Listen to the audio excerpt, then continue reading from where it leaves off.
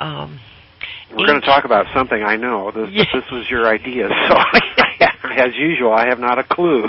Oh, boy. We're going to talk about another cosmic war. Oh, boy. And Joseph... Okay. Okay. Boy, you're sure setting the stage. Well, so are you. Oh, gosh. Oh, boy. Okay. Uh-huh. Given the level of technology, like planet busting, moving planets around, all that kind of stuff that they had before the Bible was written, right? You know, long before. How would that technology stack up with what we may have today? Oh boy. That's anybody's guess, but well, what do you think? Well, yeah, I'm going to get to my guessing here. The technology that we appear to be looking at now. Let's take the Cassini photographs of Saturn's moon Iapetus. More recently, there was an article that was released by some scientists. I think it was on phys.org. It may have been one of NASA's websites. I don't recall which. That indicated one of the moons of Jupiter. I think maybe it was Ganymede. Again, my memory is foggy, so don't hold me to that. But it was one of the moons of Jupiter, I believe, that they said was layered. There was, and I think I mentioned this in an earlier conversation that we had, that was regolith and then ocean, and beneath that more regolith, and then beneath that more ocean, and then layered of layers of solid and then water and then solid and water and so on. And when I read that, the first thing that popped into my mind was, well, that's a good insulator. Depending on what kind of moderator, you could conceivably, going way out on a limb, make it kind of a heavy water reactor to interact with cosmic rays and so on. To do what? Propulsion, energy supplies, heat, warmth, things like that. So yeah, So in other words, stacking it all up, looking at some of these photographs, Iapetus in particular, we appear to be looking at artifacts that were either natural objects that were subsequently terraformed on a planetary scale, or just looking at artificial objects, period, that were constructed that way.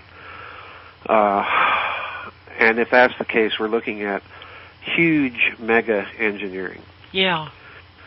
Now, the question is, do they have a capability like that today? And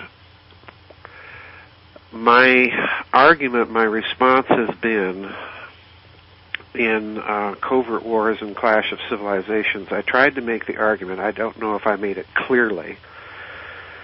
Sometimes I tend to get lost in the details, and my chain of reasoning doesn't become clear or apparent to people. But what I was trying to argue was, let's assume that this national security establishment after World War II began to find evidence of these things much earlier than they let on to the public. Or even if they didn't, we don't really even need to assume that. Even if they didn't, the fact that they've discovered such things would provoke in them the response that, well, somehow we have to convince whoever may have built these things, if they're still around, that we have a similar capability. So in other words, you have to make a demonstration that you have a technology that's able to engineer systems on planetary or even stellar scales. All right. Oh, wow. In other words, you have to play a game of bluff. You're playing a game of bluff poker, quite literally. Yeah. Because in a certain sense, we are not at a Class 1 or Class 2 stage level in our civilization yet. No, far from it.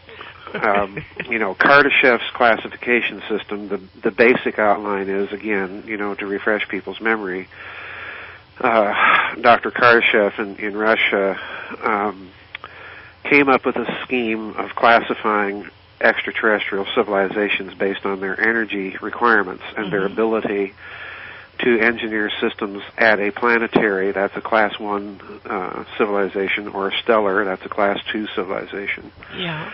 Or a galactic, and that's a Class 3 civilization, you know, which is far beyond our imagination. But long ago, I pointed out that if you look at the Great Pyramid, this was an observation I made in the very first book I wrote in this alternative stream of thinking in the Giza Death Star. I wrote that if you look at the Great Pyramid, it appears to be constructed as a machine, number one. Yeah. And that this machine, if you study carefully its dimensional analogs of the geometries of local celestial space, it appears not only to incorporate local planetary and therefore Class 1 types of analogs, it appears to incorporate stellar analogs of our Sun, so therefore Class 2 type civilizations, but it even has dimensional analogs of certain properties of the galaxy. So, you know, if it's a machine, it's operating on all three levels. And that kind of boggles the mind to stop and think about. Yeah. So I made the argument in Covert Wars and Clash of Civilizations that if they're thinking anywhere close to the type of kind of long extended chain of reasoning I've been making in all these books, that they are going to want to convince whoever that may still be out there that we have a capability of doing things on planetary, if not stellar scales. And in point of fact, we do have a technology that, you know, with the ionospheric heating technology that you know, is typified in HARP and ISCAT and all these things, that is capable of moving weather systems, and of course weather systems, whether we like it or not, those are planetary scaled phenomena. They're all interlinked with each other on a planetary scale. Right. So the idea of manipulating continental weather systems implies an ability to manipulate and engineer planetary physics, and that's exactly what the claim was for HARP, you know, that they were able to heat and raise a certain portion of the entire ionosphere of the planet. Well, you know, stop and think what this means, people. The ionosphere is part of the magnetosphere of the Earth that protects the Earth from harmful radiation from outer space, and particularly our sun. So in other words, you know, by manipulating the ionosphere, you're manipulating a planetarily scaled system. You're also manipulating a system that if you go into recent papers and ideas on planetary physics, on geophysics, they will also tell you that the Earth's magnetic field seems to be somehow mysteriously coupled with that of the sun. Yeah. So in other words, by manipulating the Earth's magnetosphere, it could have resonance effects on our star, our nearing star. So, you know, that implies an engineering capability, whether we like it or not, that, you know, we might be able to leverage effects on the sun. Oh, boy. Yeah, oh, boy. Now, you know, and I will readily grant you, Georgianne, that there are scientists out there that would rightly point out that to do that would require either a phenomenal body of knowledge on resonance effects, coupling effects with the sun that are not public knowledge, or it would require a phenomenal amount of energy that we simply don't have. Right. So, you know, if that were to happen, it would have to be the first case. It would have to be manipulation via resonance effects, and those, you know, what we know about them in the public may not be sufficient to do what I suggest, but that would be conceptually the way that you would go about playing that game of blind man's bluff, that game of bluff poker. And I think that's precisely the argument I made in Covert Wars and Clash of Civilizations. I think that's what they've done. I think they've created these systems in part out of what they have perceived as a national security imminent, you know, potential threat, and out of concerns for planetary security, that they've created these systems as rudimentary ways of convincing whoever may be out there, or in interdimensional space, or spiritual beings, or what have you, that we're capable of a very rudimentary effect on these kinds of scales. So tread carefully. Well, good grief, Joseph, they would have to have some knowledge of somebody out there in order. Well, I think they do. Yeah. One of the interesting things that I argued in Covert Wars and Clash of Civilizations, and in the previous book, Breakaway Civilizations, was that if you're looking at the UFO phenomenon as it begins to really take off during World War II and then continues on into the nuclear age, and here, again, Richard Dolan, I think, is absolutely right on the head of the nail here, that this would have constituted the big national security issue at the deepest level, much more so than dealing with the communist bloc. This was the issue. Mm-hmm. And, my argument has been, well, if that's the case, and I think that his argument here is sound, if that's the case, then they're going to want to examine every possible relevant data set that they can to formulate their policy. And one of those data sets is going to be an examination, a careful examination of monuments, ancient texts, reportages of incidents from classical times on through the Middle Ages and up to our own, of anything that could be considered a UFO encounter or a UFO witness scene. They're gonna examine all of that and assess it. Come up with their top secret assessments. And I think this is what has been done, because it's very interesting. In the last couple of weeks, NASA has released an e-book, interestingly enough, all about ancient monuments and ancient astronaut theory. Oh, my goodness. Yeah, oh, my goodness, and I pointed this out on a blog either this week or last week. I don't know if I can never remember what I've written. And I pointed out, well, if this is the case, then it's very interesting what has happened. 30 years ago, ancient astronaut theory was fringe, and you never would have encountered anything seriously being written about the subject from NASA or sponsored by it. And the fact that they're doing so now is a huge indicator of how dramatically the culture has changed. Oh, yeah. And it's also an admission that flawed as the work of an analysis of people like Erich von Däniken and other people that wrote in that sphere were, the basic concepts that they were talking about were the possibilities that the national security establishment had to consider. Mm-hmm. And now the cat's being let out of the bag. They're telling us, yeah, we have considered it, and here's our thoughts that we're willing to disclose to the public. Even the Vatican is on board. Even the Vatican, exactly. Yeah. And, the Vatican raises another interesting problem, and I was getting ready to write a paper about this. Everyone is talking about baptism, but, and that's the context in which the Pope's remarks were made. But people are forgetting something. In Roman Catholic teaching, as in most mainline Protestant teaching, certainly in the Orthodox Church, baptism is the entry sacrament. In other words, you can't partake of any of the other sacraments until you've been baptized. Yeah. But once you've been baptized, the way is open to you to a participation in all other sacraments, including, if you're really thinking carefully here, including holy orders. Yeah. Ordination. Yeah. So, the implications here with Francis saying, "Yeah, we'd baptize aliens." Well, okay, Francis, would you ordain them to the Catholic priesthood? Oh, boy. Would you then go on to consecrate them, to be bishops? And if that were the case, would you admit them to the College of Cardinals? So,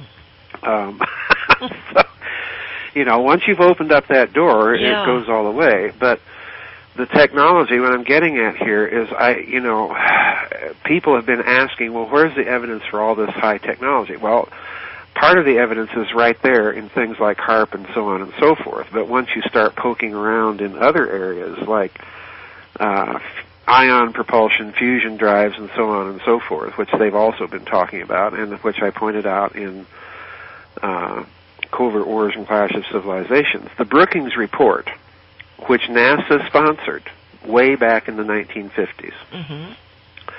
The Brookings Report itself, which was all about what would be the consequences of the space program, and everybody, this is as I pointed out in the book, this is a 200-page report. It's a 200-page document. Mm-hmm. And the one passage in the document that the alternative ufology community always focuses on is that one passage having to deal with potential contact with extraterrestrials or evidence of an ancient extraterrestrial interplanetary civilization. Okay? Yeah. And, everyone points out that the Brookings Report says that, well, if that happened, the best course of action would be to suppress the evidence because in the past, in human experience, when a superior civilization has contacted an inferior civilization, it's always been to the detriment of the inferior one, all right? Yeah.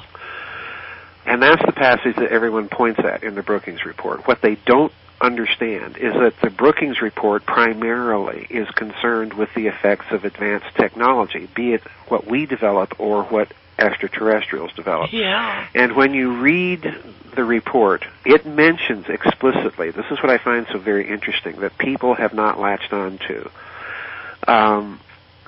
In that report, which was commissioned in the 1950s, it mentions very explicitly magnetohydrodynamic drive.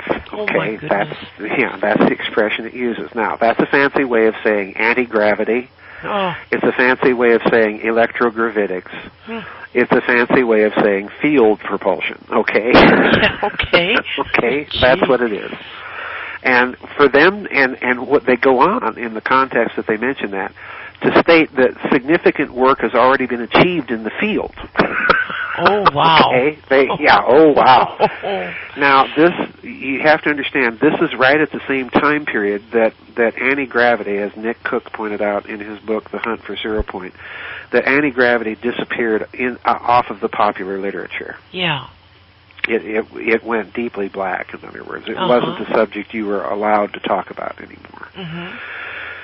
So let's look at the consequence. This is something we said when we first started talking about the bell many years ago. When you make a claim, and this is the true significance of the Bell story, and I hope that people really, again, pick up on this. If you make a claim that you are able to achieve some locally engineered effect on the fabric of space-time, even if it's minuscule, the mere ability to do this with any technology opens up the potential that you would have an energy source able to draw directly on, so to speak, the environment. Yeah. And you would have an energy source that, if weaponized, again, potentially, would make a hydrogen bomb look like a firecracker. Yeah. Oh, my God. So the plain fact of the matter is the concepts were being talked about in the 1930s. This is just, there's no way of ignoring this. It's clear, it's there.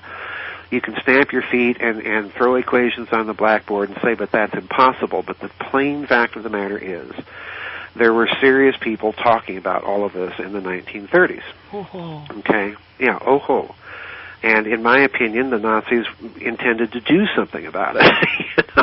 Oh, well, sure. And I think they did. But my point here is if you've been developing that capability over time and with lots of money, then that opens up yet another possibility. If you're able to engineer that kind of energy source, then by dint of the fact that you can tap into that kind of energy, in turn, that means you're able to engineer on a gigantic scale. Yeah. You're able to construct things on a scale that would boggle most people's imagination. Oh, you know, most people think these great big triangles flying around in the sky that everybody's seen, because they're so huge, couldn't possibly be human. You know, and my point here is that size, there's no logical connection between size and extraterrestrial. Right. Okay? Right. The real problem is there a suggestion in our known terrestrial physics that these types of things are possible? Well, yeah, there is, unfortunately. So the other problem here then is could we be looking at a physics and capability that has returned us to what is written about in ancient times? That's really the point of your question, and the point of my answer is potentially yes. That's exactly what we're looking at. Well, the scientists that are on the inside today, I'm sure, do not use the same set of physics that the universities use. No, you know, we've talked about that many times. You go to a typical electrodynamics class in college, and the set of equations that you learn as Maxwell's equations aren't Maxwell's equations at all. They're Oliver Heaviside's equations. And you add to this statements of people like Ben Rich that, you know, worked for Lockheed, that when you interviewed Michael Schratt, I believe he talked about when you interviewed him. Yes. That that Ben Rich came right out and said, is reported to have said that we found an error in the equations. Oh. And now we can take ET home. That's exactly what he said. I mean, I'm not overstating it at all. That's exactly what he said. Well, an error in what equations? You know, whose equations? Certainly not the ones they're teaching in school. Well, that's my point. They would be the ones they're teaching in school, and he's suggesting that there's a hidden presupposition in those equations that they're teaching in school that they discovered, and that they started operating with a completely different paradigm, and hence rewrote the equation. I think that's what he's suggesting. And, you know, if he's not making his statements for the purpose of a covert psychological operation to convince people we've got stuff that we really don't have, which I don't think he would be doing. That's too risky of a strategy. In other words, you know, at some point, when you're playing bluff poker, at some point you have to have a high hand. You know, and you have to show it, because the bluff doesn't work if you don't. Oh boy. So, you know, again, we're back to square one. Do they have much more advanced technologies than I think they're letting on? Yeah, I do. I really do. Yeah. And there's been interesting confirmation of this in many ways from different sources. One of the best is Dr. Paul Laviolette, who wrote a book called Secrets of Anti-Gravity Propulsion. It's a very technical book. I mean, it's full of lots of mathematics, but it's very informative. And he points out that one of his sources told him, they've had defensive space probes out to the outer planets in the solar system for a long time. Good grief. Yeah. And, you know, when pressed, well, why do you have defensive space probes out there? Well, it's to keep an eye on whoever, you know, is out there and showing up here. So in other words, forget about the early missile warning line, you know, with Russian missiles up in the Arctic Circle. What you're being told may exist, you know, if Laviolette's source is correct, is that there's a solar system dew line. Oh boy. Yeah, oh boy. Oh my gosh, Joseph. Mm-hmm. Well, obviously at some point they showed up here, and we called them God. Yeah. How did that play out? And the creation, did they terraform this planet? I mean. Oh boy. Oh, that's a good one. There is a school of thought out there that relies on a little-known theological problem called the gap theory. All right. Yeah. When you compare, I believe it's the book of Jeremiah, one of the chapters in Jeremiah, with the Genesis creation account, it appears like there was a second creation at some point. That the first one ran awry. and that it had to be redone. That's the gap theory. In a nutshell, it's a lot more complicated, but is the second creation theory deal with Adam and all that, or is, yeah? Oh, okay. And I haven't taken any position on it, one way or the other. For me, it's an open question. Yeah. But stop and think.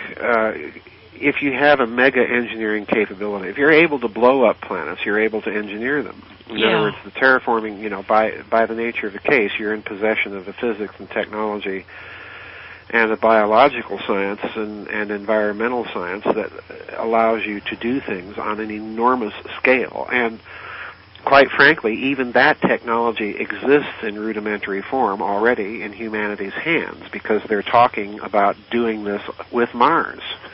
Yeah. So again, could these ancient gods have been considered gods by dint of their technology? Well, yeah, that's precisely my argument, is that they were considered gods because of their huge stature and because of their technological prowess. And if you don't have the scientific, even if you did have the scientific technology, let's stop and consider. Let's do an experiment. Okay. Suppose, God forbid, that we blew ourselves up in an all-out thermonuclear war, all right? Yeah. And that humanity survived and dug up, let's say, in the 24th century, dug up an early 21st century physics text full of mathematics and talk about light being particles and waves and talking about ion propulsion and all of this stuff. Well, what would you make of that? What would you make of this mysterious language? Well, this is the magical language of the gods. Yeah. I think you're looking at, I've always thought this, I don't care what academics say about it, when I look at some of these ancient texts, like the Epic of Ninurta, where you've got that long Sears catalog inventory of the tablets of destinies, yes, and all of these gibberish names, I think that's what you're looking at. I think you're looking at a technical language that no one understood at the time. Mm-hmm. And they simply repeated it and passed it down. They didn't know what they were handing down, but here it is, folks. We've got these strange stones, and Ninurta is destroying some and can't destroy others, and it's hiding some. And yeah.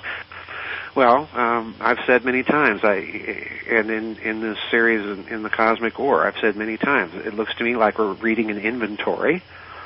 We're reading a report. We're not reading a mythology. Right. And we're reading a report of a victorious power in a war, taking inventory of the defeated's technology and saying, well, we can use this, so let's use this. We can't use that, so let's destroy it. And this stuff that is so horrendously powerful that we can't destroy, let's hide it. And make sure no one else can use it. And here's where the rubber meets the road. I suggested in the Cosmic War, if you'll recall, that I think those things that were hidden, that the most likely places for them to be hidden were in Egypt, Mesopotamia, and if they still had an interplanetary capability, the Moon or Mars. Yeah. And what do we see happening now in the public literature? Well, there's discussion of sending all of our ancient texts and archiving them on the Moon. Oh my gosh. Yeah. There is. This is coming out of Israel. Well, there's a project in Israel that they want to take, they want to come up with the text of the Torah and be able to create radiation shielding and everything and plop a copy on the Moon. And once that idea got out, well, why stop at the Torah? Let's make it the Quran and the Vedic texts and everything else. Mm-hmm. So, to me, what that sounds like, quite frankly, is they know what I've been writing about for a long time, and they're just kind of letting the cat out of the bag. I've been suspicious that all of these space probes have been for the purpose of looking for things. I'm I'm squarely with Richard Hoagland on that one. I have strongly suspected that they're looking for things that they think may be on those planets. Wow. Well, the only way that you can suspect that things are on those planets is to be reading some of the same ancient texts and reading them in more or less the same way that I'm reading them and coming to more or less the same conclusions. Absolutely. Wow. So in other words, they're looking for technology. Mm-hmm. They're looking for that stuff. Whoa. Yeah, oof. Oh my gosh. Well, yeah, they're looking for it. Wow. Well, we've said before, and I have stated that I think that we've got a colony of some kind on Mars and probably also on the moon, and have had for some time. That could be. I don't exclude the possibility, even though there's no proof. There's no proof, there's no solid evidence, but again, if you open up the speculative possibility of the technologies that we've been talking about, then you have to admit the possibility then, well, they may have achieved some breakthrough that they haven't disclosed, and that breakthrough would give them the capability to maintain a permanent colony, a permanent presence on those planets. There was, I think you've mentioned this, way back when Art Bell was doing his show, a fellow called in and said, well, we've had the technology to get to the moon and back before lunch. No, that wasn't a caller. That was somebody. That was a guest? Yes. Yeah. Yeah. Yeah. Well, then, if that's the case, if that's true, and that was years ago. That was years ago, and they've been leaking the fact that they've been doing things with some of this technology for some time. For example, there was a NASA probe that was planned to go to an asteroid. I don't recall off the top of my head whether or not they really sent this. It was called the Dawn probe. That was a probe that was being sent to an asteroid. Well, part of the propulsion system on this probe was an ion propulsion drive. Yeah. Well, ion propulsion, that's another one of those kind of exotic. It's not really that exotic, but it sounds exotic to the public mind, and it's an open admission that they've had this technology and they've admitted to planning to use it, and in my opinion, probably have. And that's a very simple technology compared to some of this other stuff that we've been talking about. So, I don't exclude the possibility at all that there is a group of people on this planet that have extraordinarily sophisticated capabilities. The biggest problem that they've had, in my opinion, is the manufacturing of it, because I think it's so horrendously expensive and requires both extreme secrecy, which would, to my mind, indicate that you have to have gigantic and enormous underground manufacturing capabilities. And I think that's where a lot of that money went, is into these underground facilities to do this. But, in my opinion, too, 3D printing and all of that stuff that's being pushed so heavily in the public now, that's been around for a couple decades. Like it or not, that's been around for a couple decades. But the fact that it's coming out into the public now is interesting, because that drives the price of these things down. I mean, my word, 20 years ago, a three-dimensional printer would have cost tens of thousands of dollars.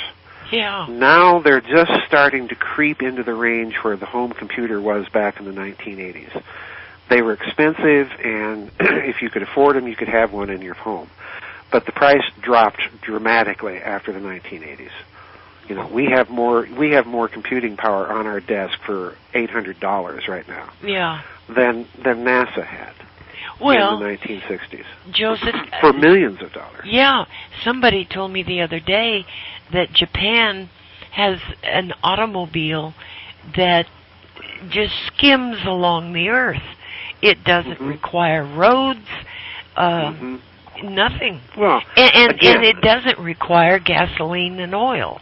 Again, okay. Let's go back to the movie Back to the Future. Do you remember that with Michael Fox? Yes. Traveling back in time. Mm-hmm. All right. In the second movie in that series, Back to the Future 2, he travels forward in time, and the skateboards that the youngsters are skateboarding around on have no wheels. They just hover above the ground. Yes. Remember that? Yes. Now, what most people don't remember is that those skateboards were actually sold publicly. You could actually go buy the skateboard that would hover. Oh, my gosh. And they were taken off the market. Oh. All right? And the excuse was, if I recall correctly, that the skateboard was too dangerous. You know, people were flipping up and losing their balance on these things. Oh, gee. Because you're dealing with a technology that really, in the final analysis, has no friction. So, you know, you're not used to dealing with it. And what really is the case is, you know, you're dealing with a technology that they knew how to do this stuff in the 1980s and were willing to market it as a toy. Yeah, gee. Okay. My God. Oh. So, you know, that's a little indicator right there. And if you search around online long enough, you can find these things. Wow. On eBay, you can still find some of these skateboards with their little ceramic magnets or whatever it was that they had in these things. Oh. But, you know, I think they've had a lot of this stuff for a very long time. You know, there's indicators like this all over that they've had capabilities that would boggle the mind. And, you know, the question is, well, why don't they release them? And I go back to what I've said all along, that some of these technologies are so dangerous if you weaponize them, and it becomes very difficult to prevent proliferation. So, yeah, do I find it unlikely that the Japanese may have had a hover car? No. Oh, you know, the Japanese, just incidentally, came out again with another proposal for one of their crazy solar microwave power plants. You know, the last one, they wanted to put solar panels around the entire equator of the moon and turn the whole moon into a big solar power plant to beam microwave energy back to the Earth, you know, and solve the planet. And cook us, yeah. You know? And, you know, I thought that was interesting because China, about 3 days later, said, yeah, we want to turn the moon into a Death Star, too. You know, and that's the words they used. It wasn't me editorializing. Oh, my gosh.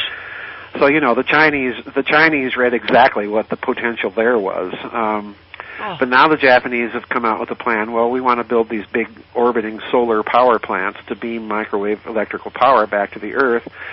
And again, you know, that's perfectly understandable. The sun is an inexhaustible energy supply. Yeah.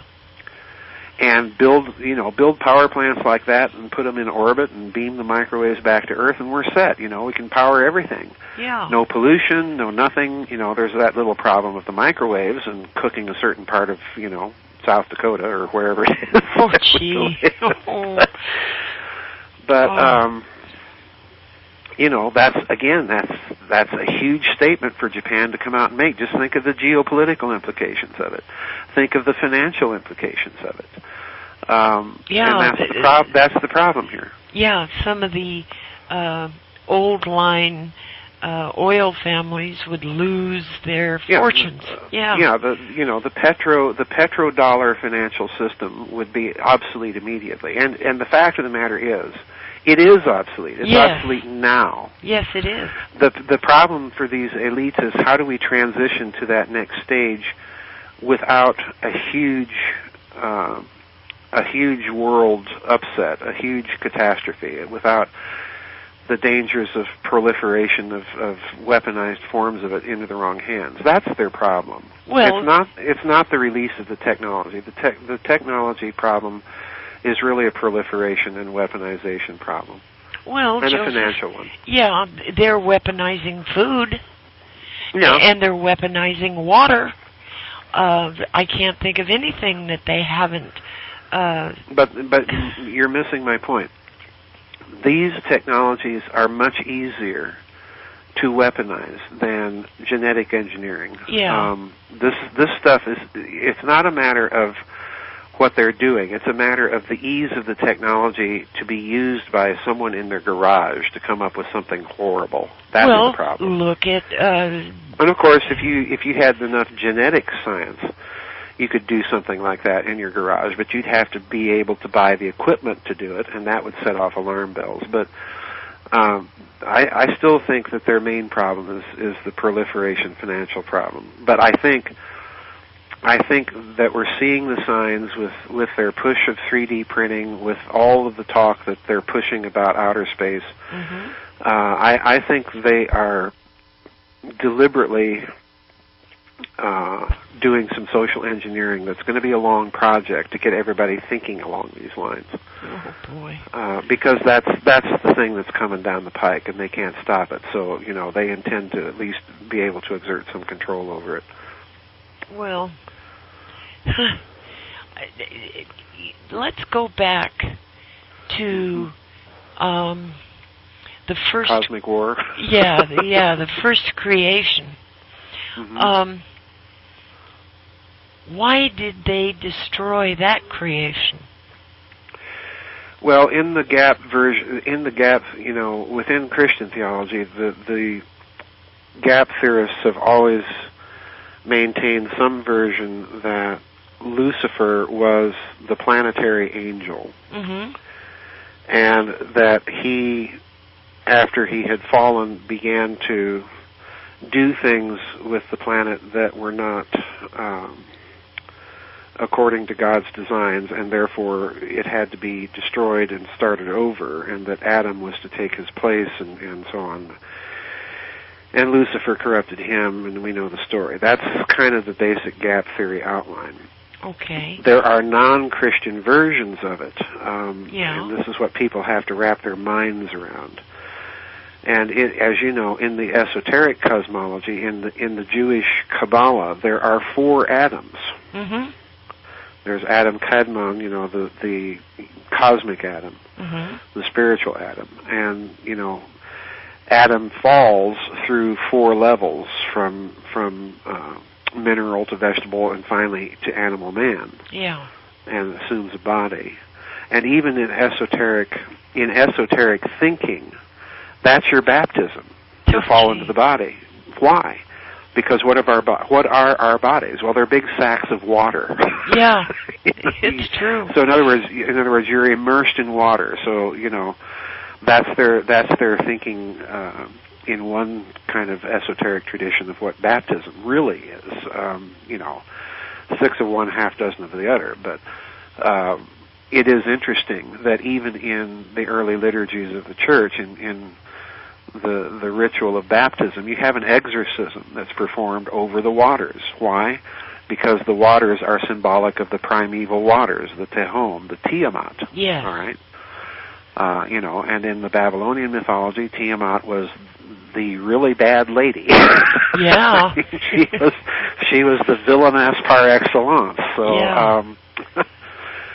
So you have all of those holdovers, but I think I know where you're trying to go. Is there a spiritual component to all this? Absolutely. Absolutely. There's a great big huge kernel of truth in all of these mythologies about falls and cosmic wars and yeah. demons and so on and so forth. When I think of extraterrestrial, I don't think necessarily that we're dealing with people in bodies. Yeah. We could be equally dealing with spiritual forces manifesting themselves. In other words, when I say it, I'm not excluding any particular interpretation of it. Right. Other people use different terms for those things, but I think you're dealing with a very complex phenomenon that may involve all of them, and that's always been kind of my approach to everything, is a both-and approach rather than an either-or approach. Well, I think that's good, and it's wise. Joseph, when Adam is created, it sounds like, when you read it, it sounds like an operating room, and some kind of gas or nitrous oxide was given. And then they take his, a rib. Mm-hmm. That sounds like cloning. Mm-hmm. And the woman... Stem cells. Pardon? Stem cells. Where stem cells? Where do you take stem cells from? Yes. And the woman's body is very much like a man's, only with different plumbing and different wiring in the brain. Well, yeah. Well, get to your question. I didn't mean to interrupt. I was thinking certain things myself. Okay. I mean, this wasn't just some guy with a magic wand that spoke and said, now you will be a man. And, I mean, there was an operation that went on. Mm-hmm. And I mean, in operation in every sense of the word. Well, I mean, if you're reading the text along these kinds of technological lines rather than traditional, spiritual lines, I think you can. I think the case that people that have argued that way over the years, I think. Unlike most academics, I tend to think, again, it's a possibility. And I didn't mean to, flatter myself as being an academic. I left that world long ago, but I think you know what I mean. Yes. I don't exclude the possibility. The problem with the biblical text is that in the Jewish midrash, in the Midrashim, there are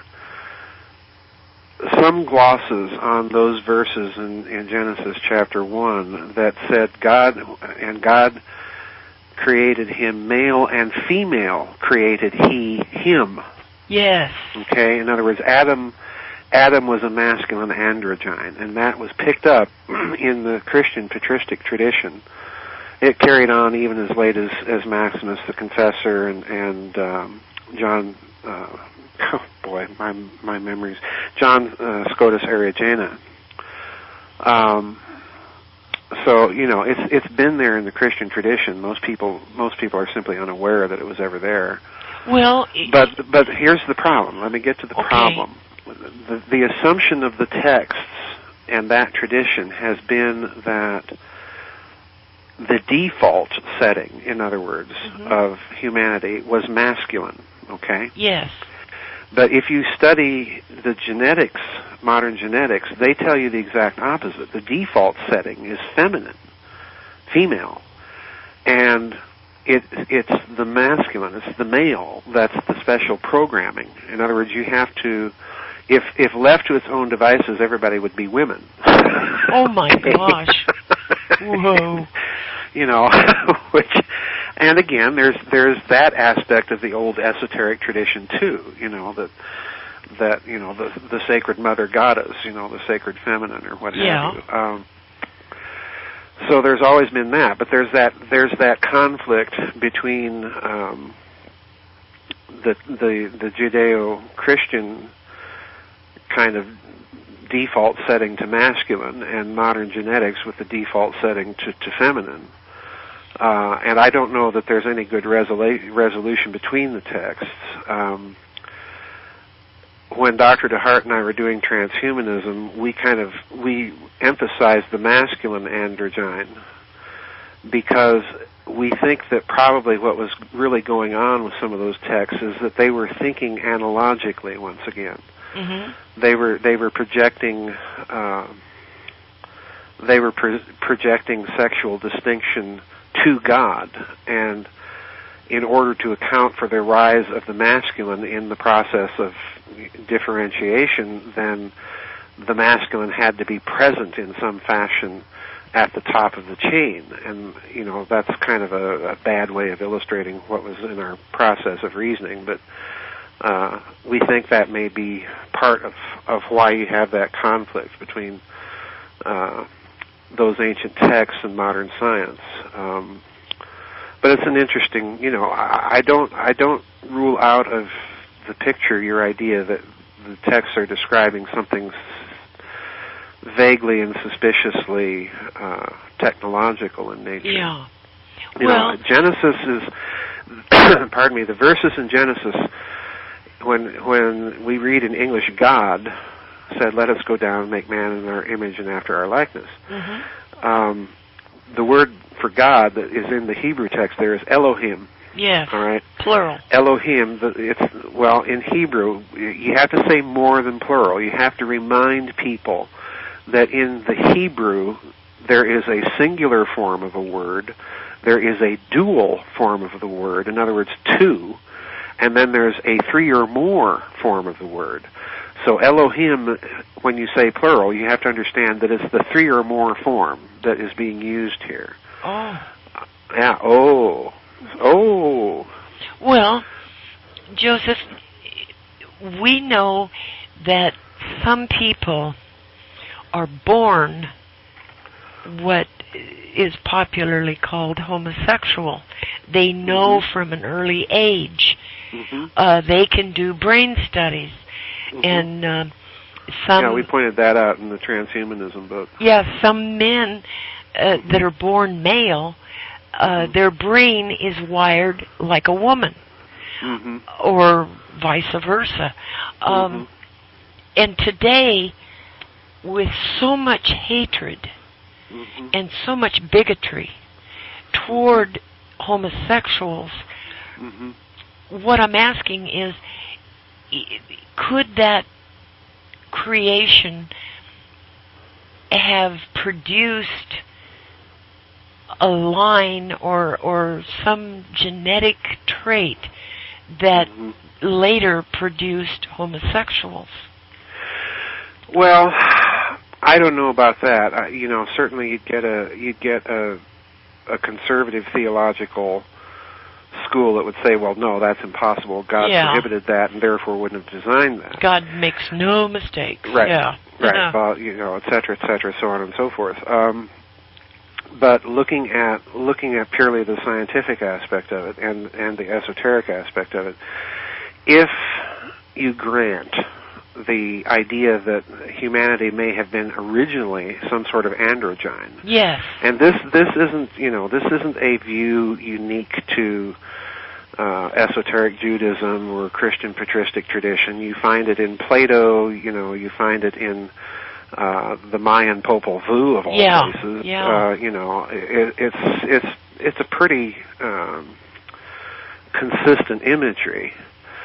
And if you grant any reality to it, then, in my opinion, in my thinking, and kind of it was what Dr. DeHart and I were kind of struggling with when we ran across this in doing the transhumanism book. He was the one that made that finding at Oak Ridge that they're studying alcoholism, tongue rolling, ear wiggling, perfect musical pitch, and homosexuality. Yeah, what that's a list. Amazing. Yeah. And then you have these geneticists that have discovered that the neurophysiology of homosexuals is different. It is literally a third sexual characteristic. Yes.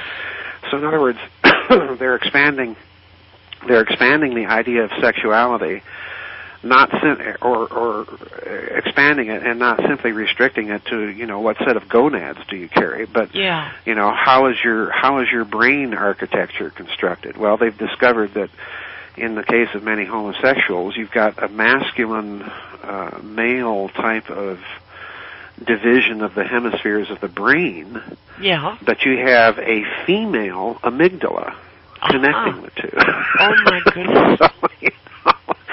So what is that? Is it masculine? Is it feminine? What is it? It's a tertium quid. It's a third thing. It's a third sexual characteristic. So in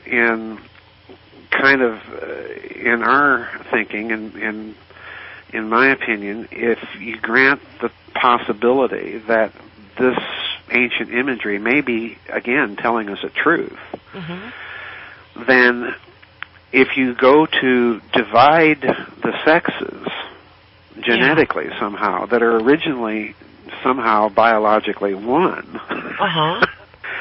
then it stands to reason, at least to me, that you're not going to be able to get rid of feminine characteristics in men completely, or of masculine characteristics in women completely. Right. There's a whole set of, and we've talked about this in transhumanism, there's a whole set of complications that women have. Medical complications are very serious that women have. Occasionally, rarely, women are born with Y chromosomes present in their genomes. Yeah. And, these poor people suffer horrible health consequences as a result of this in some cases. So again, genetics is telling us that the dividing line isn't as clear or neat as our metaphysical and religious systems would have us believe. Oh, our religious systems are whacked out. Well, they're ignorant.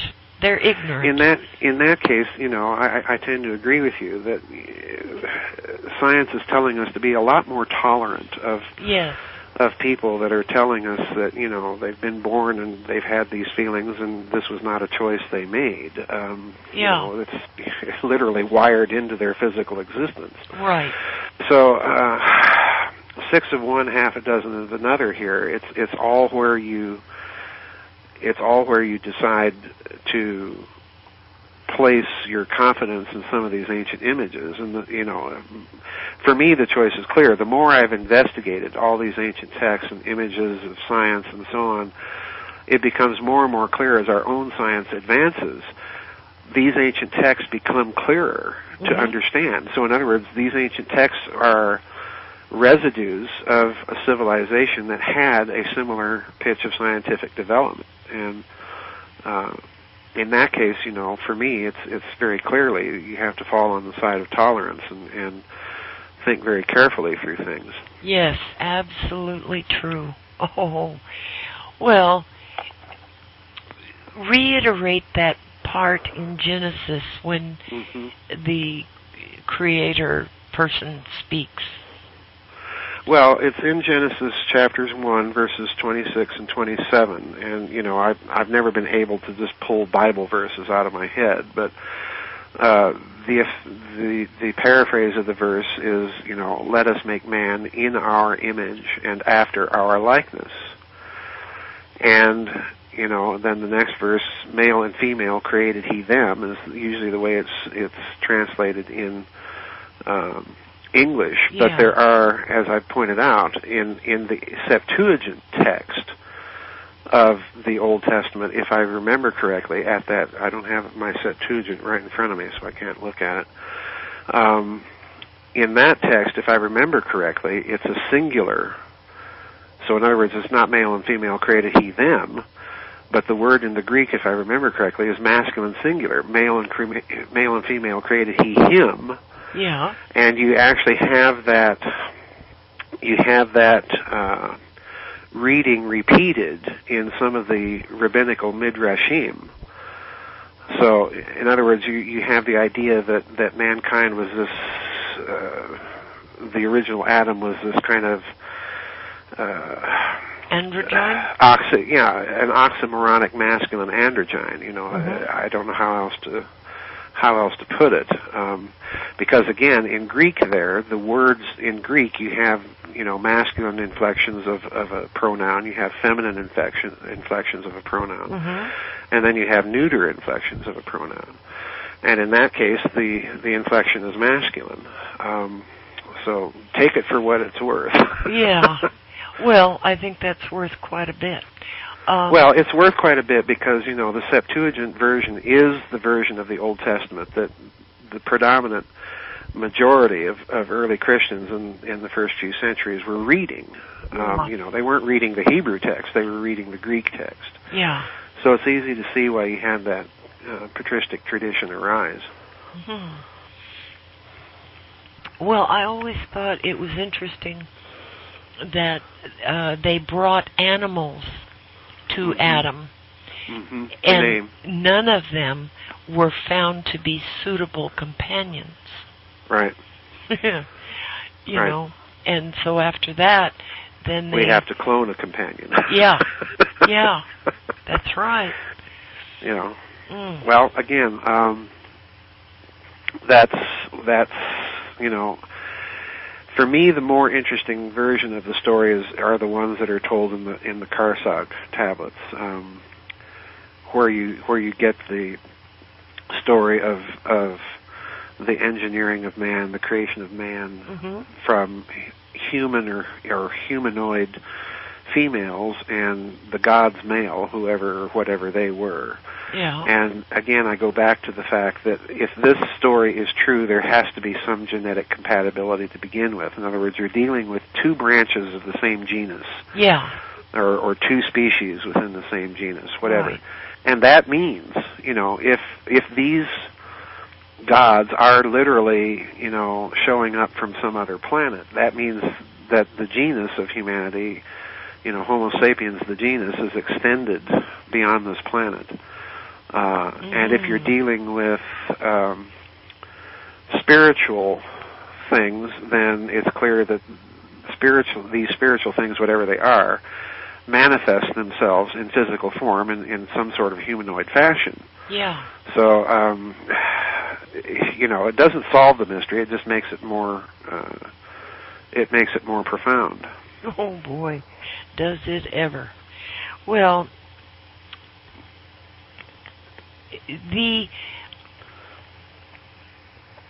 oh gosh, Joseph,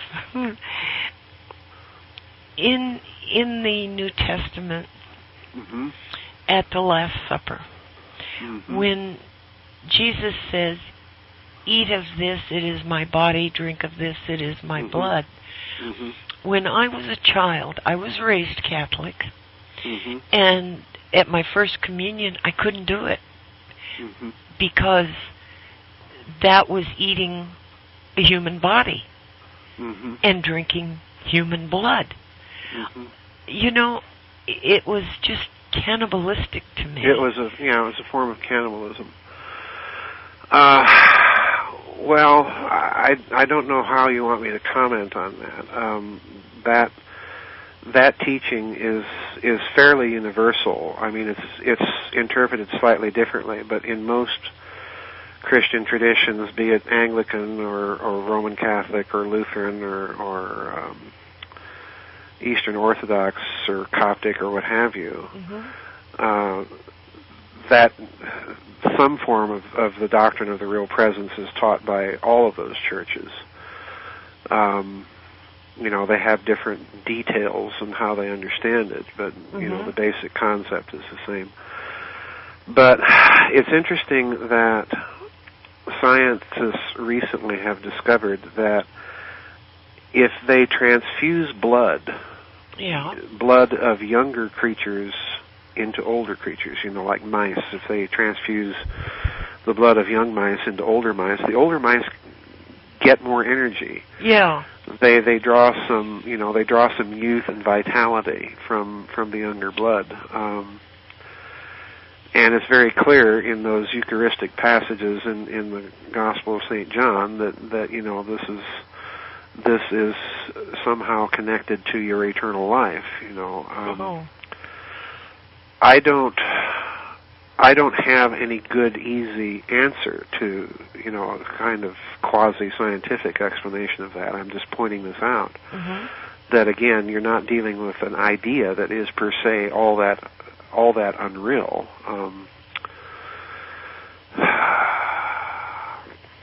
What most people forget, because they're not sufficiently familiar with the texts of the liturgy, and it was bound to arise within Roman Catholicism because the liturgy was in Latin and most people didn't understand it, what was actually being said. But if you grew up in an Episcopal church, and I was raised in the Methodist Episcopal Church, which kept much of the ritual of the actual Episcopal Church. And therefore, when we had communion, it was kind of a high Methodist church that I grew up in, and it was that kind of high Episcopalian ritual that was used. And what that ritual does is it goes back to concepts that you actually find embedded within the old Latin Mass, but most people never heard them. When the bread and the wine are being prepared by the celebrant of the Mass in the old Latin Mass, reference is made to the doctrine of the Incarnation and to a doctrine called the circumcision of attributes, in Greek the perichoresis. People that know doctrinal theology will know what I'm talking about and where I'm going. And the doctrine is that because Christ, the divine person, exists in two natures simultaneously, divine and human, that the attributes or operations of the divine nature are transmitted to the human nature through his person, all right? So in other words, by partaking of his physical body and blood, what you're actually consuming, what you're actually joining yourself to, are the operations of his divine nature. So it's not ultimately, in that understanding of these ancient liturgies and rituals, it's not ultimately an act of cannibalism that you're performing. You're uniting yourself to the divine nature. You're being deified, in other words. You're partaking of immortal life, fountain of youth, and all of that. So it's kind of a different, when you examine the actual theology behind it, it's actually kind of different, really, ultimately, than just mere physical cannibalism. But anyway, well, I can understand, people's reticence and I had a bad difficulties with experience with it. My mother took me to a church to have me baptized, and I was very young. I had to stand on a little stool, put my head over the basin in the church, and they baptized me, sprinkled the water, And after that, Joseph, the priest had a heart attack, died, and the church burned down. So I figured that was not a good thing, Well, again, what can I say? I know.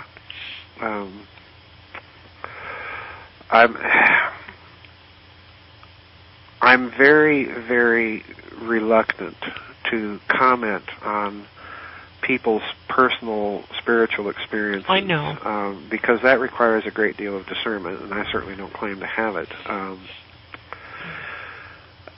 For my own part, even though I've long ago stopped being interested in ecclesiastical life, on the other hand, I'm extremely skeptical of those who want to take these liturgies and rituals and attempt to update them in an effort to make them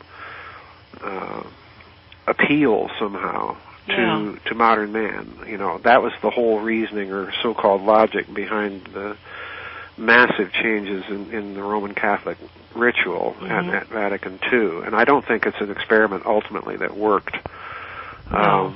If it did anything, it took all the mystery out of their ritual. And we have to remember those rituals are they're an expression of faith. They're an expression of people's culture, and to lay hands on them in a crude fashion without that understanding is just really not a very good thing.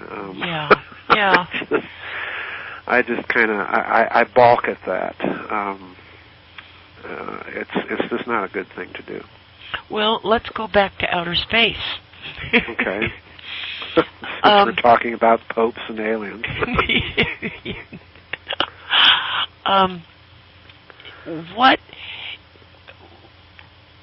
How did they, we've never discovered that I'm aware of any crashed, really ancient, I mean thousands or millions of years old artifact that would have been applicable for travel of people that came here. So could they have arrived in an interdimensional way, or how do you see that, Joseph? How do I see it? Well, again, that's complex. I disagree that there's no evidence of anything millions of years old that's an artifact. Okay.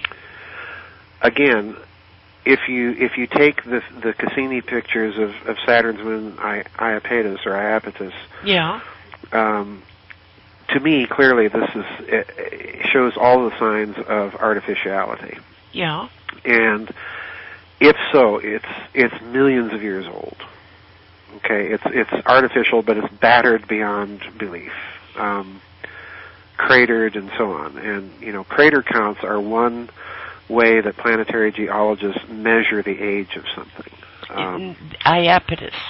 Iapetus, yeah. Okay.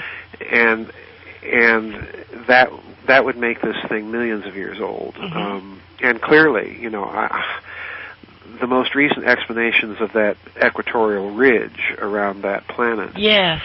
That it used to have rings like Saturn itself, and for whatever reason, the rings were in an instability, and they all crashed to the equator. Oh boy. That's the explanation. I mean, that's silly. Well, of course it is. But it was peer reviewed. oh yes, peer review. That's another issue. Well, we don't need to go there. John, this peer review stuff it's nauseating. I know doctors who write articles that are peer reviewed, and 5 years after that, their stuff is a bunch of lies. Well, yeah. Yeah. I mean, what value? The falsification and the fraud that has gone on. Yeah, I totally agree with you. It's there's no magical formula for ascertaining the truth. Everybody has a God-given mind and can use it. That's my philosophy. Yeah. We don't need committees of conformity. Right. But the other problem with the interdimensional idea, I'm greatly respectful of the views of Dr. Jacques Vallée. Yes. Because Vallée has pointed out that many UFO phenomena just do not fit the bill of a nuts and bolts technology. Yeah. They resemble more the stories of medieval incubuses and succubuses and apparitions and so on and so forth. Mm-hmm. And I don't rule that out of the picture at all. For me, the problem there is you have a certain segment of people that are looking at that as a hypothesis by which to justify their religion. Yes. In other words, Christian fundamentalists, I'm thinking in particular of one well-known Eastern Orthodox monastic priest that wrote a whole book precisely on this topic, and I'm not going to mention names. Most people that are in the Orthodox Church will know who I'm talking about. So, out of respect, I don't mention names. But this gentleman inclined to the view that, well, all of this is demonic. But you are, because of your religious system and your religious tradition. Mm-hmm. And there are many Protestant evangelicals that hold the same view. Well, again, the problem with this view is, how do you know? Other than your system, how do you know? Yeah. And again, it's an assumption a priori. It's an assumption before the fact. And this could put you into a real pickle if somebody shows up on planet Earth and the religious community starts shooting at them, or claiming anybody that has contact with them has had contact with the devil and his followers and blah blah blah. Well, isn't that what they would do with Jesus? They'd shoot him. Well, you know that there's that little problem, but my point here is a priori pronouncements are not the way to go. You have to judge any moral behavior, be it human or anyone else's, by their fruits. Yes. And it is clear, to me anyway, that much UFO activity, and I'm not even talking about abduction cases or contactee cases or anything of the sort. I'm talking merely about UFO activity such as UFOs that set themselves on collision courses with airplanes, which has happened and been reported, and caused airplanes to go take emergency evasive action to sometimes, in many cases, the injury of the crew or the passengers of the airplane. I'm talking about UFOs starting missile ICBM countdowns, starting the launch process in the Soviet Union. These kinds of activities are demonstrative. They're messages. And I don't see how you can be in the American or the Russian or the British or the French military establishments and be monitoring these things and come to any other conclusions other than these pose, if not an imminent, then at least a potential threat. Well, Joseph, this is hostile activity. Absolutely. Could a UFO have scooped up that Flight 700? Well, on the Malaysia Air Flight 370 thing, I just had a comment today on my website from somebody. Well, if you're looking for woo-woo explanations, and I've never said anything of the sort, I have merely maintained that the one possibility that no one is talking about is the possibility that it simply did disappear by whatever mechanism, and no one knows exactly why or how. Yeah, that's the flight. That's all I've maintained. Right. I understand. I didn't mean. And that's I understand. The other flight. And that's the only thing I've said. And I'm simply saying it because, in the absence of a clear story with good evidence to document the story, you have to maintain the possibility as an equally reasonable possibility. Okay? Now, yes. Once we've said that, once we've admitted the possibility, then, we have to deal with how then does this take place. Was this some sort of natural phenomenon of geophysics or whatever, similar in nature to, all the reports around the Bermuda Triangle and so on? Yeah. Is that what we're looking at? Well, we don't have enough evidence to make a determination. Are we looking at a technology that made it go poof, be it human or otherwise? Again, we don't have enough information to make a determination. So once we admit the possibility, then we have to hold open those possibilities. And therefore, could it have been, as a logical possibility, could it have been a UFO made it go poof? Well, sure. The problem is, and again, I'm saying that's a logical possibility once you admit the greater possibility as rationally plausible in the absence of evidence to the contrary, that the plane simply disappeared and no one knows how to explain it. Yeah. And that's the feeling I'm getting from the story. That quite honestly, and that was my feeling, as you know, very early on when the flight disappeared and the first theories started to be floated out there. There's no less. Someone sent me an email just the other day. There's no less than 13 hypotheses out there right now. Oh boy! But in the list that he sent me, none of them mention the possibility that I mentioned, that it simply went poof and no one knows what happened to it. Yeah. In other words, that's the possibility that everyone's not admitting. And that's therefore the possibility that I'm hammering and looking at the most closely, because it seems to be the possibility that is being deliberately excluded from the public discourse and talk about this. That's what I find totally suspicious here. Oh, yes. Absolutely. And I grant you, Georgianne, I'm the first to grant you, and God bless this person that wrote the comment on my website and said, this is woo-woo. Well, it is woo-woo. Yeah. I'm the first person to admit it. But I'm admitting the possibility simply because there's no evidence yet that is incontestable that supports any of the other theories compulsively. In my mind. Wow. So yeah, I'm being the black sheep here and bleeding my hypothesis. But yeah, you guys haven't considered this yet. You guys haven't considered that yet. And they don't want to consider that because that would be to admit that they don't know what happened to it. You see, they're caught in a game here. Yes, They're caught in their own presuppositions and their own paradigms. And that's the problem.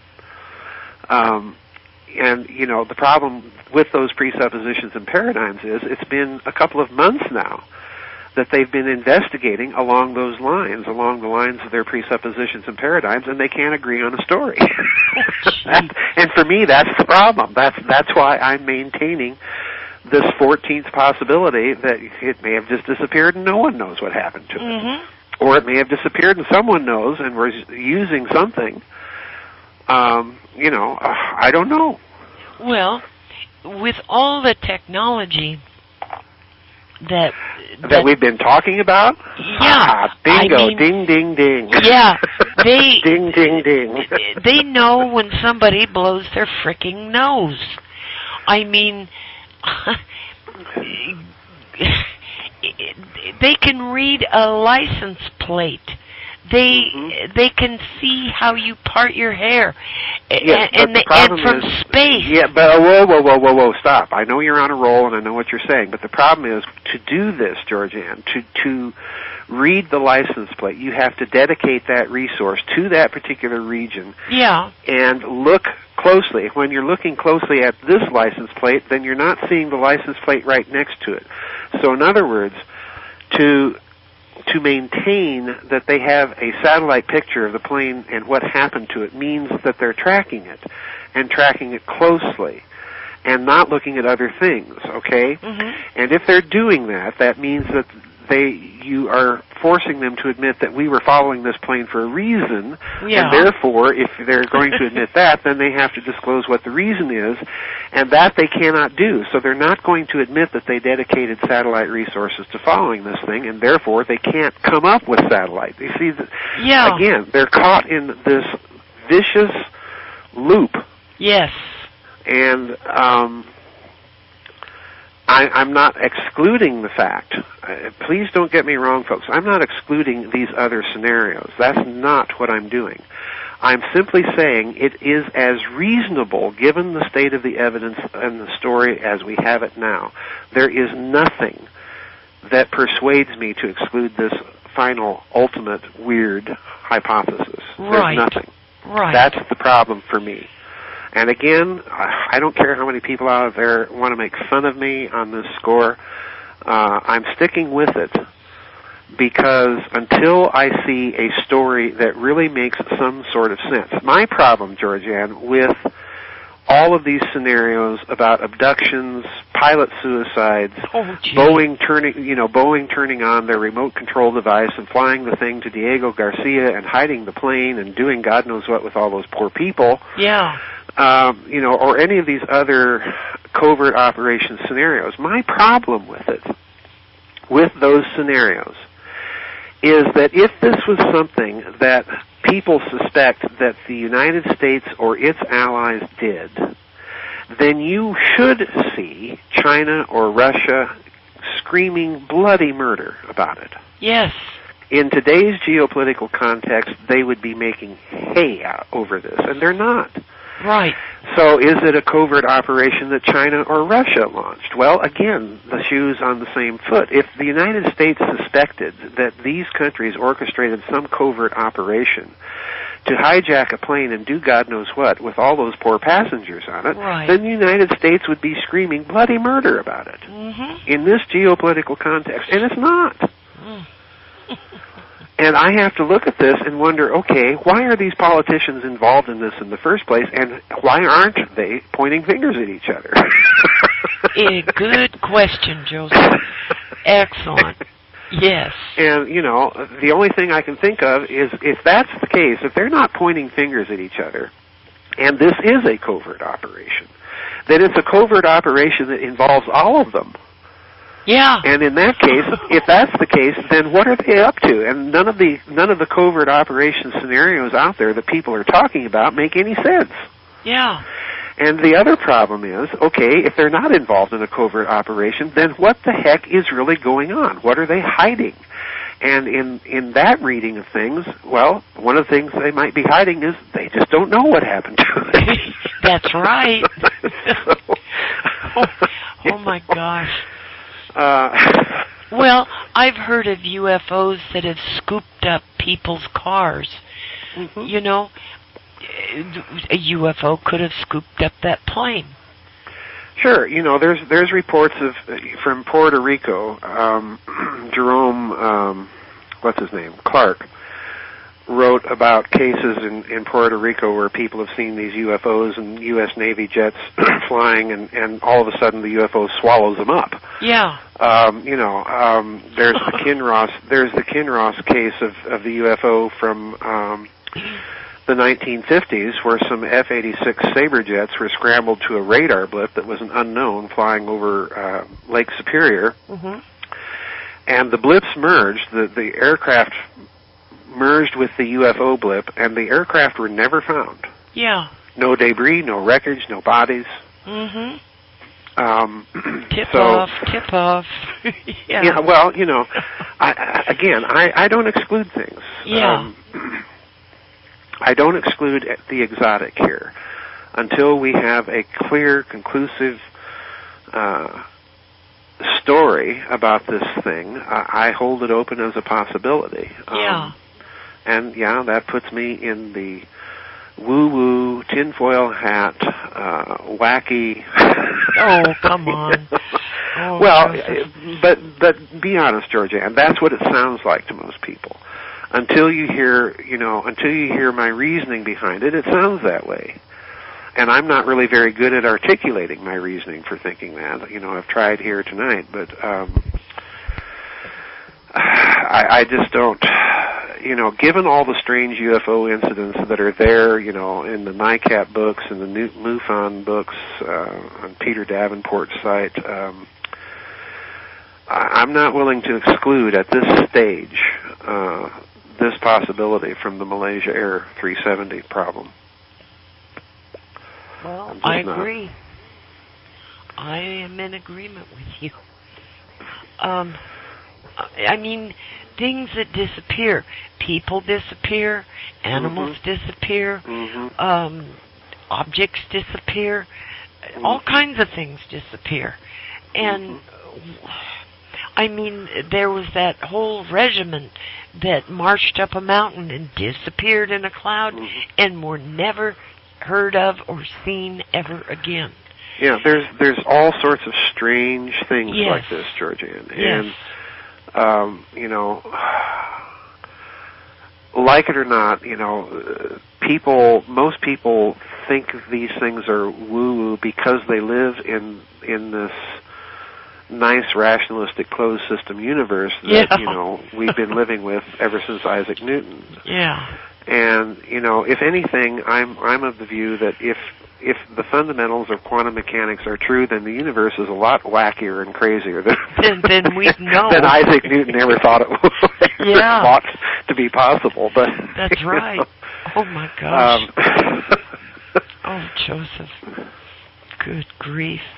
Well, in the book of Revelation, it says that the heavens will roll up like a scroll. Like a curtain. Yeah, like a scroll. What does that mean? I mean, that's a big event if it comes to pass, or if someone makes it look like it comes to pass. There's a lot of stuff that is just, it seems not plausible. Right. But with today's technologies, and it's not so far-fetched. Yeah, and especially the technologies that most people we've been talking about. Yeah. Don't even suspect. Yeah. Yes. If again, you know, it's just basic here, folks. If you admit the possibility that you can engineer the fabric of space-time locally on a laboratory bench. Yeah. And they're doing it. You know, forget about the story of the Nazi bell and all of this stuff. They're doing experiments now where they are cloaking events from the temporal stream. Yes. Okay? Now, folks, they're telling you that they're tinkering with the fabric of space-time in the laboratory. Yeah. They're telling you. That's what they're telling you. And the next step, Joseph, will be they'll take it out of the lab to have a little experiment here or there. Well, that's precisely my point. You know, we're told things now, and I'm of that, alternative community philosophy that we're told things about 30 years after they've actually done them. Yes. Yeah. If we can cloak certain things in the laboratory, can that, at least conceptually, although it's different in degree of scale, of course, enormously. If you can cloak, could we make an airplane disappear? Could we make Washington, D.C. disappear? Well, that's a nice thought. Yes, it is. It excites me. Yes. Yeah, they've messed up the temporal stream. Yeah, they have. Badly. We can add Paris and London and Berlin and Rome and Moscow and Madrid and a whole lot of other places. Yeah. But no, that's my point here. Once you start tinkering with this kinds of physics, and my point is, you don't have to listen to me. Go online and look for temporal cloaking, and it'll take you to all sorts of papers and articles at phys.org. Peer-reviewed stuff, folks. Mm-hmm. And if you're tinkering with that, if you admit this possibility, once the possibility's open, these little laboratory experiments are the camel's nose in the door. Oh, yeah. And when the camel's nose is in the door, there's a camel behind it. Lumps, ugly lumps and all. Yep, that's right. So, I'm not ruling anything out of the picture in this Malaysian flight case until we have a good, non-obfuscated story, and that's the problem. The story at almost every step. I mean, that article I read to you when we were talking earlier tonight from my website of Malaysia coming out and releasing the satellite data in the same day that its former prime minister comes out and says, "Oh, don't look at all this stuff in the Indian Ocean. That's just nuts. This is all a big covert operation, and the CIA's behind it." Well, again, why are you releasing data and turning around and allowing a former prime minister to completely contradict it? And that's my point. The story has been obfuscated from day one. Mm-hmm. So someone's hiding something, and that has spawned all of these covert operations conspiracy theories, but in the process, they're forgetting that final possibility. No one knows what happened to it. Right. It went poof. It went poof. I think it went poof. Yes, I do.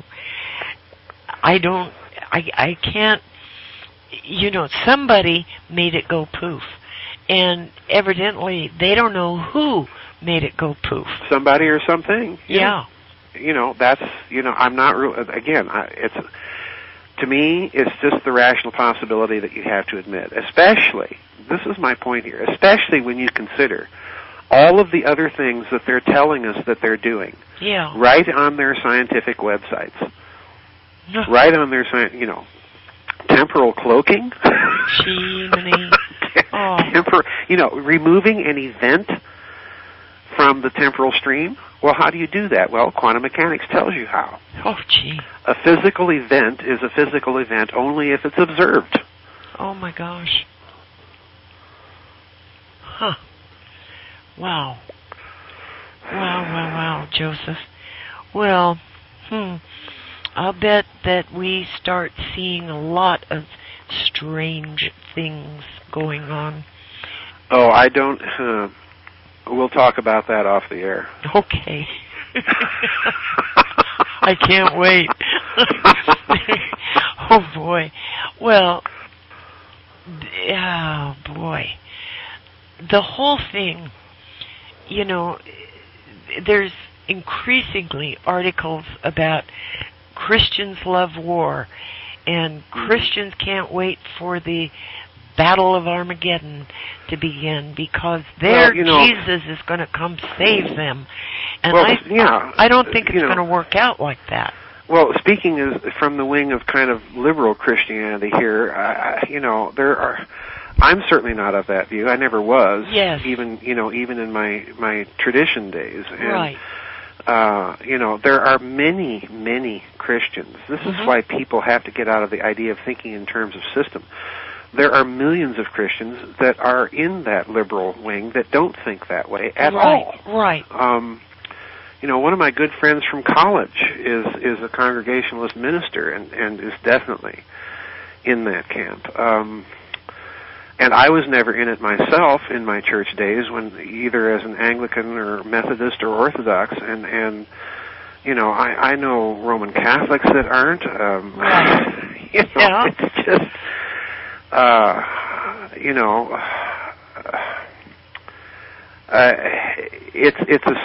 it's a certain mentality that you're looking at more than anything else that I find frightening. Well, it's Christian Zionism. It's God's going to get you and punish you, and it's the gloating over it. Where's the love? Where's the love of Christ in this? God's going to come back and slay all those Muslims, or God's going to come back and slay all those non-Christ believing Jews, or God's going to come back and knock some Christian heads together and persuade everybody of the truth of Islam through the great Imam Mahdi and all of this stuff. And we have to remember the same holds true of Islam. You've got a very radical group that has kind of captured the voice of Islam, but billions of Muslims thinking this? Come on. Gee, I know. It's brainwashing, it's brainwashing and it's frightening. I think religion was devised. It was made up by men, and it was devised to keep humanity divided. I don't fundamentally have any difficulty with that view. The details of arguing it, that's the problem. I have my suspicions, and again, that's something for off the air and maybe a subsequent book. But I've had my suspicions for a long time as to what I think has been going on, and well, maybe Joseph, someday I'll write about it. I hope so, and so do a lot of the listeners. They are literally poisoning our food, poisoning the water. Right now up on Lake Michigan, a group wants to store nuclear waste right next to the Great Lakes. They're doing all kinds of things all over the world to decrease the population. And I don't know if, again, I know that has been a persistent meme out there. People point to Bill Gates or to Gardner in front of the Congress in the 1950s, or to the Georgia runestones and all of that.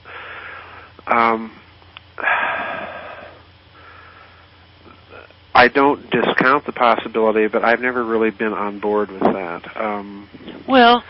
They are poisoning things, to be sure. I mentioned that to a minister, and he says, well, of course they have to do that because it'll bring the population down so Jesus can manage the population. And I about fell out of my chair. I am not kidding you. I don't. And again, my point here, Georgianne, is that these people don't really understand what they're saying about Christ when they say this. Right. What they've just done is they've repudiated their own system's teaching about who Christ was. Yes. Absolutely. It's just, at a certain point, you I've told you, shake your head and laugh. Yeah, I've told you some of the things that so-called Christian ministers have said to me. Oh yeah, I know. And it really takes me back. Even sitting here atop my perch of liberal Christianity or whatever it is. There's still enough adherence to traditional doctrine in my thinking and in my piety to just hear these things and just kind of shake my head and I laugh know. I know. It's just, oh my. Well,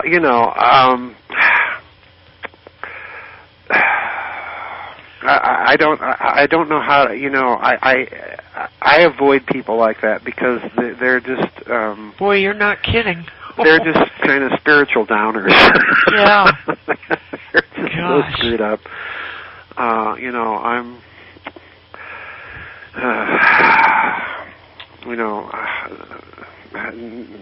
don't even want to go there. No, Joseph. Well, wow. The wackiness of it is just so, the wackiness in order to justify a position of genocide and murder, essentially. Yeah, exactly.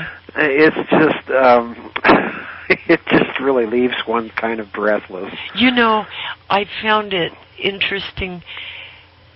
The Boko Haram, which is a terrorist group in Nigeria, kidnapped 200 or 300 little schoolgirls. Yeah. And there was such a fuss over it.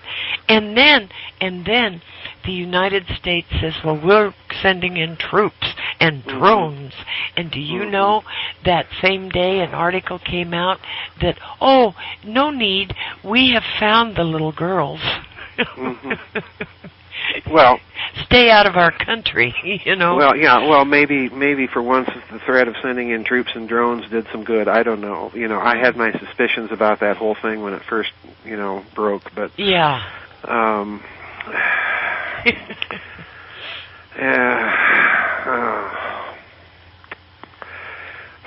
There's really no explanation for any of this other than insanity. Yeah. There's this growing insanity, and well, it makes remaining rational a spiritual struggle. Yeah, it does. Well, Operation Paperclip, and we brought all the Nazis here. We gave, put the ones that weren't really talented in science, we put them in Hollywood, we put them in schools, in universities to, play their part. And the really talented ones we sent to Area 51. Yeah. Or the Skunk Works. Or the Skunk Works. And Joseph, today, look at the Ukraine and the Crimea. I mean, I know that's a complicated situation. Oh, very. But the politicians in this country are supporting Nazis. And there is a huge right swing in France right now, and in Greece, where fascism is coming back.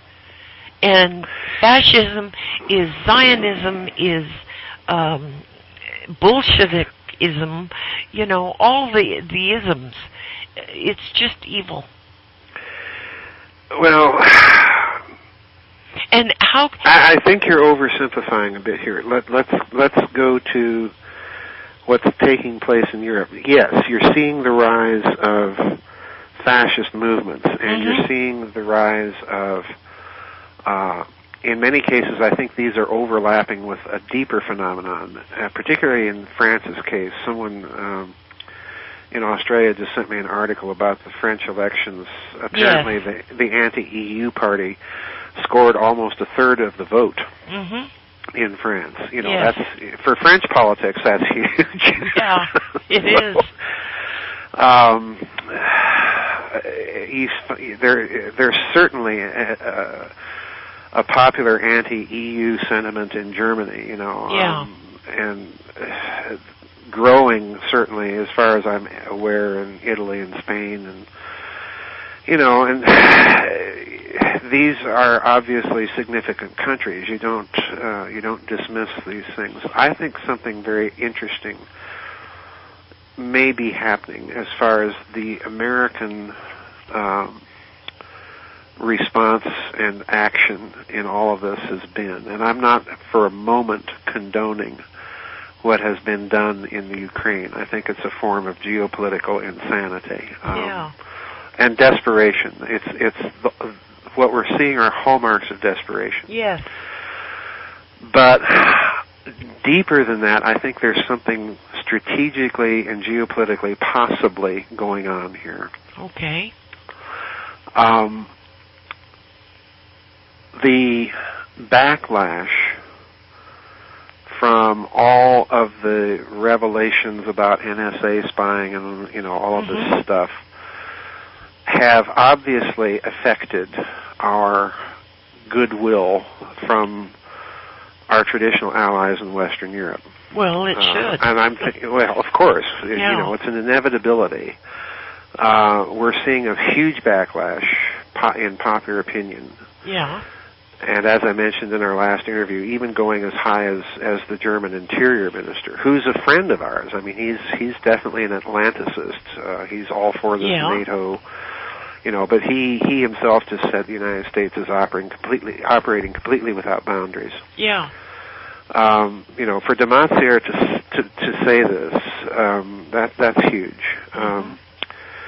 So what I think is happening, you can readily understand the reason why in Eastern Europe those people are extremely skeptical of Russia. It's easily understood. They spent 50 years under the communist boot. And you can sympathize with people in Bulgaria and Romania and the Ukraine and Poland and the Baltic states and so on for looking at the American action there as something they like. It's very understandable. It's very understandable. I suspect what you're going to see is, in addition to the United States pivoting to Asia, you're going to see the United States pivot in Eastern Europe out of Western Europe. In other words, I think you're looking at the possibility of the beginning, and they've already announced a series of minor base closings in Western Europe, ostensibly to save money. Yeah. Okay?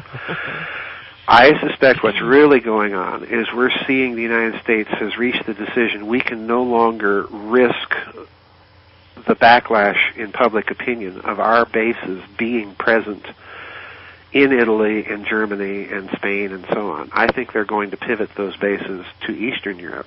I think there's going to be a massive basing effort in the future in countries like Romania, Poland, the Baltic states, perhaps even Belarusia. God. Yeah, oh God.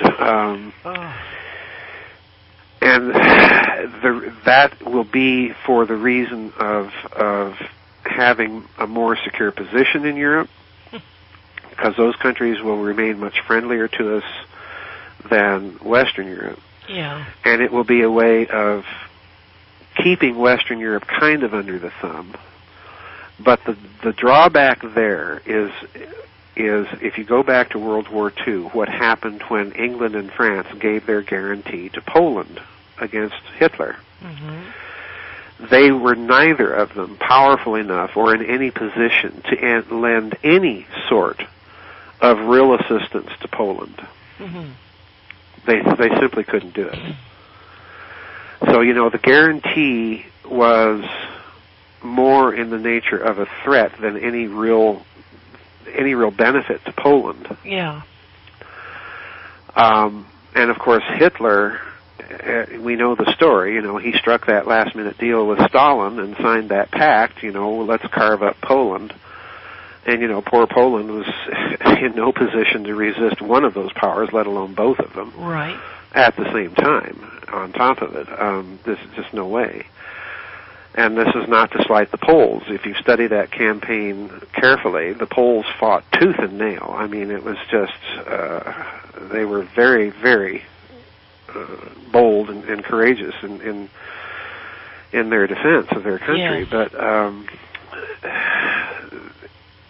the United States, by pivoting, as I suspect may be in the cards, is going to put itself exactly in the position that France and Britain put themselves in with that guarantee to Poland.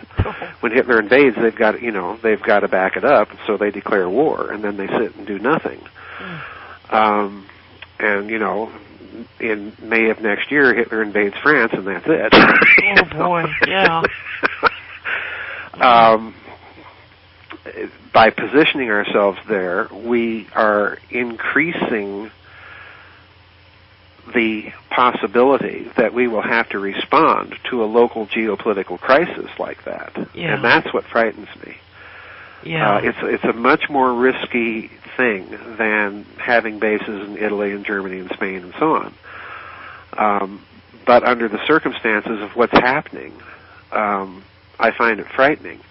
The other thing I find frightening about what is taking place is this almost, it's almost a mirror of the kind of non-responsiveness that Americans feel from their government vis-a-vis the people. Yes.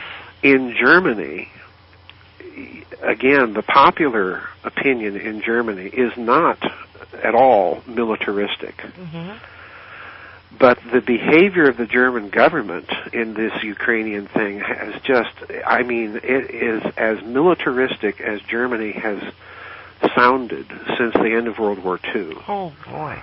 And that scares the daylights out of me. Yeah. Like it or not, Germany is still a small country, but it still packs a big punch. Yeah, and it has a lot of technology. And it has a lot of technology. Yeah.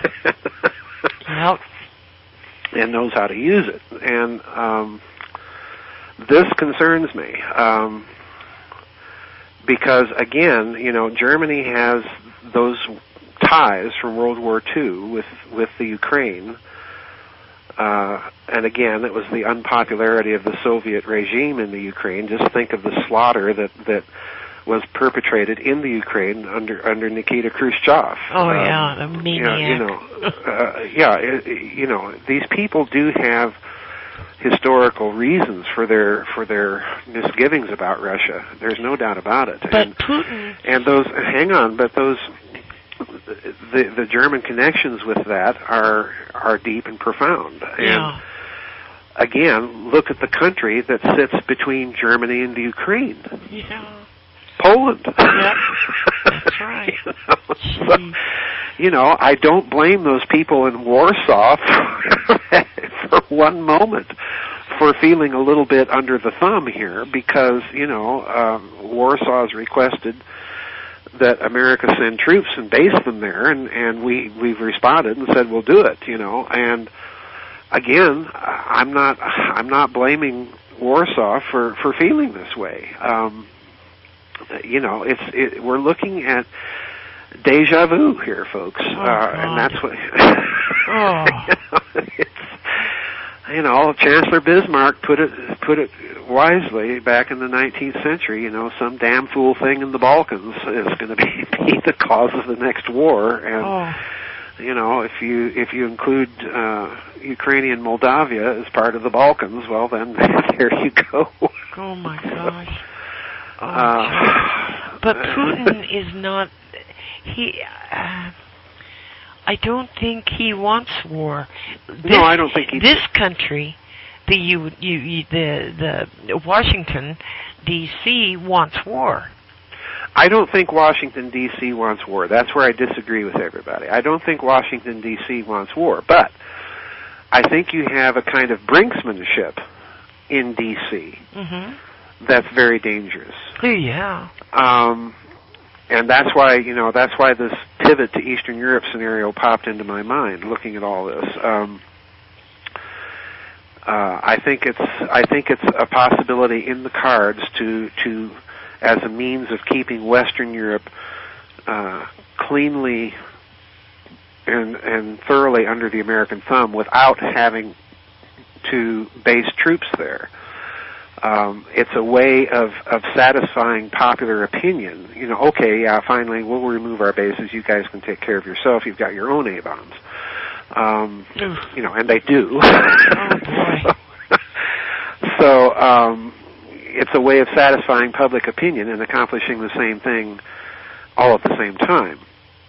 And, it's a revival, for people that know their history, it's a revival of the whole post-Versailles order in Eastern Europe. If you recall, what they did was they broke up the Austrian Empire, which, in my opinion, was a huge geopolitical mistake. Yeah.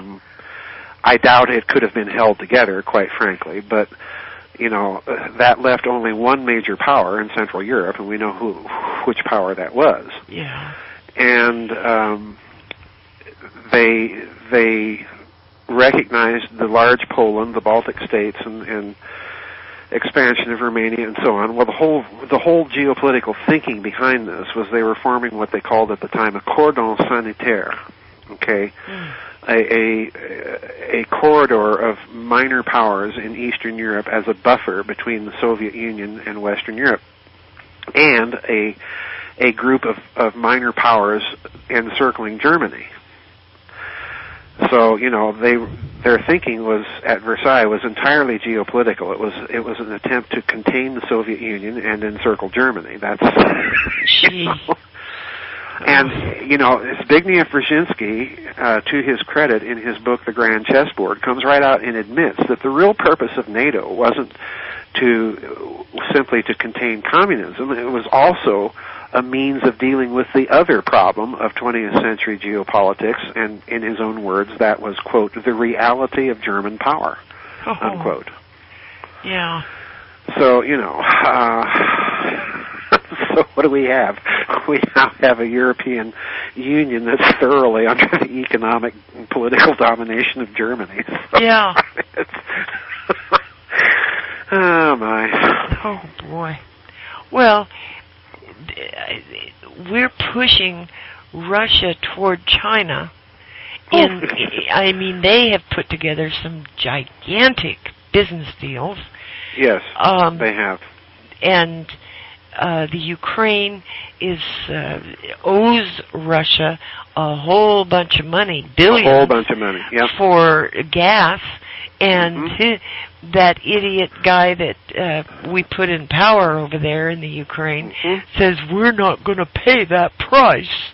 Boy, I wish I could say that about my gas bill.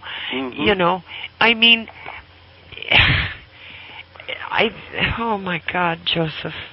And the Ukraine, they're targeting schools with children in them, bombing them and killing people, and, just crazy.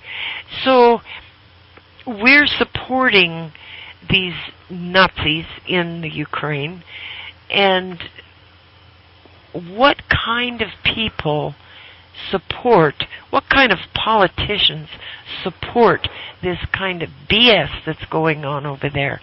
Are they themselves Nazis? Well, oh boy, that's a whole can of worms.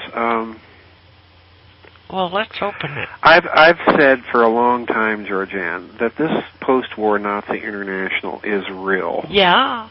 You have. And I have said for a long time, people can call me crazy, I have said for a long time, it's still in existence. Oh, yeah. And the other thing I've said is we're witnessing it. We're witnessing it. And the other thing I've said for a long time is you cannot take all of that Nazi science into this country in Operation Paperclip. Right. Without a cultural influence that came with it. Exactly. And I think, to a certain extent, this is the unexamined component of why our culture increasingly looks fascist. Yeah. In its irrationality, in its willingness to go to geopolitical brinksmanship as a tool of diplomacy. And kill innocent citizens. And kill,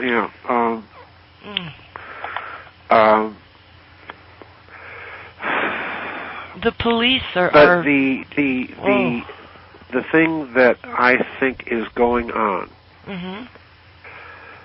is, I go back to things that you and I talked about during the bailout period, and that is that the Western elite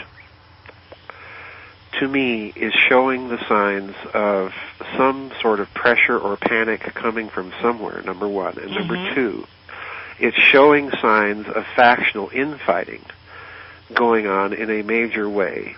Yeah. And if we look at recent American moves in the geopolitical chess game, those moves, if you step back from the picture and look at, the wide-angle lens view of it, what appears to me to be going on is that the United States is attempting to nail down the continued alliance with Western Europe, and particularly, Great Britain and France and Italy and Germany, the big four. Yeah. And by the same token, attempting to do the same thing with Japan. Oh, boy. All right?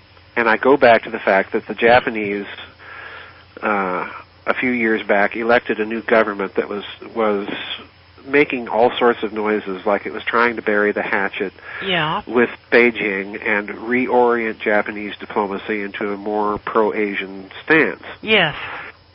And, we saw what happened to that government. We've got Shinzo Abe in there now, who's, again, to me, a kind of a frightening figure. He wants to remilitarize Japan. Oh joy, oh joy. Hey, a remilitarized Japan is okay if they're our ally, but yeah, and I remind people, Japan was our ally in World War I. Yeah. Oh boy. So, things can change, folks. Boy, that's the truth. Yeah, so that's kind of the way it looks to me. I still think there's an aspect to all of this that the financial analysts and the geopolitical analysts, and certainly hacks from South Dakota like me, are missing. I'm still getting the feeling that we haven't quite put our finger on what it is that has these people so desperate. They're showing the signs of desperation, to be sure. Yes, that's true. But I don't think any of the scenarios that I've outlined fully encompass everything yet. There's a missing factor, and I don't know exactly what it is. But the other problem is that the old guard here is itself showing signs of fracture. Kissinger, for example, came out and with an article that I blogged about that he himself just said, no, Russia's not behind all this stuff going on right now, and we ought to be very careful on how we portray Putin and deal with him. Yes. And it was a way of distancing himself from the policy that's going on in the Ukraine right now. Yeah. So I suspect that this last Bilderberger meeting in Copenhagen was a rather stormy affair. I suspect that the European component was very firm with the American counterparts about what was going on and not doing too much. Again, the key in all of this is going to be to see how Moscow and Berlin handle it. Those are the other two major players, and I'm more hopeful of rationality coming out of Moscow than Berlin. Yeah, for obvious reasons. My how the times have changed. Yeah. Well, I think Putin. I like Putin. I do. I like him lots of people do. A whole lot better than what we got over here. Well, you have to understand, he's not popular in Eastern Europe. Yeah. They do perceive him as intent on restoring Russian influence in the region. And again, the history is there. They've been dealing in that region of the world. They've been dealing for most of their history either with Russia or back in the day Austria, Hungary, or Germany. And it's not that long ago in history that that Russia and Austria and Germany said, well, let's sit down and carve up Poland, Yeah. And that's what they did. So, those people have a history, and they know their history, and we have to understand that. So, it's Putin. The problem with Putin is Eastern Europeans see him as nothing but a holdover communist thug, which I don't think he is. No, I don't either. He's portrayed that way to Americans, and most Americans think of him that way. Well, most Americans are ignorant. Well, this is also true. It's because they listen to Fox News, yes, and CNN, and Chris Matthews, and Sean Hannity, and all these other people. Yeah. No, I don't view Putin that way at all. But one thing Putin is, and people have to understand this, Putin is a Russian nationalist statesman. That's what he is. Yes. I viewed him as more of a throwback to the 19th century than to anything from the communists in the way I read him. Yeah. And that means he's going to play, he's going to play realpolitik with all the gusto he can, using Russian financial and economic and military power to the full, and he will. What people don't really like about Putin is he's just not willing to play the script that's dictated to him from London and Washington all the time. That's the problem. Well, that's the same reason they don't like Assad, and the same reason they don't like the Iran. These countries are independent of the U.S. thumb. Yeah, ultimately, the only thing that we're doing is I've called it Cold War Act 2. Yeah. We're watching the emergence of a big bloc. The problem is this bloc is going to be a lot bigger if we're not careful. Yeah. Because Argentina has now signaled its willingness to enter the BRICS group. Yes. Now, I'm sitting here just kind of dumbfounded. We've already kind of lost Brazil, which is the premier Latin American power, and if Argentina goes, that's the other one. Yeah. That's right. How to lose friends, And if those two go, whole lot of other South American countries. Well, follow. the problem with Argentina is that Argentina, unlike Brazil speaks Portuguese, Yes. So it's kind of odd man out in Latin America. Argentina is the premier Spanish-speaking power in this hemisphere. They provide enormous amounts of energy to other Spanish-speaking countries, all the way up to Mexico. Yes. So, Argentina goes, then that's going to exert an influence, like it or not. Argentina is the big boy. So that's going to exert an influence on Uruguay and Paraguay and Bolivia and Chile, all of its neighbors. And talk about, this is what I can't understand. Washington's moves here are just geopolitically insane. Yeah. This is what I can't, I'm thinking like a geopolitician here, hack from South Dakota that I am. And if I were in the State Department, I'd be trying to sound alarm bells. Are you people crazy? Yeah. Yeah. Do you really want to create a power block consisting of Russia, China, India, Brazil, Argentina, and South Africa? That's right. And that is totally what they are doing. No, I know. Gee, many Christmas. I'm telling you, there's something about Washington, D.C. I'm telling you. Well, they're eating their own GMO food and fluoridated water. I'll tell you what.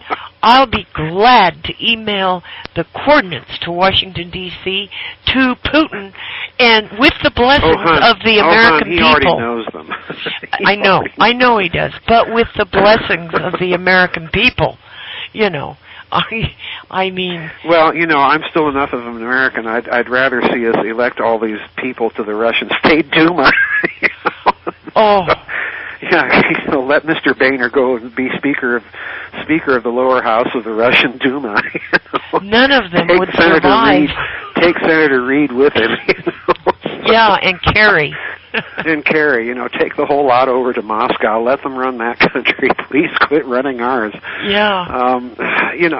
Georgianne, this is what mystifies me. The foreign policy is creating such backlash. Oh, you're not kidding. Against the American geopolitical position. This is what alarms me. Yeah. This is what alarms me. Mm-hmm. We've built up decades of ill will in Central and South America with, our covert ops and overthrowing Allende and all of the stuff that we've done down there. Yes. We've done some filthy, vicious things. Guatemala and Anastasio Somoza and Nicaragua and all of this stuff.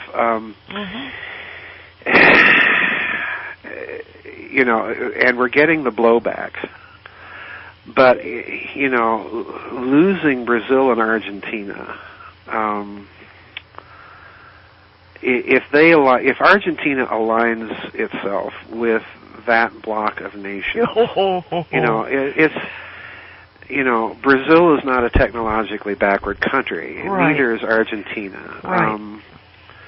Like I said, these are the big boys on the block in Latin America, and it's just totally nuts.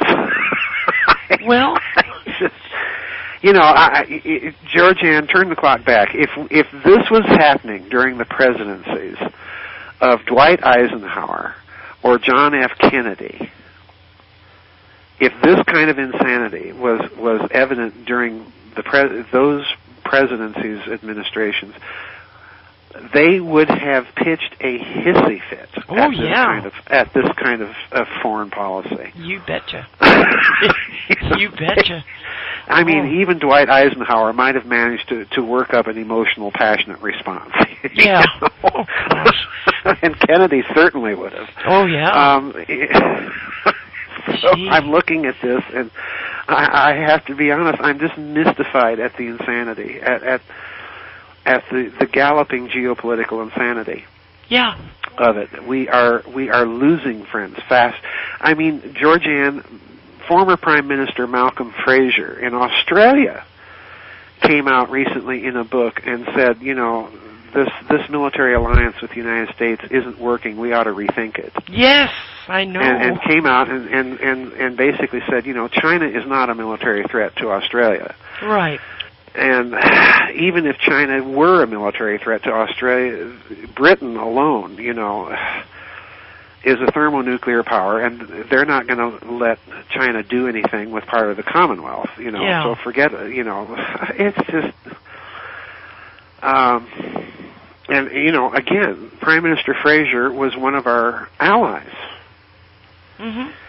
So we've managed to turn a former Australian Prime Minister. Yeah. Good.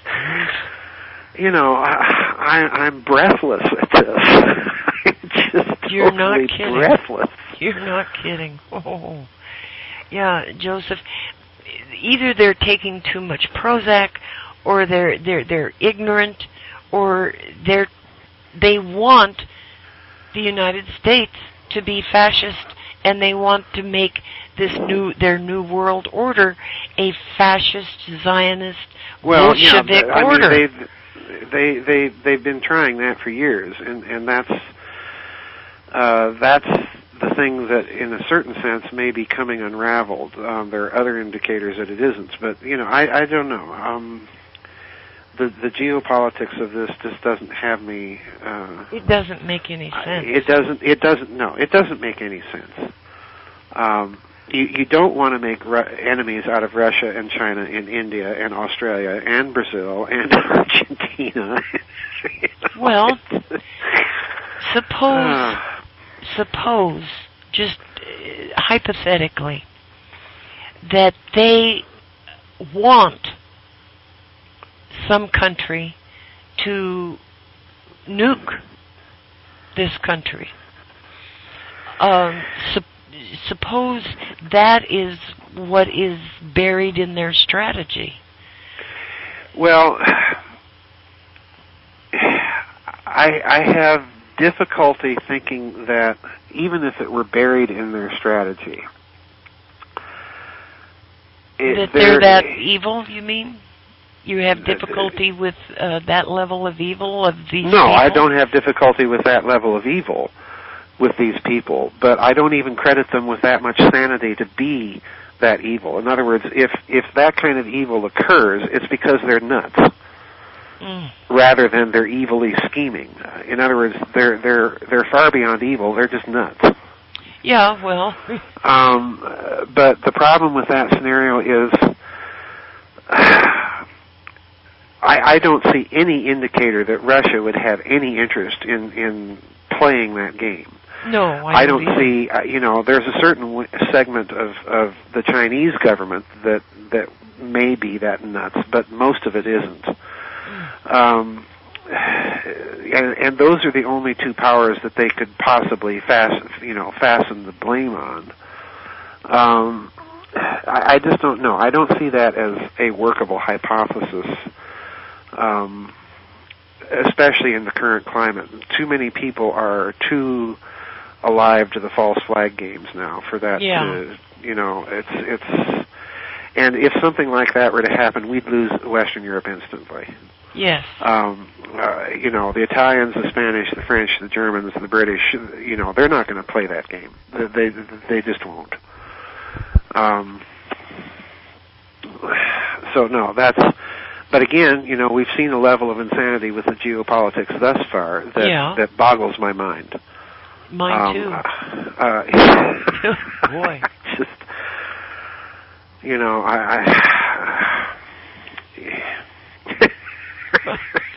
I know. Joseph. It really is a form of insanity that comes from arrogance. Yes, bingo. That's it right there. They are so convinced of the ability, of the superiority of their institutions, their financial arrangements, and their military technology. It's a form of arrogance that no longer looks at military realities, and that's what I find the most frightening about it. Oh boy! Because the assumption here is we've got all these bright, shiny toys, and nice military technological capabilities, and we've even got secret ones. Ha ha ha! Well, the problem is, of course, Russia doesn't go parading its super secret technology. Right. China doesn't go parading its super secret technology. Right. They give us a little demonstration every now and then just to remind us, hey guys, don't think you're the only ones with some secret stuff. But like what for the most part, they're like what they did with the Donald Cook. Yeah. For the most part, they're just much more. Pardon me. Much more discreet about these things. So, it's totally nuts, Georgianne. It's just totally nuts. There's been this regime of unreality, geopolitical unreality, since 9/11. It's just. And I'm hoping there's some sane strategic voices in the State Department and Pentagon. Well, people are resigning by the droves, Joseph. People are leaving. Well, for former Secretary of State Kissinger to come out and make his little article, kind of calling into question this whole Ukrainian paint Russia into a corner situation. For him to do that means he's getting a little concerned. He's the problem here is he's a big Rockefeller man, but so is Zbigniew Brzezinski, and so that means there's a big fracture right in that nexus of power. Wow. Because one is pushing and prodding and send weapons and all that. And the other saying, no, don't do that. And, they're both connected with that financial interest. So, there's your infighting right there. What do you think is going to happen with our economy? I mean, Do you think they're going to devalue the dollar? We take $1 to the bank, they give us 50 cents. I mean, what do you think? Do you think it's wise for people to get their hands on some silver? Hon, I'm not in the financial advice business. I'm not. May we pause so that I can take just a little break and make a cigarette, because this is an important question. Okay. And we need to spend a little time with it. All okay. right? Can we pause just briefly? Yes, we're going to pause. Okay, we're back. Yeah, the finances, Georgianne. I know it's not your business to be an advisor. I'm not asking you that in that capacity, Joseph. I'm asking you just personal, how you feel. How do I think about all this? Yeah. Well, how I think and how I feel are two different things. I feel the same angst that everybody else feels. Yes. What I think, I've become increasingly interested in the financial aspects of all of this. And I'm unusual in that I'm very skeptical of all of those people out there that are pushing bullion of one form or another. And their arguments are the typical arguments that bullion represents a store and stable store of value. And my problem is, you look at, I just wrote Financial Vipers of Venice, for crying out loud, and I point out in there that Venice's ability at that time in history of being the central bullion market for Europe gave it an ability to manipulate the gold to silver ratio. And that ability they used to their benefit and did immense damage to their rival in Florence.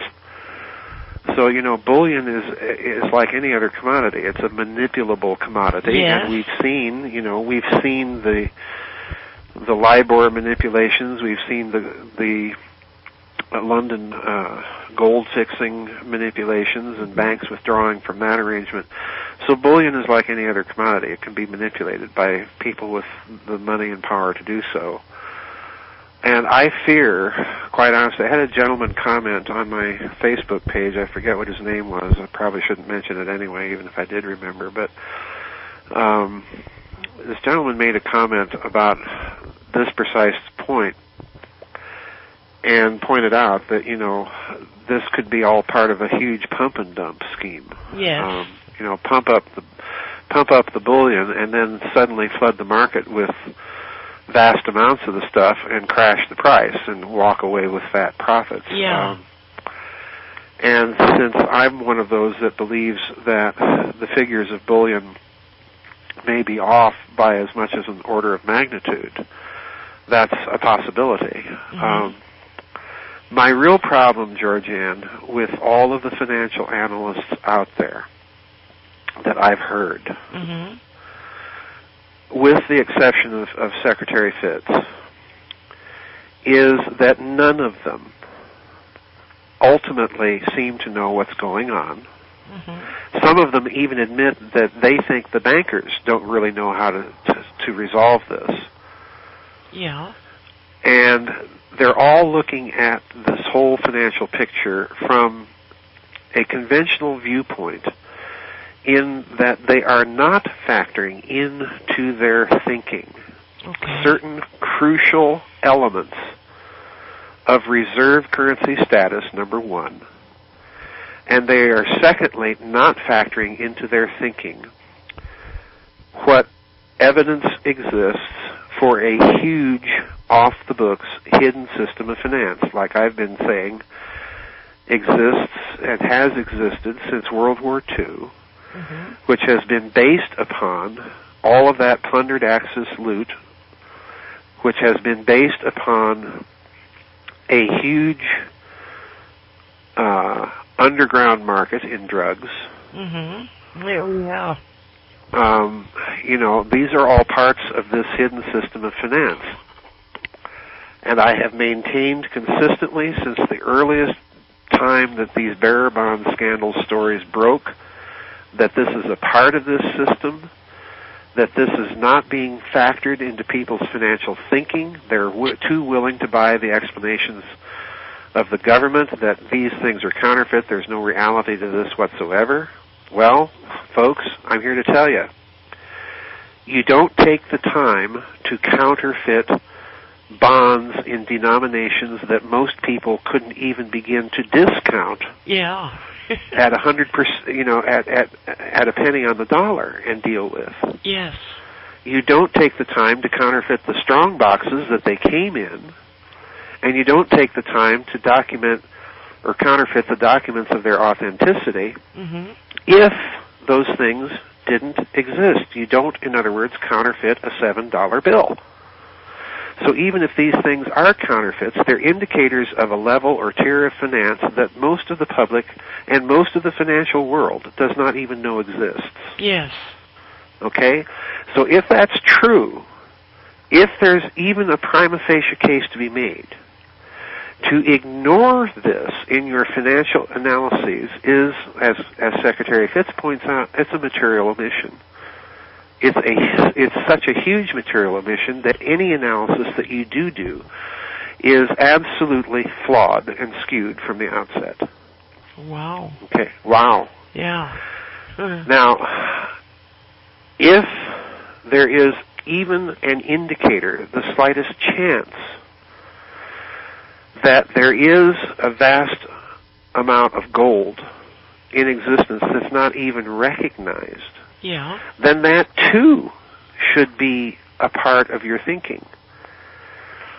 So in other words, my problem here with these financial analysts on the second count is they're not taking into account the history of this whole financial system since the end of World War II with respect to this hidden system of finance. Now let's look at the first problem, the components of reserve currency status. They're looking at all of this, and they're seeing, rightfully so, they're seeing all of these derivatives on the books. They're seeing, derivatives in such amounts that exceed by several times the entire gross domestic product of the planet. Yeah. Okay? Yeah. And because of this, and they're also seeing all of this quantitative easing that's been going on since the bailouts, the printing of money. And for the past, ever since the bailouts, they've been making these predictions. Really, if you've been tracking these things long before that, they've been predicting the collapse of the dollar and hyperinflation such as would make the Weimar Republic or Zimbabwe look like kindergarten. Yeah. And they've been making these predictions for years. And in many cases, they've been making these predictions, well, it's going to happen next year. Yeah, I know. And it's become like the rapture. Yeah. The predictions have been made, but the hyperinflation hasn't shown up. Now, any rational person making these predictions, when they don't occur, they would go back and check their premises and say, well, there's something I missed then. But they're not doing that. Yeah. So my question is, why aren't they doing that? Are they part of the system? Or are they so conventional in their thinking that they can't figure out that there may be something they're missing in their financial analysis? And that's my problem here. I think all of the stuff you're hearing is based on an ordinary sort of financial analysis that's not considering these factors. What is reserve currency status based on? Well, it's based ultimately on military and naval power. Yeah. Because clearing, international financial clearing, represents international commerce. To have international commerce, you've got to be able to move goods from one place to another securely. To do that, you need naval power. All right? Now, there's just no way, if you look at the naval power of the United States, there's no way anyone else comes even near it. Okay? Oh boy. It's just not there, okay? The second problem is that in today's market, international clearing is largely electronic and space-based. Yes. In other words, transactions between the United States and Europe or between Australia and India are going to go via satellite. So in other words, your reserve currency status depends on your ability to clear internationally and financially, and that depends on satellites, assets, and who controls most of the international space satellite assets. Yeah. The United States. Yeah. And again, no one else is coming anywhere close to the amount of assets up there that we have, all right? Mm-hmm. And I would aver that since we have those assets up there, and since so much of the international financial order depends on them, that the ability to protect them has to be up there as well. Oh, boy. Yikes. In other words, you cannot have the commercialization of space without its militarization and weaponization. Oh, this is just the reality of finance and geopolitics. Oh. So no, I'm not in that camp that thinks we're in for imminent collapse. In fact, you should interview Secretary Fitz and what she thinks is going on with iPods. Oh, boy. Okay? And it'll blow your mind. Oh, my God. I'm not even going to steal her thunder here. Okay. She told me this, and my jaw just hit the floor. Oh, my gosh. Gosh. So, I don't think we're anywhere near all of these dire things happening. I don't think it's a good financial picture either. My biggest question, Georgianne, in all of this is, okay, we've got all of this quantitative easing, we've got quadrillions of dollars of derivatives on the book, and it's not showing up in the form of hyperinflation, and it should have long ago. Yeah. So what is going on? Yeah. Well, I suspect, firstly, what's going on is that a lot of that paper, quite frankly, is just being shredded. Oh, my God. It's just being totally taken off the books. I think, in a certain sense, we're watching the reset button has been pushed, and they're just quietly resetting everything. Oh. Okay? That's one scenario. That's one hypothesis. The other component of this is this vast amount of liquidity has to be going somewhere. And I have to call me woo-woo here again, call me wearing the tinfoil hat here again. But with all of the talk of space collateralization and commercialization and going out there and hauling an asteroid to the moon and mining it and all of this stuff that we're hearing, again, I'm of the opinion that you don't start hearing of something until after the fact. Mm-hmm. Okay? Good point. So I tend to think a lot of this stuff may be going, if we have a hidden system of finance, that means we have hidden parts of the economy. And some of those hidden parts of the economy may not even be on this planet. Aha. Aha. Oh, brother. Okay. Why? There's a story that came out, just ask yourself this. There's a story that came out that NASA released earlier this week. They with MIT, were successful in transmitting an internet data stream, I think of about 19 megabytes per second or something like this, to the moon. Oh. Well, somebody had to be up there to receive it. Well, that was my first thought. And okay, now why do we need the internet on the moon? Yeah. Now, obviously, the idea of transmitting lots of data real fast and keeping it stable and secure over that long of a distance is kind of a nifty idea to have around if you're really planning to be in outer space in a major way. Yeah. You know, not just transmitting pictures of a rock from Mars back to California. Okay? Right. No, you want to be able to play your Facebook games on Mars. Oh my or God. the moon. Gee. You know, so when that came out, I thought, okay, ha, ding, ding, ding. Okay, there's another little clue. Oh. So, you know, I don't rule out, I'm one of these people willing to think outside the box, as you know, but I don't rule out the fact that we might not be seeing all this hyperinflation because the liquidity literally went off planet. Oh my gosh. Gosh. You know, Well, if we've got colonies on the moon and Mars, like you say, we got to pay those people. Yeah, but where would they go shop? I mean, that's the other problem. They've got to be supplied. They've got to be able to buy things. They've got to be able to move around. They've got to be able to deposit their paycheck so that family or relatives back here can go to the Walmart or, the lunar branch thereof. Oh, my God. So, I'm going way out on, the limb here to make the point. And the point is that this is the only other explanation I can come up with. They're either shredding lots of paper, which I think they are, and pressing the reset button, and that part of this may not even, this liquidity may not even be on this planet. And consider all the little implications of that. Oh, my gosh. Oh, Joseph, this is getting spookier and spookier. Oh, I know it is. I grant, people, you don't need to write me and tell me, okay, Farrell, you've lost it, you're out there, this is insanity. I know how insane it sounds, but I'm willing to throw any idea out there. Yeah. Because my problem here is like my problem with the Malaysia Flight 370. Yeah. My problem here is that the conventional financial analysts have been saying these things for so long, and they haven't changed their tune in spite of the fact their predictions haven't shown up yet. Yeah. So it's like if the prediction does eventually show up, they can point and say, aha, see, we told you, we just missed the date a bit. Yeah. Okay? Yeah. Oh, well, that's not my point.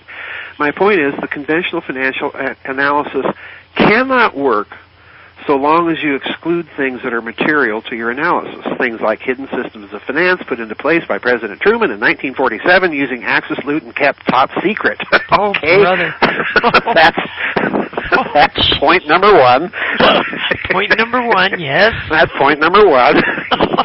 Point number two, you can't steal Chiang Kai-shek's gold and give a bunch of Chinese gold-backed bearer bonds that have little errors on them, which you can later denounce as counterfeit, and not have a few Chinese kind of mad about it. Okay? Yeah. Oh, gee. Oh, my so God. little things like this should enter into the picture, but the problem is most of the financial analysts out there, if they do know about these things, and most of them don't, dismiss them. Mm-hmm.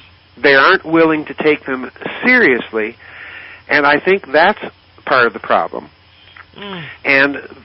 But the sad fact of the matter is 99% of them don't even know about all this stuff. Right. And therefore, their analysis is not going to be able to make sense out of a picture that, if it doesn't incorporate these things, makes no sense. Yeah. And what was that hidden system of finance set up to do? Well, let's look. It was set up to fund covert operations to contain the communist bloc. Okay. But that doesn't account for all the trillions of dollars awash in it. You don't need trillions of dollars to fund your covert operations in the Ukraine. So what's the rest of it used for? Well, in my opinion, it went to funding the very expensive secret technologies that they had to develop in response to the UFO. Oh, and boy. if you're saying that, then where does that put you? Well, it puts you in outer space, doesn't it? Kind of, sort of. Kind of, sort of. Yes, it does. Oh, my gosh. Oh, Joseph. So yeah, this is a huge picture. I grant you, this is big stuff. I could be so totally wacky out there that, the percentage of possibility that this whole scenario is true might be 99 to 1 against. Oh, my gosh. I don't deny it.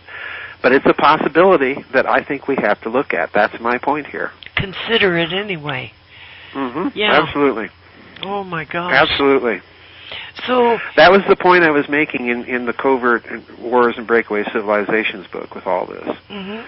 That was really the point I was trying to make here. This whole financial system was set up to do something and accomplish something very secret. Yes.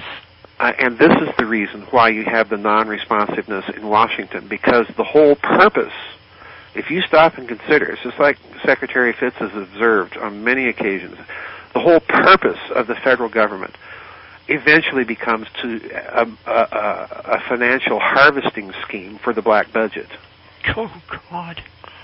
Oh. My gosh. Mm-hmm. Let that sink in, folks. Let that one sink in. Yeah. That explains the non-responsiveness of the government. It explains this mystifying stance of the public space program. It explains the involvement of drug trafficking and all of the other stuff.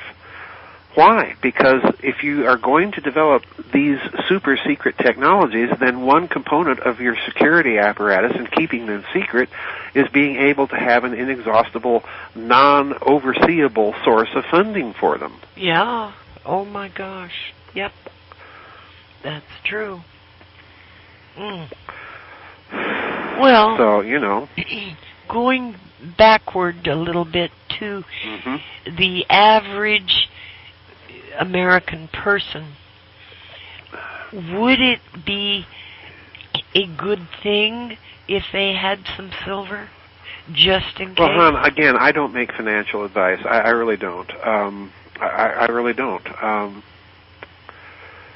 My view, personally, has always been, if we enter that kind of economic situation, of economic meltdown, I would think it far more valuable to have a store of food, to have a plot of land to be able to grow food. Yes. To have a network of close friends. Yeah.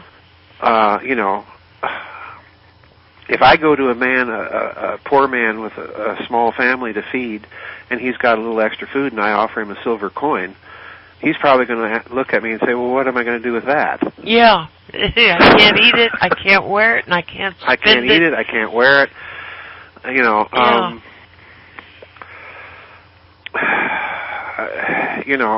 That's kind of my thinking about it. Okay.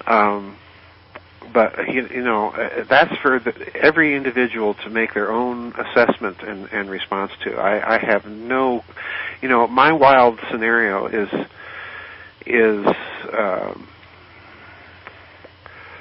so wild that it literally turns most financial analysis on its head. And quite frankly, I'm not enough of an economist or familiar enough with banking and finance and all of that to even begin to try and give any sort of personal advice on that score. Well, in the very beginning, when these guys first came to this planet, whoever they were, we're told that they wanted to make people to mine gold. And that that's Sitchin's scenario. We're not told that. That's Sitchin's reading of the scenario. Yes. I have, as I've stated many times, I have many problems with Sitchin's scenario. Okay. Because some aspects of it are just kind of loopy. In his scenario, it's because they needed to sprinkle gold particles in the atmosphere of the planet near Nibiru, which comes careening through the solar system once every 3,160 years. From a southern, it's not coplanar in its orbit, and it just gets so nutty. Sometimes I can think of many things that gold could be used for that would be of more value to some sort of interplanetary extraterrestrial spacefaring species than sprinkling gold particles in its atmosphere. Yeah. Electronics for one thing. Yeah. Storing radioactive materials for another thing. Gold's very good for it. Wow. And then there's the whole monatomic gold story. Yes. That in that state allegedly it loses mass. Well, if that's the case, then gold is essential for actual propulsion. Gee, many Christmas. There's the worth of it. So I'm just not in the Sitchin scenario. I'm just really not. Okay. I think he did a valuable service by pointing out things in ancient texts. Yes. That made people stop and think. Yeah. But that said, I don't think it involves rockets and gold particles in an atmosphere of a planet that comes racing through the solar system once every 3,160 years.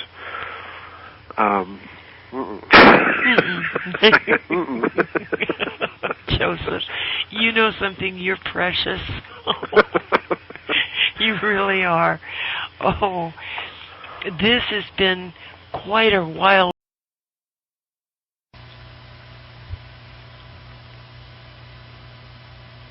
Hello, everybody. This is Georgianne Hughes, and this is The Bite Show.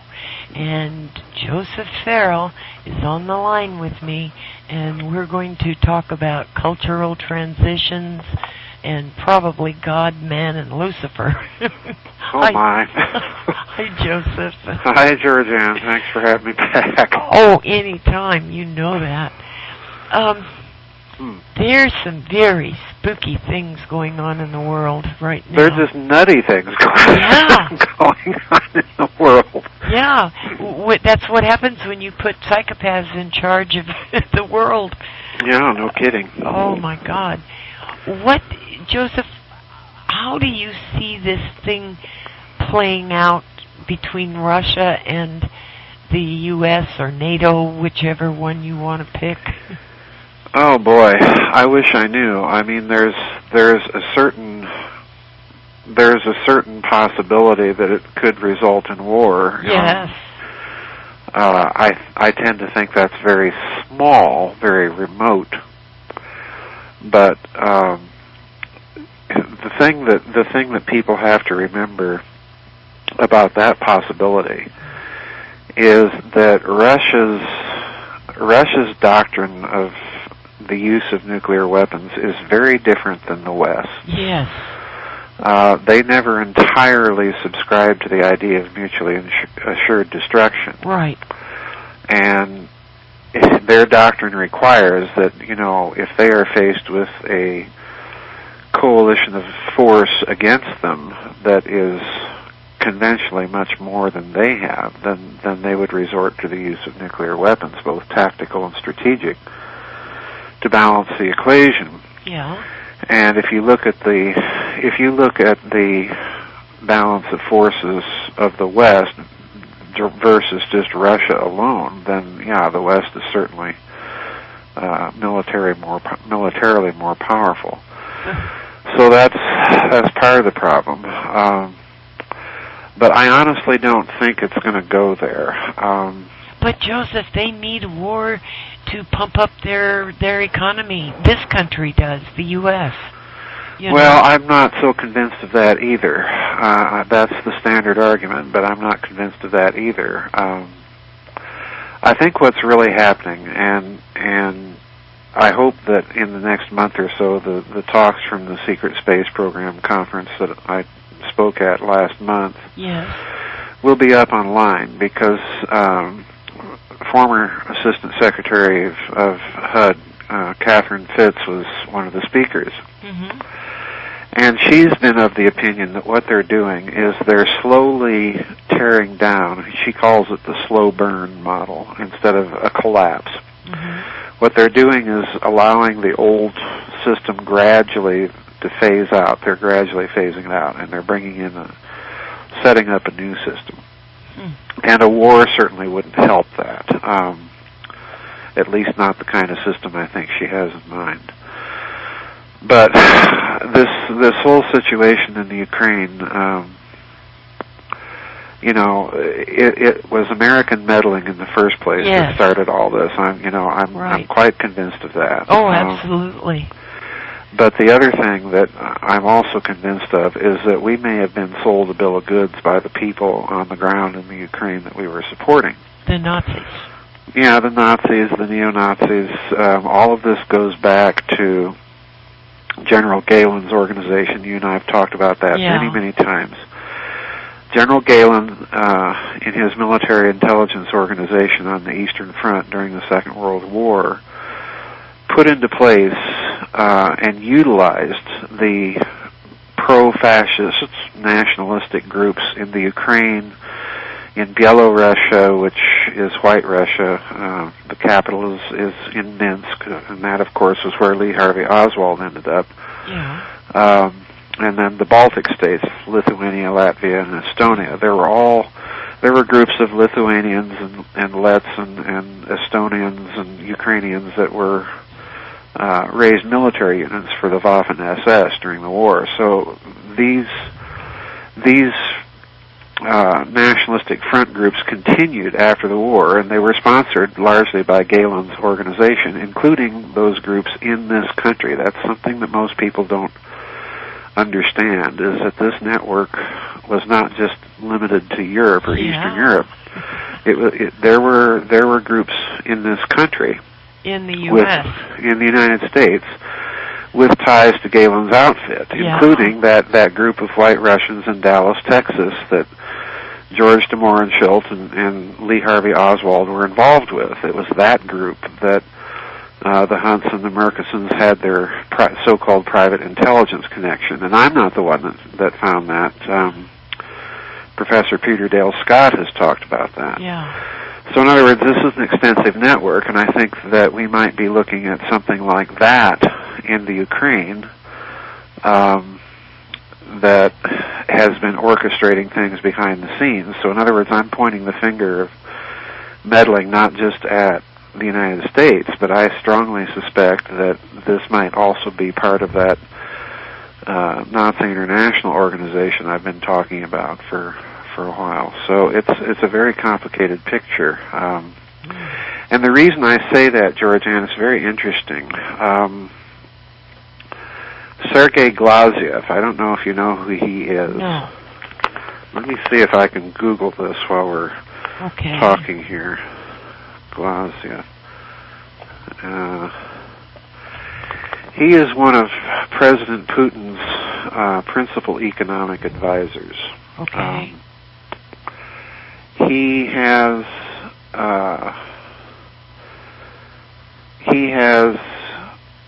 said many times that what the United States is trying to do is orchestrate a third world war. And Paul Craig Roberts is of that opinion also. Well, I know he is. I'm not entirely in agreement with that, as I've already indicated. I don't think a war serves anybody any. It's just stupidity. Well, but Joseph, they've been stupid for a long time. Yes. Every so many years, it just erupts like a boil.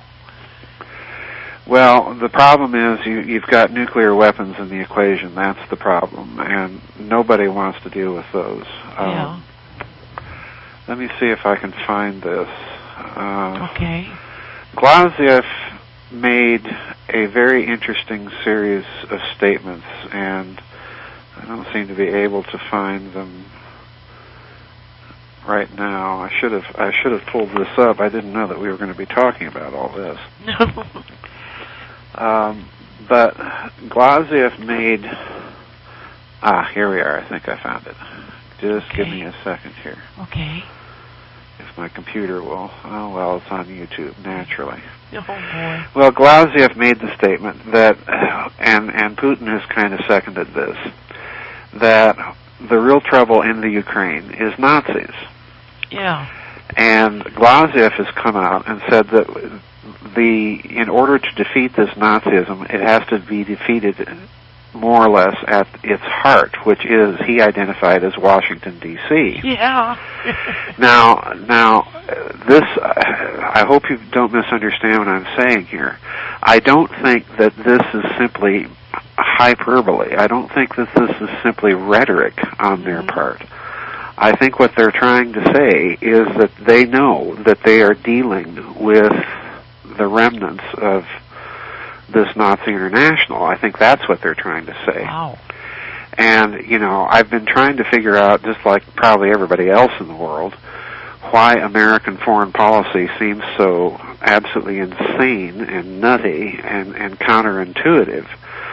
Well, it could be because there is a rogue element within the policy apparatus that's gotten out of control and is orchestrating events. So in other words, we're talking Nazi International again. And now I know that sounds just crazy and stupid, but again, I go back to this statement by Glaziev, who is a very close advisor to President Putin. And again, I don't think he's just talking off the top of his head. I don't think he's resorting to rhetoric and hyperbole. I think he's trying to pinpoint and draw the world's attention to something that, as far as the Russians are concerned, and you can't blame them. I mean, after all, their country was just absolutely savaged by the Nazis in World War II. Right. So I think we have to entertain that possibility. And the thing here is, we have to roll back the clock a bit, Georgianne, and talk about the downing of Francis Gary Powers' U2. I'm old enough to remember that barely. Yes, and I you remember are too. it. Yeah. Right. Well, at the time, I knew his mother. Oh, really? Mm-hmm. Well, at the time, Premier Khrushchev said something very interesting, and I talked about this in my LBJ and the Conspiracy to Kill Kennedy book. Khrushchev said that he did not think that this was an operation that had been sanctioned by President Eisenhower, and indeed, Eisenhower had called off all U-2 flights over the Soviet Union in preparation for the summit that he and Khrushchev were supposed to have. And Khrushchev came out and stated that, in his opinion, what this flight represented was an operation of a rogue group within American intelligence that was intent upon sabotaging any peace talks and continuing to beat the drums of war. That was what Khrushchev said. So in other words, he said something that Eisenhower himself would later go on to say when he was warning about the military-industrial complex.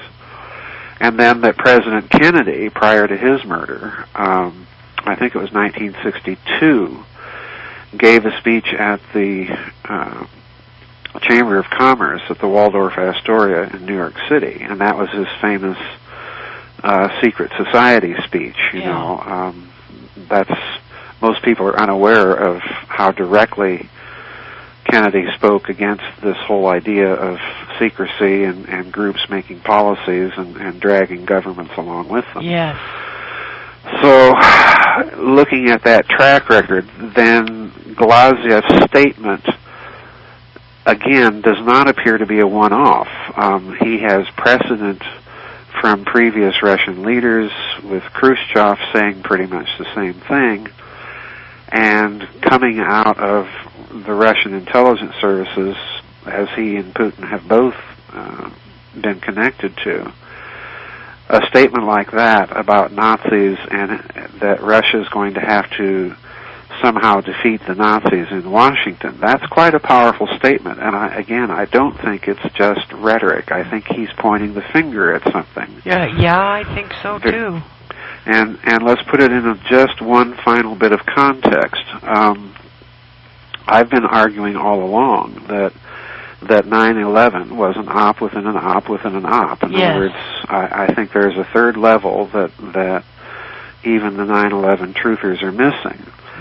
And this war on terror, if you look at it in a certain historical perspective, with the Muslim Brotherhood and Hamas and all of these things, the PLO, Yasser Arafat and all of that. Yeah. Well, if we go back in history, again, these groups were funded, trained, and sponsored by the Nazis. Yeah. So in other words, the war on terror might in a certain sense be a war against this faction or part of this post-war Nazi extraterritorial organization that I think has been in existence.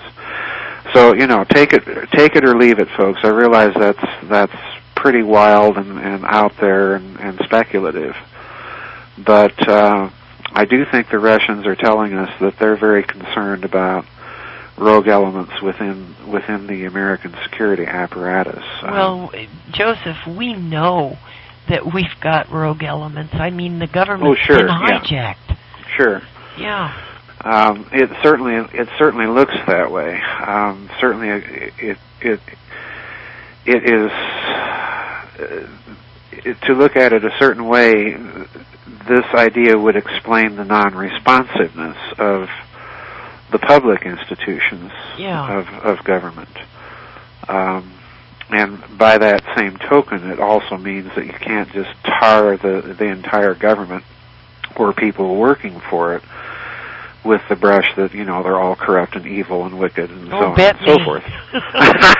Well, bet me. Well, I don't think that that's true. You don't have to corrupt all individuals and all branches of governments in order to pull this sort of thing off. Right. So that's the other thing. So I think what we're going to see is more chaos over there, but thank goodness at least Putin seems to have more of a level head than the rest of the world leaders, with maybe a couple of other exceptions. But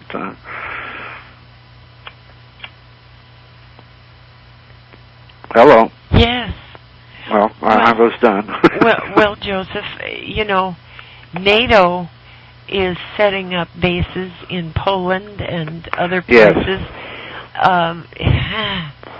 And all the rockets are aimed at Russia. Yeah, I know. I mean, you know, this type of provocation is insanity. Yes, it is. I don't think that the West has tried to play Putin as trying to reconstruct the Soviet Union. Yeah. But the problem is, as we've seen in the Ukraine doesn't want to be a part of the Russian Federation. Mm-hmm. You know, there's some bad blood between Belarusians and the Great Russians. And just so people know what I'm talking about, there's basically three kinds of Russians: the Great Russians, which are the Russian Russians that we tend to think of, and then the Little Russians, which are essentially the Ukrainians, and then the Belarusians, the White Russians. So you've got kind of three different distinct little Slavic cultures within Russian culture. So I don't think that that's the case.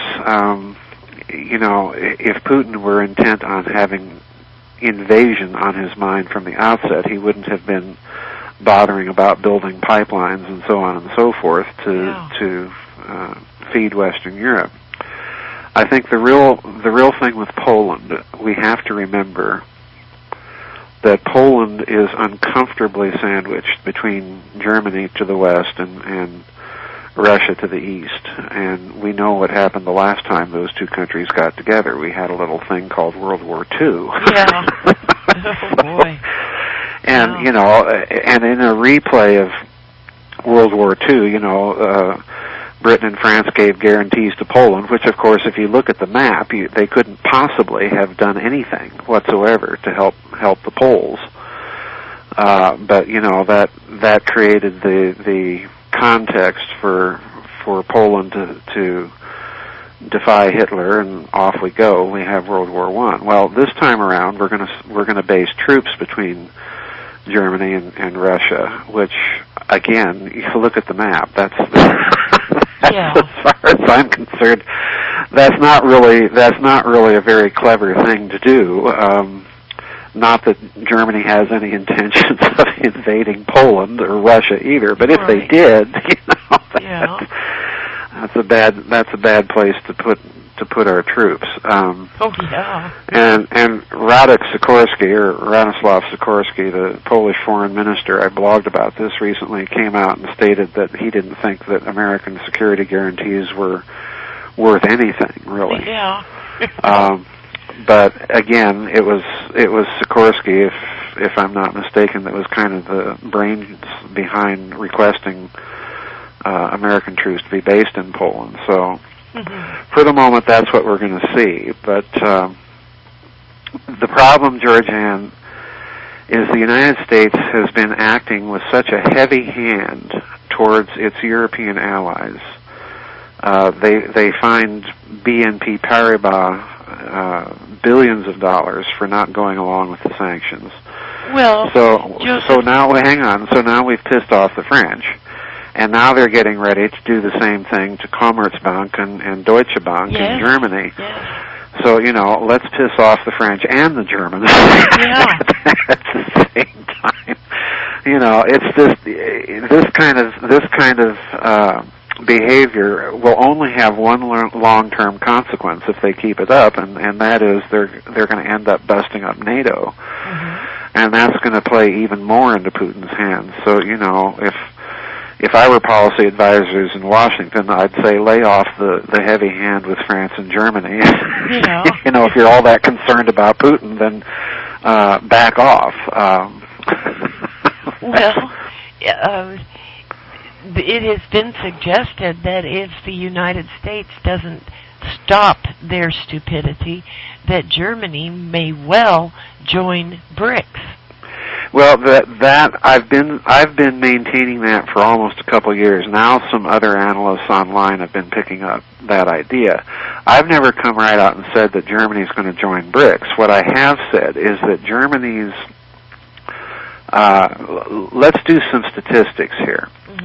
Germany's gross domestic product is about 3 trillion euros. Yeah. Okay? So in other words, their gross domestic product is almost a fifth to a quarter of the American gross domestic product on a population base much smaller than the United States. So in other words, that gives you an idea of what an extraordinary manufacturing powerhouse Germany really is for such a small country.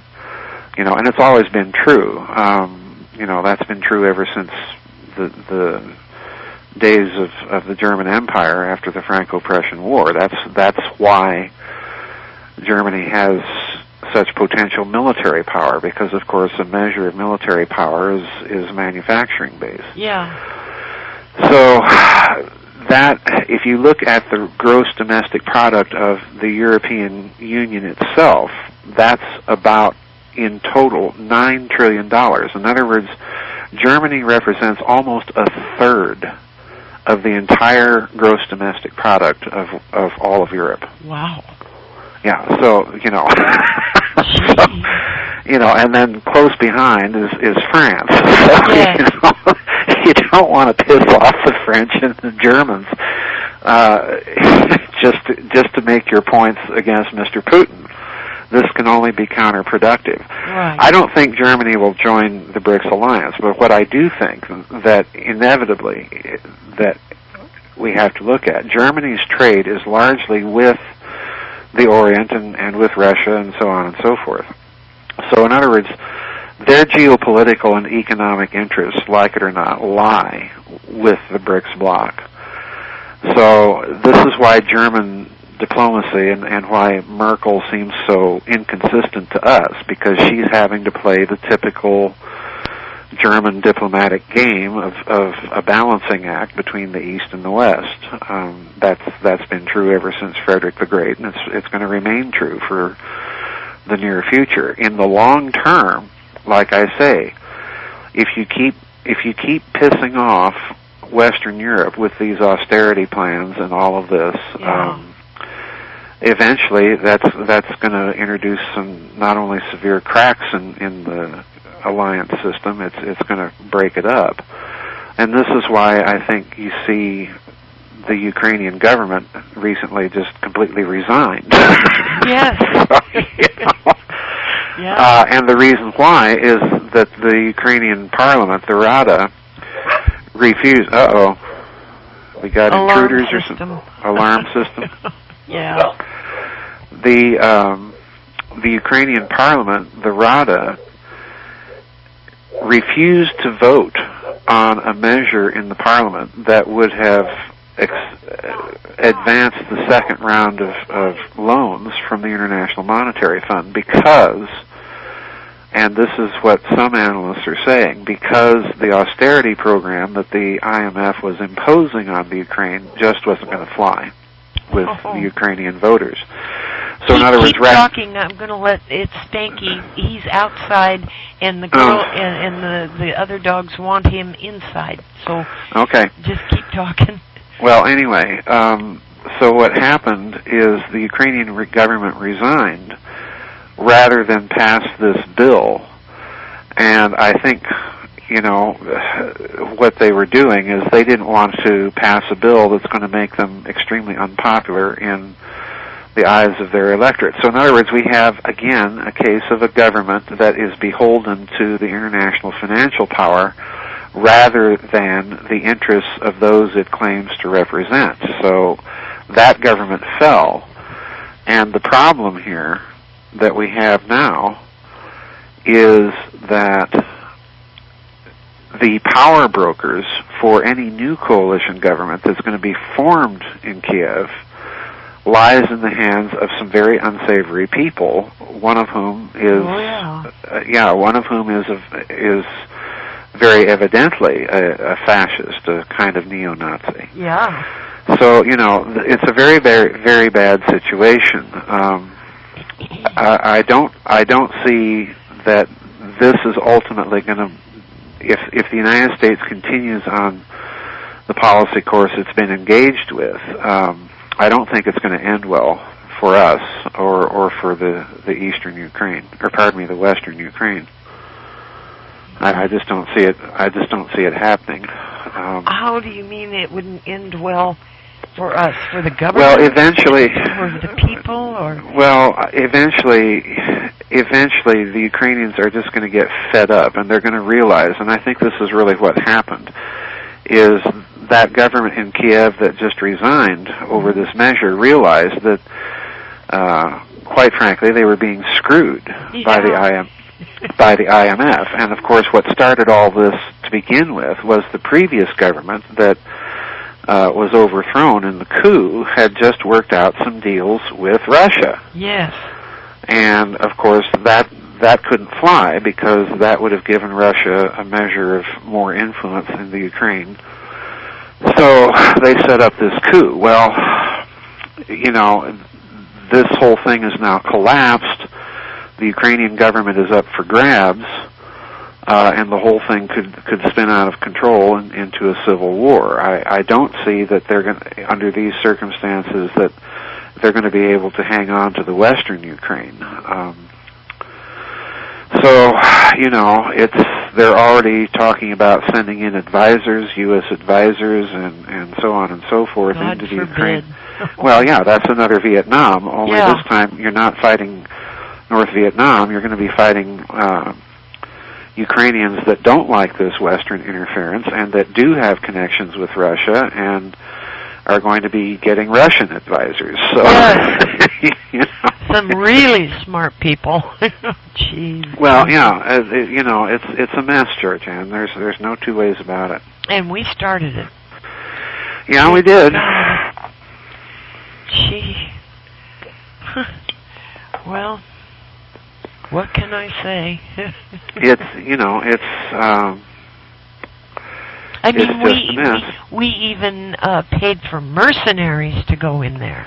Oh yeah, I know. I know what was done. I know what was done. Horrific, and all of the bombing of people's residential areas, and. Well, yeah, they thought that the United States and the Western Allies would be better than the old Russians that they'd lived under the thumb under for so long, but the Russians weren't going around bombing their homes. But so it's going to be interesting to see how this plays out. God help those people. I feel sorry for them. I do too. Being caught between, like pawns on a chessboard between Washington and Moscow, and ultimately Berlin. Yeah. Hi. What is your take on this plane that was down? Oh. And they say that the paint job was different. Nothing matches. Well, Georgianne, again, the problem with Flight 17. Yeah. Already some people are trying to connect it to Flight 370, and I grant you that changes the context of analysis for Flight 370. Yeah. Because, I've been maintaining all along that it's just possible the thing went poof and no one knows what happened to it, and so they've been coming up with a song and dance and they can't get their story straight. Well, this changes the picture, so I'm less inclined to hold that view. I still hold it as a possibility, but less so than before. The other problem with this flight is they've been saying, there have been reports, I don't know how accurate or true they are, so take this with a grain of salt, but there have been reports that some people say that the bodies were already terribly decomposed, and so on and so forth. President Putin's presidential plane was on the way back from the World Soccer Finals in Brazil and the BRICS Summit down in Fortaleza, where they announced the actual formation of the BRICS Bank and announced that its capitalization would be about $100 billion, which, you know, compared to the IMF or World Bank, that's a drop in the bucket. But it's the beginning of, it's the first real major competition to the Western financial system as it emerged after World War II. That's what makes it significant. Yes. So Putin's plane, if you look at Putin's presidential aircraft, it has very similar type of painting to Malaysia Airlines. And it was supposedly flying back during the time, and in some reports was supposedly in the region, although other reports have it that no, they wouldn't chance a flight like that. They would have flown other routes. And I blogged about this recently. There's only basically two other routes for him to have flown. One would have taken him over Poland, which isn't exactly friendly to him right now. And the other would have taken him far to the east around Rostov-na-Don, over on the eastern edge of the Sea of Azov, and then up to Moscow. So again, he's kind of close to that war zone there. So is it just remotely, and underline the word remotely, possible that maybe this was an attempt on his life? I don't know. If so, whoever was trying to do that, again, we have to look at who benefits from an operation like this. Who benefits from the murder or mass murder of innocent civilians. And before I get into this analysis, let's just back up here for a minute. There is all the indications, at least from what I can tell, Georgianne, that this was either an accident, that they were shooting at something else and this got hit instead, or it was a deliberate operation. I incline to deliberate operation. I do too. But the problem is, who benefits? The United States, kooky as the nuts running it right now are, the United States has nothing to gain by doing something like this, and then so clumsily trying to pin it on Russia. Well, Joseph, they've had nothing to gain by sending mercenaries and NATO sicking them on the eastern Ukraine either, but they did it anyway. Well, hang on. Just follow me with my analysis here. It's not in America's conventional geopolitical interest to do anything like this. So all of my instincts tell me that what we see going on within the American and some other Western media trying to pin the blame on the Russians, they can't do it directly, so now they're saying, well, Russia created the conditions for it.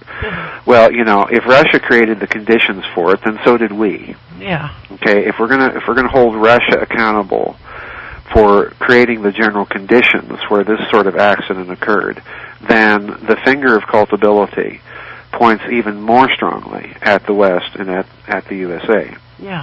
So I don't think we have anything to gain. Well, would the Ukraine itself have anything to gain? Well, again, no. Does Russia have anything to gain by shooting down a civilian airliner? Well, again, not really.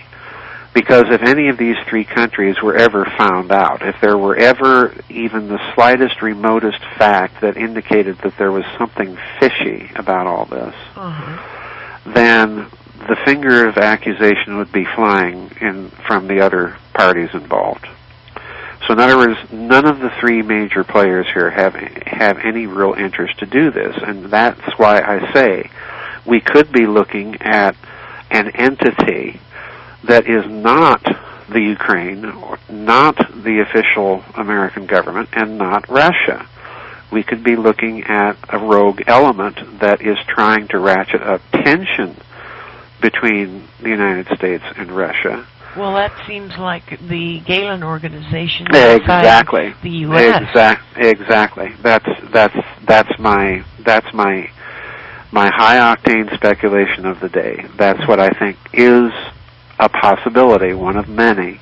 I want to stress that, but I think that is a possibility that we might be looking at something like that. To get Russia and the United States in a position where they're both sponsoring covert operations and guerrilla warfare in the Ukraine through their proxies, and thereby weaken, turn the Ukraine into a huge Vietnam. Yeah. Oh, God. To weaken them both, and that's kind of scary when you think of that possibility. Oh, gee, Joseph. And then we've got Israel. They certainly seized on it for as a crisis of opportunity. Yes, they did. I don't think that the people that are pointing the finger of blame at Israel for staging this, again, there's some people so desperate to think that Israel's behind everything. But by the same token, there's the old saying, never let a good crisis go to waste. Yeah. And they certainly seized on it. Some of the things I've been hearing coming out there just are, it's genocidal insanity. Yes, it is. That's all it is. Yes, it is, Joseph. And in Iraq, talking about insanity, the idiot Sunni people, Takfiri, what do you call them, ISIS, have proclaimed that all the women between ages 11 and 47 years of age have to have their clitoris gouged out. Yeah, well, that's nuts. And this would entail 4 million women and girls. Yeah, well, this is nuts. I mean, it's like somebody somewhere wants to create as much chaos in that region of the world and get everybody shooting at each other. Yeah. And again, Georgianne, I have to be very frank and say that if that were the case, this ultimately doesn't serve the West well. You're right. Because, we're too overextended as it is militarily. You betcha. The United States and Great Britain they're not in the position they were even 10 years ago of being able just unilaterally to impose their will on the region. So whatever's going on here, whoever's behind this, I do kind of intuit. I have no evidence for this. I'm not nearly as up on what's going on in Iraq as you are, but I just get the sense that there's some sort of organization behind this and sponsoring all this chaos. And again, the first thing that comes to my mind, when you look at the whole sweep of events and you look at history, is this international fascist thing that seems to have survived World War II. The insanity that we're looking at, Georgianne, tomorrow will be July 28th. Tomorrow will be the 100th anniversary to the day that Austria-Hungary declared war on Serbia and began World War I. Oh, God. Tomorrow. But if you're familiar with the diplomatic insanity that preceded that whole affair, particularly under King Edward VII in England, there's that whole story in itself would require another show. Yeah. the attempt to encircle Germany and have a war that they were hoping they'd be able to annihilate Germany. Well, that didn't work out too well, but they at least managed to lay siege to it for 4 years.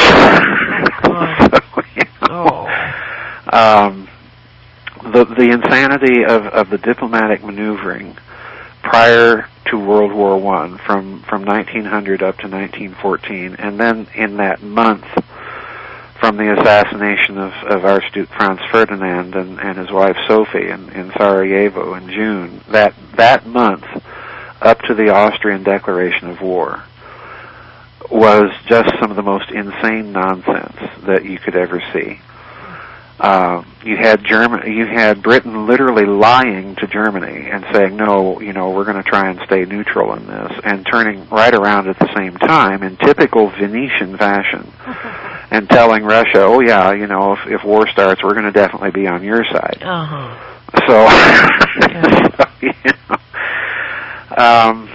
it's just, we're living in kind of another World War I moment. Oh boy. That there just seems to be no sanity in any of the world leaders, other than maybe Mr. Putin and Frau Merkel and a couple of others. And I'm not saying these are nice people either. I'm just saying they seem to be more sane and rational than level-headed than what we're dealing with elsewhere in the world, in this country and in Japan, and there's another story. Yeah, it sure is. Oh, Joseph, what do you make of all these thousands of what they're calling child immigrants coming into the U.S.? I mean... Again, that's not a story I've followed carefully, but there is no doubt in my mind that this is someone's deliberate policy. Oh, yeah. And that the policy is to create conditions, maximize conditions of domestic breakdown, if not chaos, in this country. Again, I think because you're dealing with just a terribly decayed Central American situation, again, I think by design on the parts of certain people, again, we have to be very honest and remember that this post-war Nazi organization had deep, deep, deep ties to the drug lords of Latin America. Oh, yeah. And again, I'm not entirely certain that we're not dealing with some manifestation of that even there. I don't know, but that's kind of it's nothing more than a gut instinct, folks. Somebody wants this to happen. Yeah. And I certainly feel sorry for these people, but the United States can't go on taking care of everybody. We've got too many of our own people that are homeless and out of work and dealing with food and need food and all that. And that. at the same time, Joseph, we have criminalized homelessness. Yeah, I know. It's nuts. It's wacky. Crazy. It's just nuts. Yeah. Well, it's not crazy if you want to press people to the point that they're so desperate that they revolt. Yeah, that's right. It's not crazy if that's your objective. Oh. But it is crazy because if that is your objective, I've said it on your show and many others, when you roll those kinds of dice, you're never entirely in control of all the events. Right. Ever. Even if you're the evil, wicked world planners, plotting for world domination like so many people think, even if that were the case, you roll those dice and events can spin out of control. They have a way of overtaking the best planning. Yeah. You can have anybody in the military that's ever been involved at the officers level will tell you that the best laid plans go wrong almost immediately. So, I certainly hope that's not what they're thinking. Well, people have put forth, they brought them up here to spread disease. No, they brought them up here to increase the Democratic vote. There's all sorts of theories. Yeah. But the bottom line is that they're here, and whatever the motivation is, it depends on who's orchestrating all this.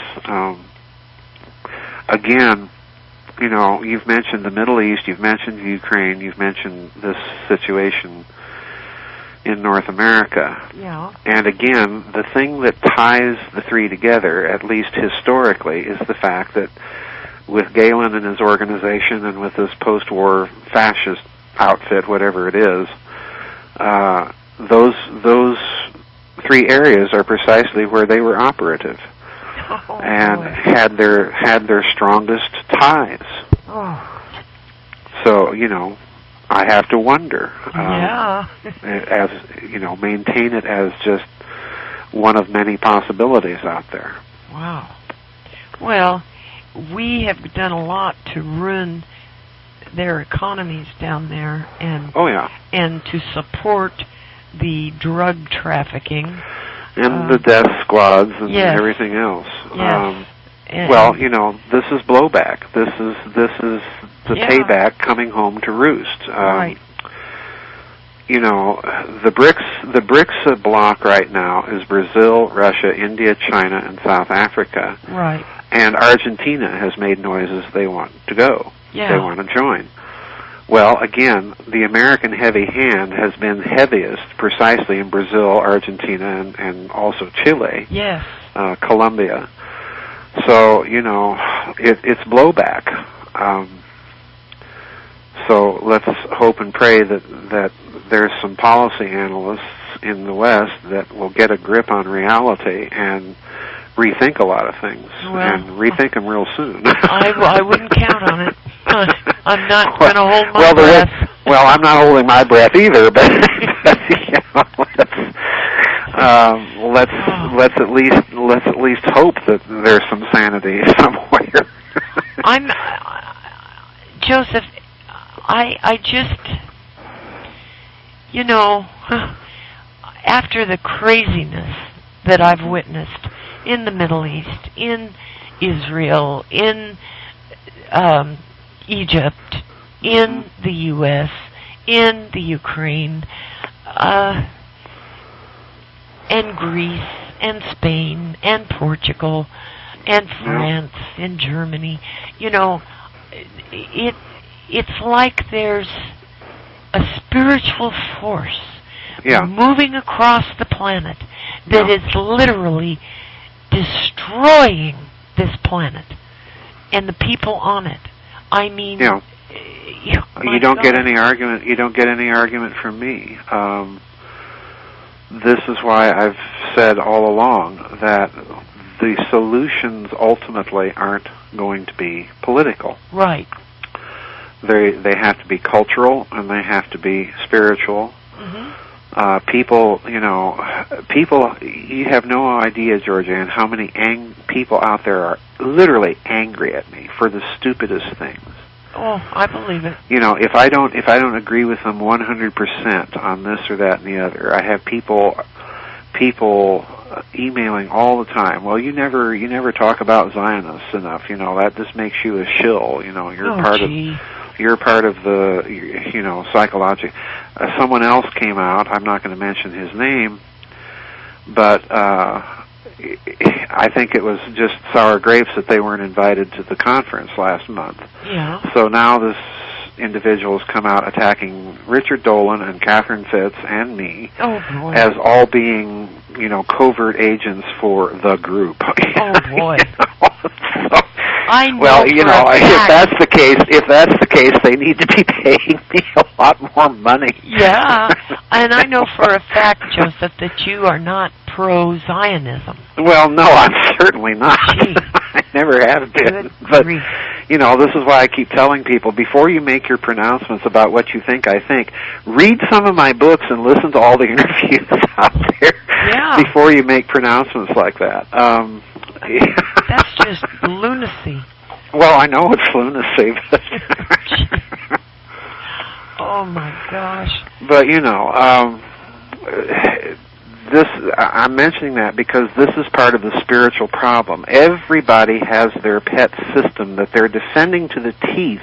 Yeah. And God help you if you disagree or don't talk about everything that people think you should talk about. Well, sit back and get a grip, people. Right. Learn some love, learn some tolerance, learn some courtesy, because this is what's lacking. This is what's lacking. You see an arrogance in people. Oh, yeah. Uh-huh. And particularly in the West's leaders that are so drunk on power that their arrogance now blinds them to geopolitical realities. Yes. And this is the big problem. So I keep going back. If you think electing Democrats or Republicans over and over is going to fix this, it won't. It won't. Yeah, if you want more. If they want more of the same, keep voting for them. Yeah. Well, you got to vote. No, you don't. You don't have right. to. What if they gave an election and nobody came? Mm-hmm. Talk about sending a message. Oh yeah. So what would they do? How would they spin that? Oh well, we still represent the people. Well, they'd make up voting figures, of course, and dutifully report on them. Oh yeah. But what the stuff I'm talking about, I was driving to my bank about a week ago. And I always have my car radio turned to the local talk station. Mm-hmm. And as I'm driving, I heard Sean Vanity come on. Mm-hmm. And I don't know what he was talking about because I was concentrating on driving, but at the end of his sentence, I heard him say the phrase, so that Putin can shoot down another airliner. Yeah. Oh, geez. And that was literally what he said. I'm almost verbatim there. Oh. Well, if you're that blind and if you're that self-assured to things, then that's the kind of arrogance I'm talking about. Well, Joseph, they have already fired a couple of people from American news agencies that were reporting, for example, in Israel about people bringing sofas and beer and chips and putting them up on a mountaintop, watching the slaughter, and cheering every time a big housing complex got blown up. I know. And they fired those people. So what that tells you, in order to keep a job in American journalism, you must toe the mark. Toe the line, exactly. Yeah. Exactly. So now we know with Hannity, his paycheck means more than the truth. Well, yeah, I was never under any doubts before that. I wasn't either, but I just thought I'd say that. Yeah, sure. Go right ahead. Oh. Amen. Yeah. But no, this is what I mean, and I grant you, it's very, from running your website, I know from running my website how hard it is to simply the volume of material that comes in to check everything out. And I've made mistakes, and if I make a mistake and I catch it or someone else catches it, I try and post it, I was in error on this or that or the other. But you would expect more from these so-called news organizations, but that's the other point we have to get through our heads. Both the alternative media and the lamestream media the lamestream media in particular, it's not a media anymore. It's not journalism anymore. Right. It's entertainment. Mm-hmm. It's reinforcement of things that people want to hear. Yeah. Okay? And the same thing in much alternative media. So again, part of the cultural and spiritual aspect of this, everybody has to think on their own. Yeah. And part of the spiritual principle that I used to tell my students when I was a professor, and I tell people over and over again on the website, you have to trust your own mind. Yes. Don't assume that simply because someone on TV is a general or a PhD or what have you, right, that this automatically makes what they're saying true. Right. Think for yourself and trust your own mind. If your mind tells you that bullets from a Mannlicher Carcano rifle with a misaligned sight cannot possibly go through President Kennedy and his wrist and hit Governor Conley, go through his wrist, end up in his thigh, and come out pristine clear on a stretcher at Parkland Hospital, in spite of what all the experts are telling you, trust your mind. Mm-hmm. Mm-hmm. Well, on my data page, I was so moved by a photograph of a pregnant woman who was shot. She was ready to deliver her baby, and she was shot in the belly by the IDF, and this is not the first time the IDF has shot pregnant women in the belly. And it's a photograph of the baby. They're holding the baby by the heels. Oh, and you can see the bullet hole in the baby's back, right on its little spine. It is the most horrific photograph I have ever seen, Joseph. And I put up there that if you're a Christian and you are supporting Israel and AIPAC and the politicians that support that garbage, God help you. Yeah, this again goes to that business of defending the system.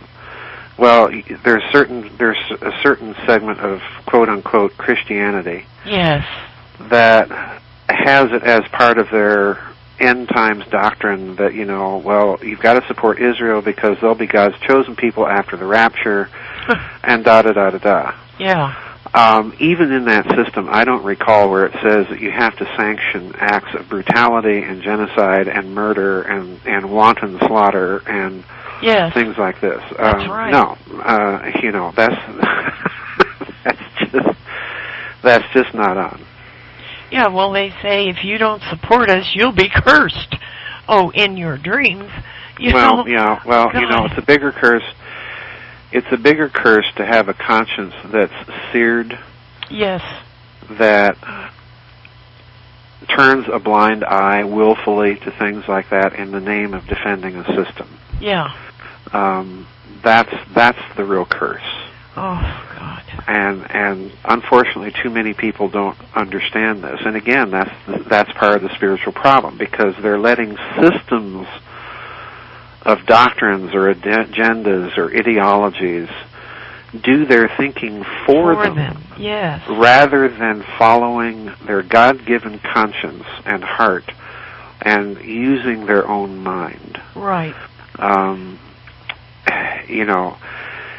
It has been a goal of the elites in education, in finance, in manufacturing, and so on, to train a workforce according to their needs. In other words, they want robots, they want worker bees. They do not want individuals or thinkers. Right. You even hear commercials on television say, "Well, get your degree, get your training." Yeah. No, I'm sorry. An academic degree is not about training. It's about achieving a certain state of being able to think for yourself as an individual and argue what you think. Yes. And this, again, that's a spiritual problem. Ultimately, that's not a political thing that can be fixed by No Child Left Behind or throwing more money at an already broken system. Mm-hmm. It's taking responsibility and digging, for yourself, and being an individual. Amen. Joseph, there truly is a very evil force that is just, it is so many people are receptive to it. And what about, the guy in the Bible that has the pipes and the tabrets? I mean, we did a couple of God, Man, and Lucifer files, and what about that entity? It sounds like a program, more than a spiritual entity. It sounds like a program that certain people are highly receptive to. What are your thoughts on that? Well, I think there's some merit to that idea. I think it is possible when you get into a state or a culture that is so pervasively corrupt, yes, and so pervasively narcissistic, that in that culture you literally conjure those types of demons. You give them real existence. You kind of invoke them.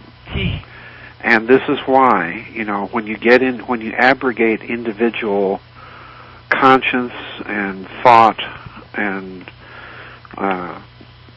critical analysis, this is what happens.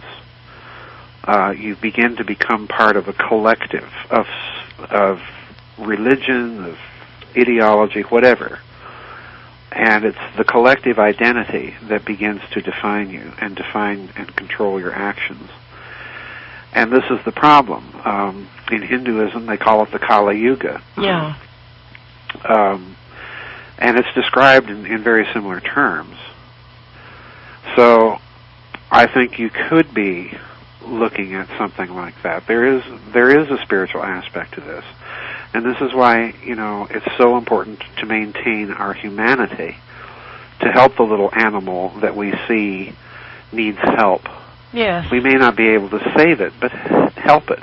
Because if you turn your back on that, what you're really doing is you're turning your back on that natural urge that all humans have to help. If you turn your back on a human being that is in your circle or, that needs help, you're turning your back on your conscience. You're searing your conscience. You're numbing yourself to things.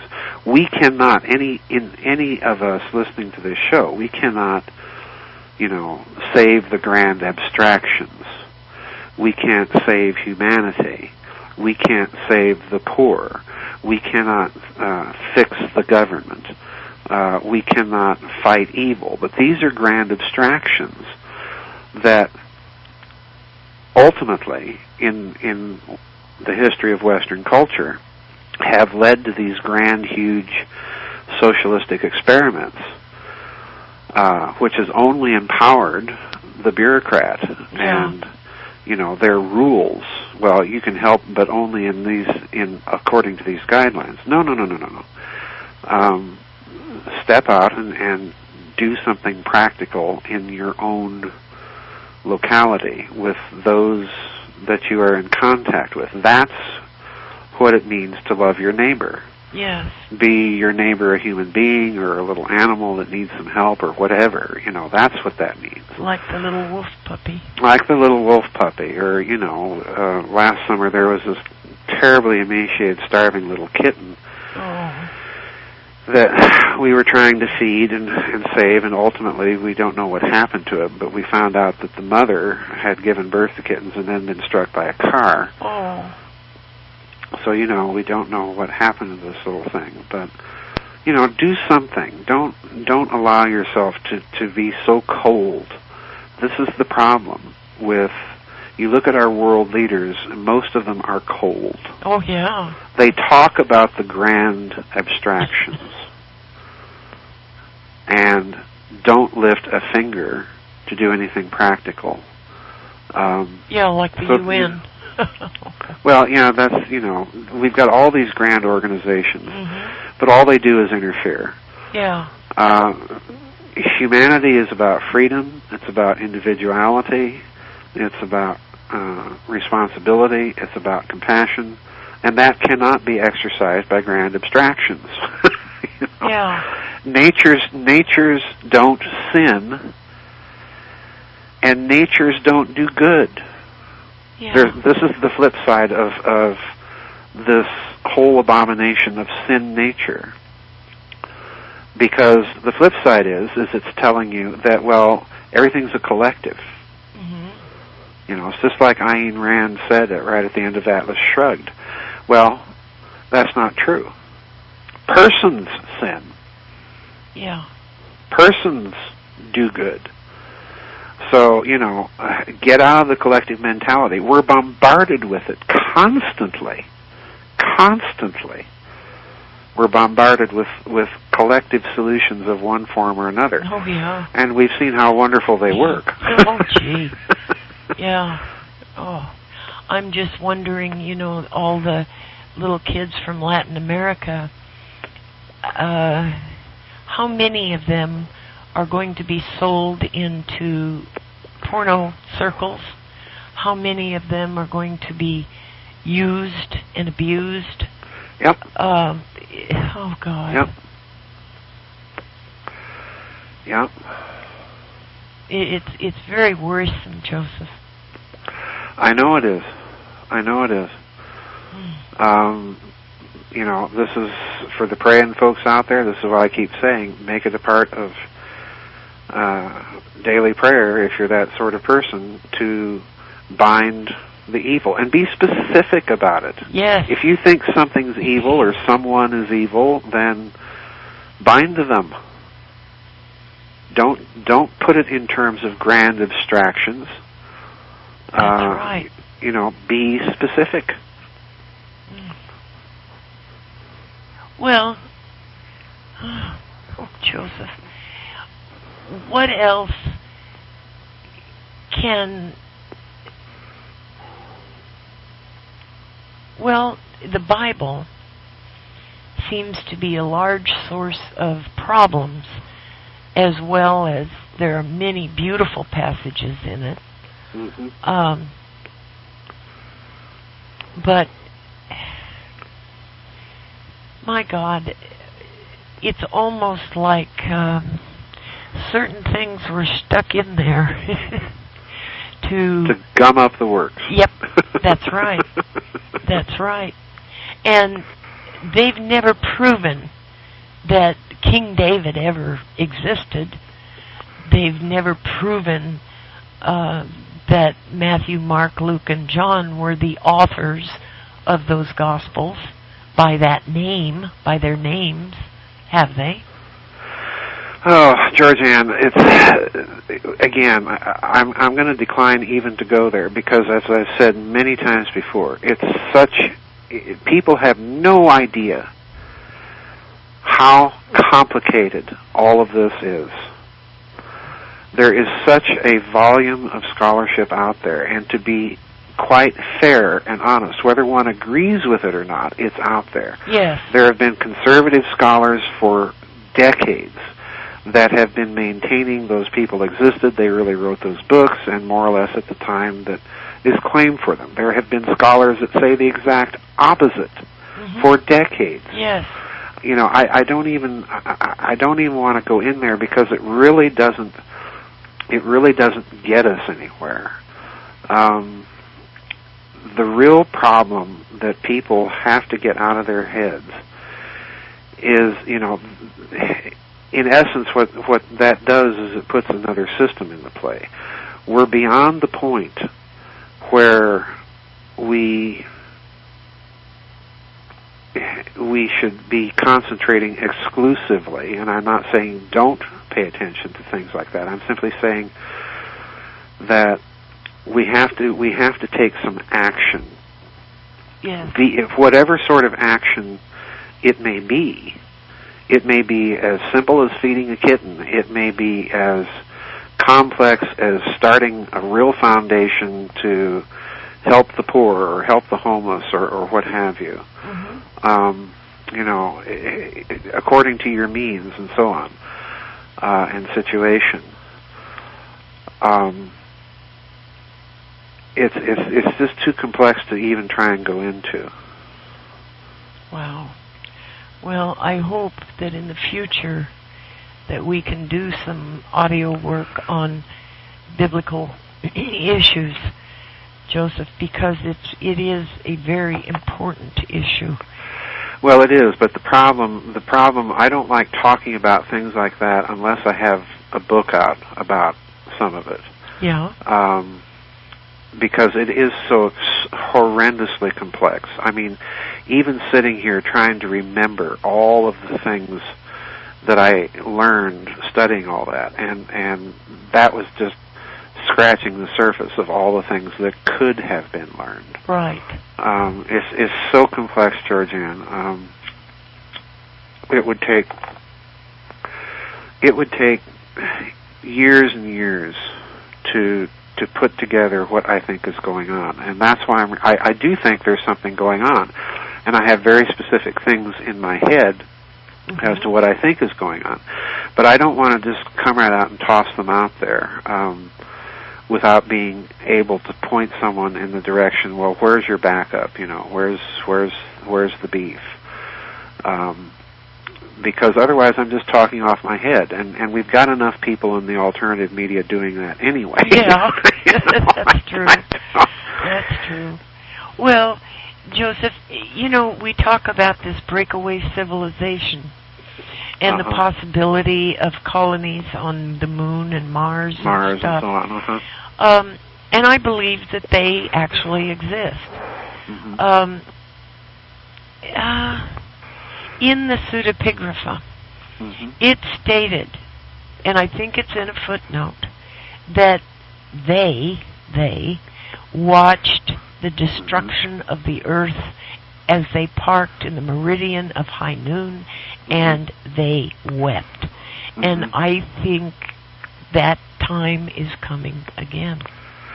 Well, you've said this many, many times before, and I don't disagree in the sense that I do think since World War II, humanity has been in a Tower of Babel moment, as I like to call it.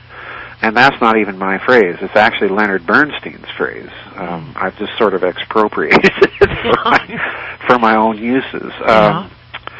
But he meant something very similar to what I mean by it, that we're in a danger period. Our technology is now just on the cusp of cosmic possibilities and potentialities.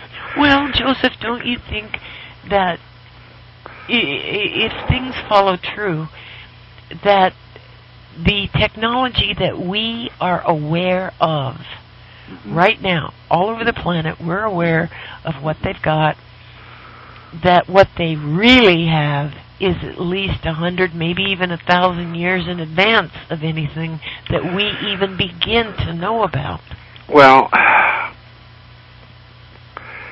understand what you're saying. I do think that we have technologies that are far in advance of the publicly known ones.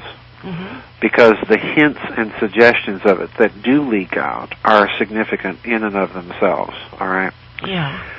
But and I spoke about this at the conference in San Mateo. I've written about it in my books, Covert Wars and Breakaway Civilizations, and Covert Wars and Clash of Civilizations, which are available on my web store. I snuck in that commercial. I snuck in that commercial.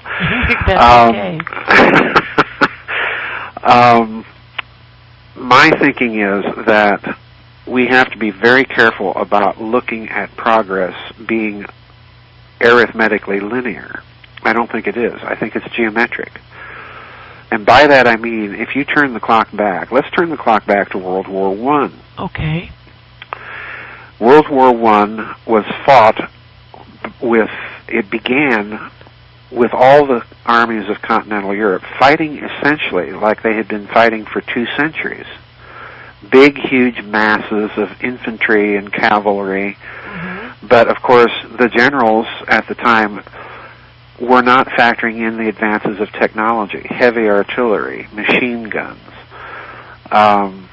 You know, and when I say heavy artillery, just look at some of those pictures of those big brutes that they were using in World War I. Yeah. You'll get the idea. Yeah. And, you know, rickety wooden airplanes. Yeah. 150 years ago, we were burning fires, reading by candlelight, and riding horses, and cleaning up horse poop on city streets. Yeah. Okay? So, in other words, look where we are in a mere 150 years. Yeah. Electricity, computers, airplanes, space programs, satellites. How did that happen? Yeah, well, exactly. Just, you know, human invention, technology, progress, so on. So we exploded at a geometric pace of technological development, which is now more or less span the globe. There are still huge areas of the globe that are as backward as can be. Yes. Particularly in Africa, particularly in some places in South America. But for the most part, the globe is now spanned with this web of technology. When you look at the UFO phenomenon, I'm convinced, like I think Richard Dolan is convinced, that the UFO phenomenon posed a security threat for the security establishment after the Second World War, and that they had to, that they realized that, first of all, this meant that for whatever reason humanity was in that Tower of Babel moment, that it faced the potential once again of an intervention from somewhere else, okay, to prevent us from achieving that position again. So they had to create a massive, huge, hidden program, a crash program of a Manhattan Project on steroids to develop those kinds of technologies and achieve parity or near parity with the performance characteristics of what they were seeing. So, in other words, what I'm telling you, and everybody listening, is, and I'm borrowing Richard Dolan's insight here, he says that the UFO is the great gaping hole in the history of the post-war period, and he's absolutely correct, because you cannot understand the huge financial system that we're dealing with without understanding what they did in order to create these programs that would have required trillions of dollars over several decades. This is not just the Manhattan Project. This is the Manhattan Project on steroids. Yeah. And to do that, they also had to put into place an entirely secret system of finance with huge amounts of liquidity and leverage. This is why the financial analysts, if they don't get that through their heads, then they only see one half of the picture. So they're predicting collapse, and they've been predicting it for 30 years, and it never happens. It's because they're not looking at the whole picture. You're not dealing with a conventional picture anymore. So the way I put it at the conference, the UFO is not only the great gaping hole in contemporary historiography, it's the great gaping hole in contemporary finance. If you don't understand this, you don't get it. This, you know, I'll be that blunt. What this means is most likely, yeah, they do have technologies that are so far out that we can barely comprehend them. Yeah. You know, Ben Rich, the former head of the Lockheed Skunk Works, was quoted by several reliable people as saying, we now have the technology to take E.T. home. Really? Yeah. Stop and consider all the implications of that. Yeah. Where's home? How far away is it? And we can actually get there? Wow. Wow. Yeah, wow. And, you know, other people have said, you know, we have things out there in the southwestern desert that would make George Lucas envious. Probably. Really? We do? Well, I can tell you there's enough little glimmers and indicators in the open literature that there are technologies and principles of physics that are just wild. They're weird. They're just weird. Good grief. Well, Joseph, look at what they're doing with the human brain now. Well, that too. But what I'm getting at is that you know, everybody thinks that ETs, if they exist, whoever's behind the UFO phenomenon that's not human, that they've got to be hundreds, if not thousands or millions of years ahead of us. Well, stop and think. Why were they so suddenly interested in us at the end of World War II? Why were they so suddenly interested in spying on all of our nuclear weapons installations? Right. It's because that technology, that physics that humanity has achieved during the war and shortly after, I think represents a gateway technology to far greater possibilities. And if that be the case, then what it means is, if they're that far ahead of us, you know, all we are a bunch of ants. Mm-hmm. But if there is the concern, as I think is evident once you really study the phenomenon, and particularly the phenomenon in relationship to nuclear weapons, the concern is that we're not that far behind them. We're not hundreds or thousands of years. We're getting awful close. Oh, that's the concern. Wow. That's the concern.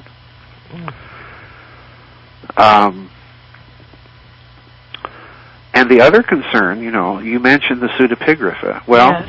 If you look at Henry Cornelius Agrippa, yeah. I think in the second or third book of his books of occult philosophy, as he called them, he has a reference to, I think it's a text from the book of Enoch, but my memory is a little foggy.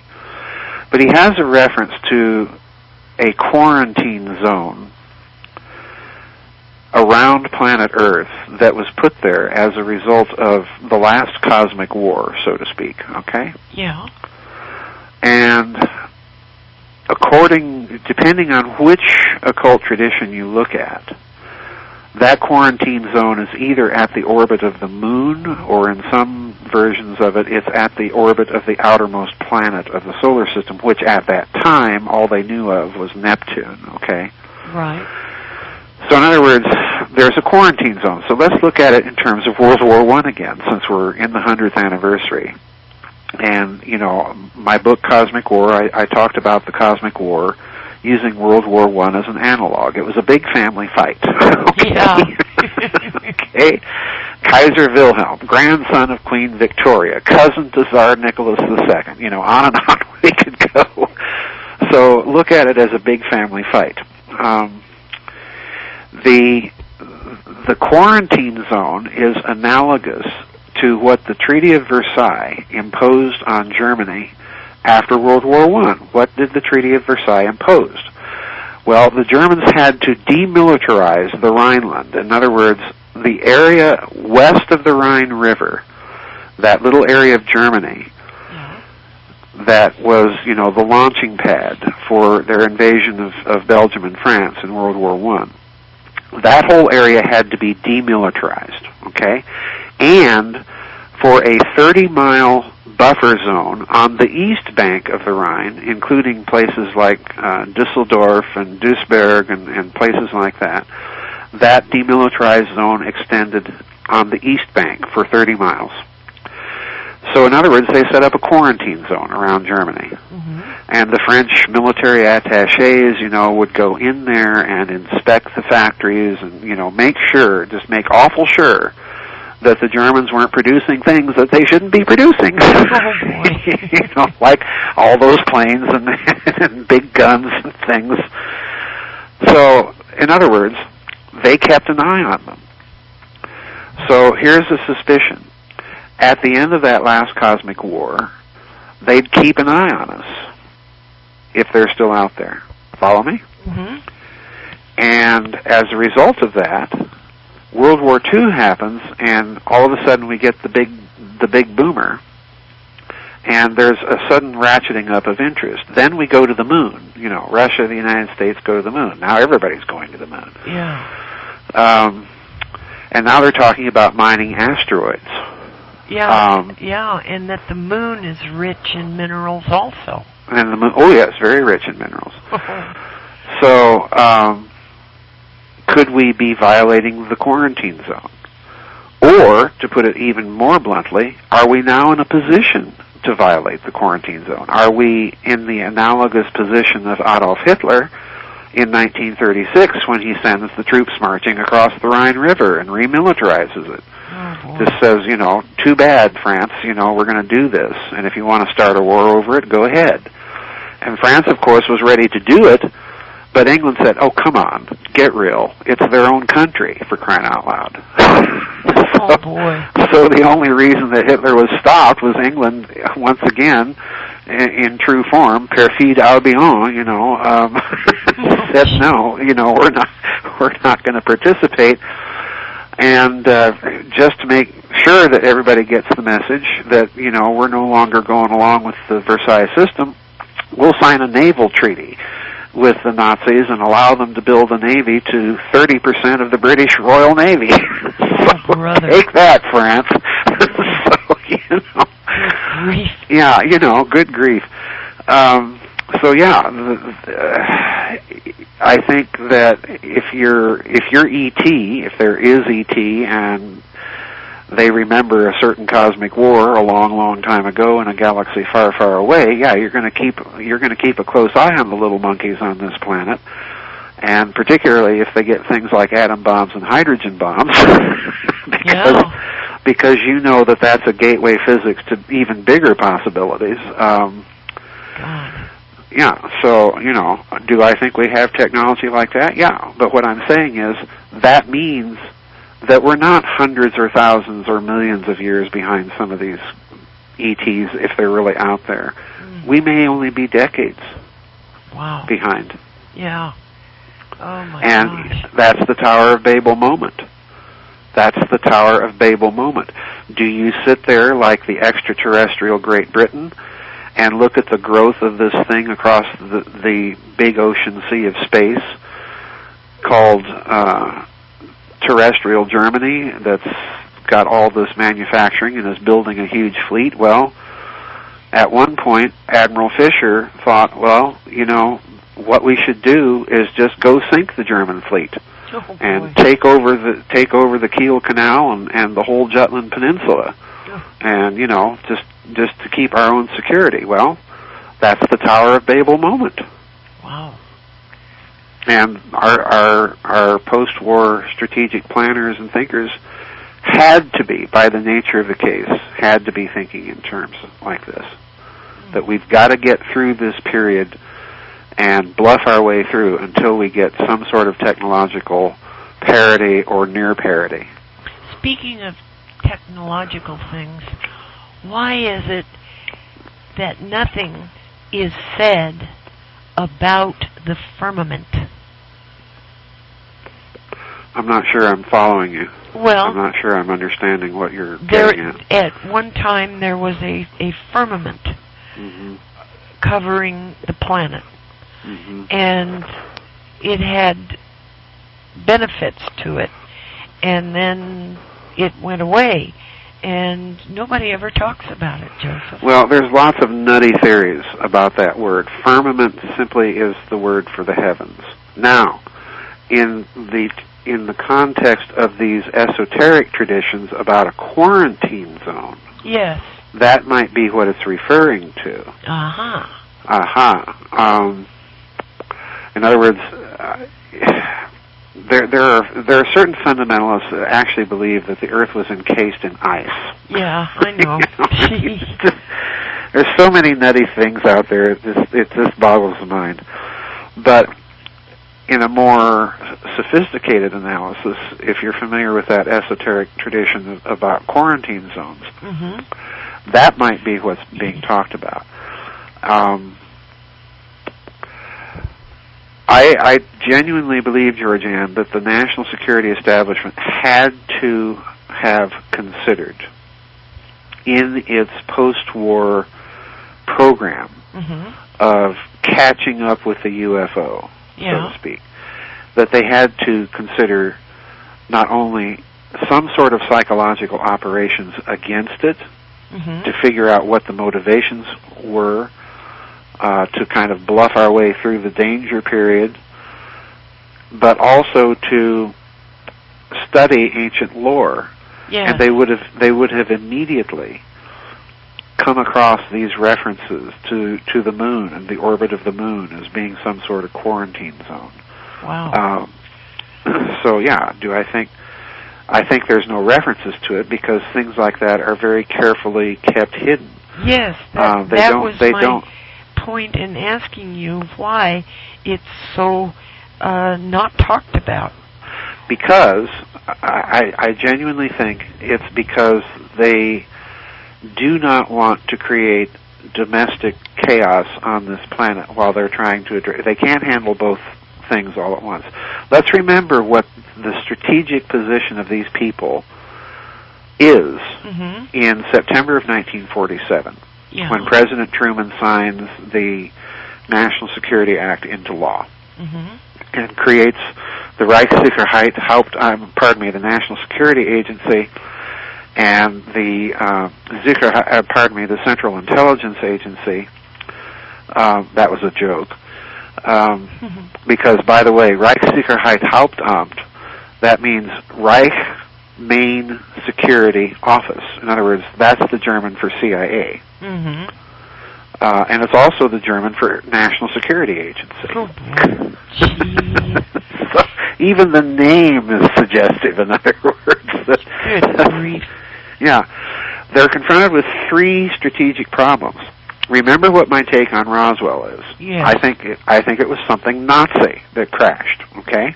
Now, there's lots of ufologists out there that think I'm nuts. Fine, let them think I'm nuts. But let's assume, just for the sake of argument, that it was Nazi. Yeah. What's going to be the American military's reaction? Are they going to publish this in all the newspapers in the country and say, oh, by the way, we've got Nazi flying saucers flying around the country? No. No, because they can't defend against it. Well, they can't defend against them, and the second problem is they don't really know where the heck they're coming from. Yeah. Okay. We don't have spy satellites back then, and the world's a big place to hide flying saucers in. So. Yeah. All right, so they've got a Nazi problem. All right, this they know. Then they've got the communist bloc, which, according to their Nazi intelligence agents that they've recruited, is getting ready to roll over Western Europe at the drop of a hat. Okay. Oh boy. So, it was so bad, Georgianne, that Galen's organization was passing on its analysis of Soviet capabilities and intentions to the CIA. The CIA would turn around and type up, without so much as one alteration, type up Galen's analysis, put it on CIA stationery, and give it to President Truman. Oh my gosh. That's how bad it was. Oh. So you've got the communist bloc to worry about, and then you've got all these things flying around that clearly can't all be human. Right. And they're doing all sorts of weird stuff, like diving at airliners and turning our military systems on and off, and in the Soviet Union, starting the launch sequence. So, oh boy. Oh, jeez. So, do you have a problem? Yeah, you've got a problem. So you're not going to disclose all this in the public. You're not going to create a panic. You need to keep as much order as possible to keep the economy functioning smoothly, because you need to harvest that economy for all the funding for your secret project. Oh, geez. So this is all interconnected. That's the problem. So you've got to keep everything running smoothly without any hiccups. And finally, you don't want to be pointing the finger at, Tower of Babel moment possibilities. I mean, Hollywood's doing a good enough job of that already in the 1950s. So you don't need to add any fuel to the fire. No, do you suppress it? Yeah, you suppress it. And you suppress it for another reason, two other reasons. If you've got a technology, I've said it before, I'll say it again, if you've got a technology that you can engineer the fabric of space-time on the local laboratory bench, so to speak, then number one, if you can weaponize that physics, potentially you have a weapon that would make a hydrogen bomb look like a firecracker. Firecracker, yeah. And number two, this very same kind of physics is an open system physics, because it permits you access to virtually limitless energy. And you're dealing in a financial system that's a closed system of non-renewable energy sources. and therefore you're dealing with some win, some lose type of financial game. Oh. So you can't introduce that technology without completely overhauling the financial system. Oh, wow. You see, that's the other problem. Now, that puts Secretary Fitt's idea of a slow burn, that they're gradually tearing down the legacy system and erecting something very different. That puts it into quite an interesting perspective, especially with all the talk about going out to the moon and mining the moon, and now they're ushering a bill through Congress of recognizing mineral rights to companies that go out and mine asteroids. What does that tell you? Maybe rockets aren't going to be able to make that profitable. Right. And maybe that's what they're going to use all these kids from Mexico for. And who knows? Who knows? We've certainly seen civilizations that have used covert slave labor to achieve their technological breakthroughs. Yep. Think Nazi Germany here, folks. Yep. So, couple advanced space technologies and a huge labor pool that no one cares about or has forgotten about. Yeah. My God, Joseph. Yeah. Now, let's hope that quarantine zone, let's hope they've, got the big space dreadnoughts. Wow. Because, they might get out there to plant the flag of Ferdinand and Isabella on the New World and discover there's somebody already there, So, well, it would serve Earth right if somebody was already there and they kicked butt. I mean, how can we just go and rape this planet of its resources and its water? My God, Joseph. The aquifers in the West are being drained from beneath. Yeah, I know. God. Here's the problem. This kind of technology completely transforms what's a resource and what isn't. That's the other problem. Imagine being able to draw energy from the quantum vacuum flux. Yes. You don't need a power plant. You don't need electrical power plants. You don't need coal. You don't need oil. You really don't even need nuclear energy. Yeah. Everything that you know right now that you take for granted as a stable part of our technological world, that's gone. It's as obsolete as the horse and buggy. Now, there will still be people, and there will still be corporations that think making horses and buggies is a nice idea, but events will overtake them. That's what's happening. This is what's going on. Well, I can't... Can we break just briefly? Yes. All right, I'll be right. There we are again. There we are. Yes. Well, anyway, before we broke, I was talking about technological change, and I want people to follow me here. This is very important. Ben Rich, as we've talked about before, the former head of Lockheed Skunk Works, toward the end of his life, after he had retired, began making some really incredible statements. Yeah. And I've already mentioned one of them, that being, we have the technology now to take ET home. Well, he also said in that same statement, the context of the statement is, we found an error in the equations. I've mentioned that statement before. Yeah. And now we can take ET home. Okay? Oh, boy. Now, that implies an ability, at the minimum, for much faster travel to the planets of this solar system, if not to other solar systems. In other words, if we're dealing with the latter, then we're dealing with a very primitive warp capability. Mm-hmm. Okay? Mm-hmm. All right, with me so far? Yeah. Now, it's one thing for Ben Rich to come out and say statements like this to little meetings of engineers at UCLA and so on, where he was making these statements. They began to percolate after he made them on the internet, okay? Yeah. Now we have Dr. Harold Sonny White at NASA coming out and saying that the metric in the Mexican physicist Miguel Alcubierre, who published in, I think it was Journal of Physics or Nature or something like that, back in the late 1990s, published the equations for warp drive, okay? But the metric, in other words, the cellular measure of space that he was using for his equations, was so huge that it would have required the mass energy conversion of something the size of the planet Jupiter to create. So in other words, not feasible. But Sonny White has come along and said, no. There's a much smaller metric, which means a much smaller mass to energy conversion, which is just within the bounds of feasibility. In other words, what Sonny White is saying is what? We found an error in the equations. Now, he's saying this publicly, okay, more or less publicly, in kind of the same context that Ben Rich was saying it to smaller groups back at the end of his life in the 1990s. Now, just in the last few months, the Diabolically Apocalyptic Research Projects Agency, or DARPA, which, you know, the real name is the Defense Advanced Research Projects Agency.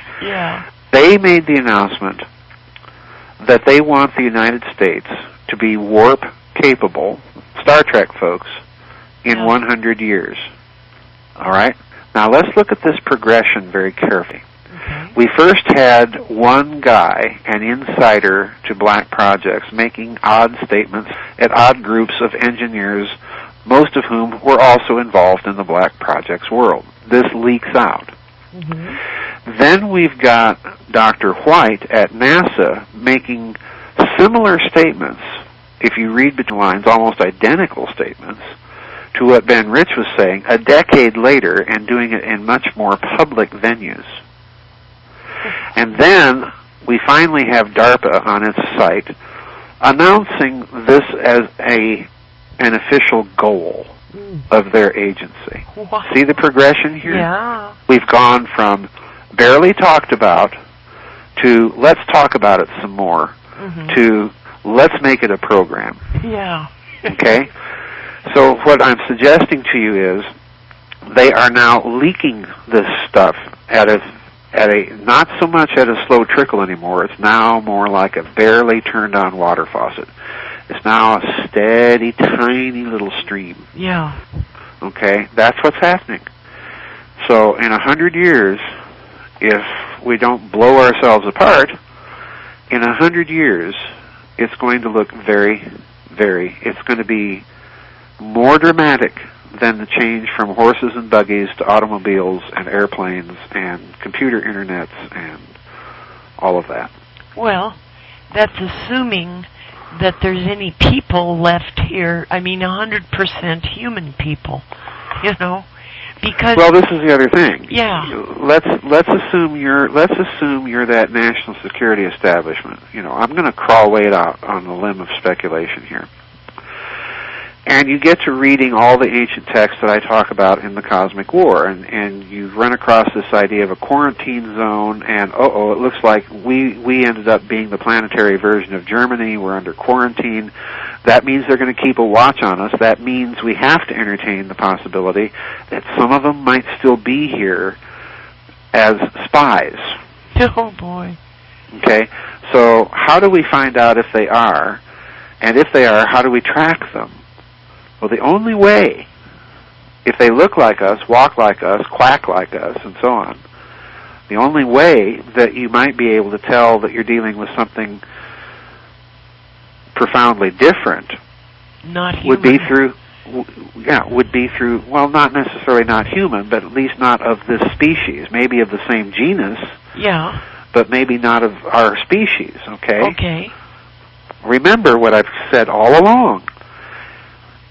Those ancient stories about genetic engineering and mingling the gods with man, that can only happen through genetic engineering, and if there's some kind of genetic compatibility to begin with. In other words, they're cousins. Yes. Okay? Yes. So if you suspect that some of them might still be here, keeping a watch on us and infiltrating themselves into corporations, government bureaucracies, foundations, and so on and so forth, to keep an eye on things, how do you track them? Well, there's only one real good way. How? And that's DNA. Yeah. You have to track everybody on the planet. And now here's something else to consider. In other words, what I'm suggesting to you is this huge system of global surveillance and taking everybody's DNA and advertising on television, send us your DNA, we'll track your haplogroup and tell you who your ancestors are. Yeah, right. That's the latest data mining scheme. Yes, it is. So I'm suggesting that this whole system may have been put into place for precisely what they say is national security reasons, but there are hidden national security reasons that may have something to do with this type of question, okay? Possibly. As a possibility, as a high-octane speculation. Now let's look at something else. We know that they have busily been suppressing some of these technologies, beginning with Tesla. Okay, you know the story. J.P. Morgan didn't want Tesla's system because he couldn't meter it, all right? Yeah. And that's the storyline that everybody in the alternative community buys. I don't buy it because Morgan knew that Tesla's system would earn him billions simply in the licensing and royalty rights on any technologies that Tesla built and patented. Yeah. So this is not the motivation. What's the motivation? It's because Tesla also came out in the 1910s, in the 19-teens, and made the announcement that this same system could be weaponized. Yes. Okay? Give me enough energy and the right resonance and I can crack the planet in two. That's what Tesla said. All right. I know. Okay, so what are they afraid of? Well, they can't track this technology. They cannot track if some eccentric billionaire is building a barn in Montana with one of these devices, okay? Yeah. So how are the circumstances aligned that you would be able to allow these technologies to come out? Well, one way would be is if you had a global system of surveillance to keep an eye on everybody. Yes. And get them plugged into it. Mm-hmm. So isn't it interesting? We've got that system, and now slowly we're watching the drip of these technologies emerge. Oh. You see? Yeah. So we are in, like it or not, folks, you're in that Tower of Babel moment. They've made it through the most dangerous period of it. We're still in it, but we're coming out of it. And that's what I think is going on. That's what I think you see happening in the culture right now. And it's this very same set of considerations, I think, that may lie behind why it appears that the Western elites have gone absolutely bonkers. Yeah. They're in a hurry. Well, maybe they're in a hurry because of something that they can't come right out and tell us. Wow. You see? Yeah. But if they know it, trust me, Russia knows it, China knows it, Germany knows it, India knows it. And that's why you see all those powers jockeying for what? Space. Yes. Yes. Oh, my gosh. Well, there's a lot of talk, too, Joseph, about the weaponization of space and the dangers of that. Yes, I know. Oh. But here's the problem. If you're willing to entertain the ideas of secret human bases already on the moon or on Mars, then guess what? Those bases are not there for mining purposes. That's right. They're there for as a military tripwire. Mm-hmm. They're kind of interplanetary versions of the old defense early warning radar system up in the Arctic Circle. Yeah. And they're there to keep a very watchful eye on things down below. And that means they're weaponized. Oh, my God. Oh, my God. Weapons everywhere. Oh, gee. Yeah, if you think space is not weaponized, folks, think again. Because international financial clearing depends on space assets now. And you've got to defend those assets. Do you really think the IMF, the World Bank, the Bank of England, the Federal Reserve, the Bank of France, the Bank of Japan, do you really think that they're going to leave those assets defenseless? No, not a chance. So in other words, if you look at it realistically, the weapons are already up there. God. And if we commercialize space and privatize space, guess what happens? Wherever you have merchant and shipping going, what else do you have to have? You have to have the ability to minimize risk. And what's that imply? That implies navies. That implies weapons. Yes. Oh, my God. That's a lot to think about. Yep, it sure is. I grant you. I grant you. My God, Joseph. But once you start looking at it in those terms, then you see that what's happening, I believe, is you had a certain faction within the global elites, and I am using plural deliberately, that wanted or thought that the best way to do this would to unify the entire planet under a planetary government. And they have failed, and I think there are some now that think, well, we've got to go ahead and do this on our own anyway, and now everybody's scrambling to do it. Everybody wants to get in on mining now. China wants to get in on it. Europe wants to get in on it, so on and so forth. Yeah. So in other words, having failed in the political agenda at home, it's now going to be extended into space. Wow.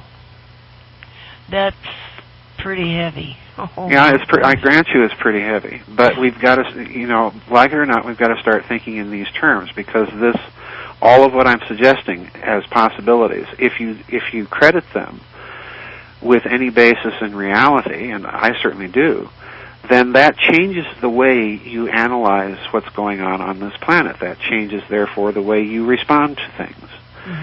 So is this vitally important? Yeah, absolutely. It's vitally important, especially if you have children. Wow. Because the world that they're going to live in, like it or not, will be very, very different.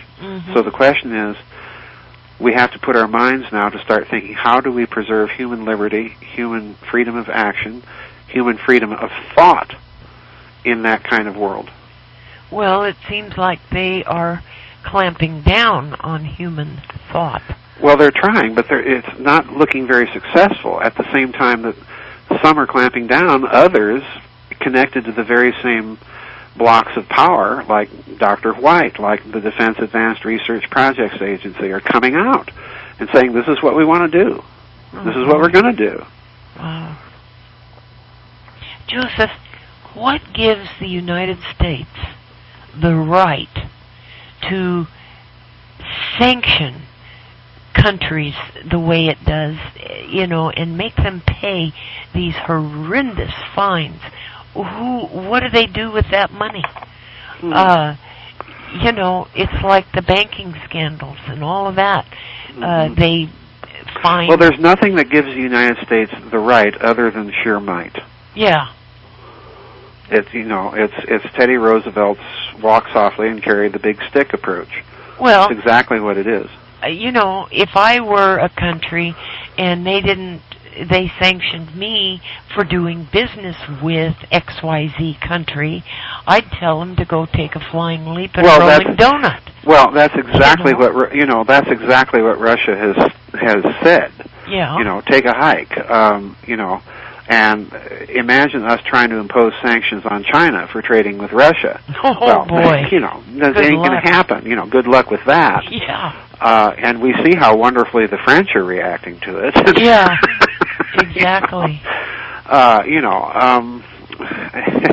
Again, I go back to what I said earlier. The blowback from this is ultimately going to be the fracturing of the Western Alliance if things don't change. Yes. If you want to treat partners as partners, treat them as partners. If you want to treat them as satrapies, just come right out and say, well, our troops are here because we are the occupying power. Yeah. And you have no choice. Well, bases are nice to impose things on, but bases can also be surrounded relatively easily. Yeah. This is the problem. I think what's going on, and I've suggested this as a possible scenario, and I'll mention it again, is that Western Europe for decades has wanted American bases out of their countries. Yes. Certainly in England, I mean, my word, why do we need bases in England? England can take care of itself. Mm-hmm. We don't have bases in France because de Gaulle made sure we didn't have bases in France. God bless de Gaulle. and made sure that France could take care of itself, which it certainly can. Yes. People forget England and France can blow this country off the map just as easily as Russia can. So, yeah. Germany can certainly take care of itself. Italy can take care of itself. So why do we need bases in these countries? Well, I suggest that what Poland and the request by Poland for American troops may be is the first camel's nose in the door of the tent to a process of shutting down American bases in Western Europe and move them into countries in Eastern Europe, into the Baltic states, into Poland, into the Ukraine, into Romania, into Bulgaria. And what this will do is it will allow the USA to pivot and keep that ring of encirclement around Russia on the one hand. It will also keep Western Europe firmly in the American orbit, or so they think. And it will play to Western European public opinion. Okay, yeah, we're shutting down our bases. We're moving the big base at Ramstein to Warsaw, okay? Oh boy. So everybody is happy in Europe, in Western Europe, and we accomplish all of our objectives. But so that's what I think may be in play over the long term. Gee. Well, Joseph, what are the little people going to do? I mean, factories are not big anymore. When you get into your 60s and 70s, learning technology becomes very difficult. What are people supposed to do? Just curl up and die? I mean... Well, that's the big problem that the planners have, and the problem, and I've suggested this before, that 3D printing is going to change, it's already changing, but it's going to change manufacturing in the next 20 to 30 years in a major way. Yeah. Because the big factory that we think of with the Industrial Revolution, that will be a thing of the past. It'll be gazillions of small workshops, even, guys or gals in their garage printing things up under contract for some big corporation. So you're going to have, just like the Internet. Let's remember what the Internet came out of. The Internet came out of DARPA. It came out of the ARPANET. It was the military communication system that I was on the ARPANET way back. Yeah, well, it was the military communication system that they had developed to decentralize communications networks so that if the Soviets hit major communication centers, the communications of the military would still be up and running, and they could still shoot data back and forth. Well, imagine trying to take out the Internet. It would be nightmarishly difficult.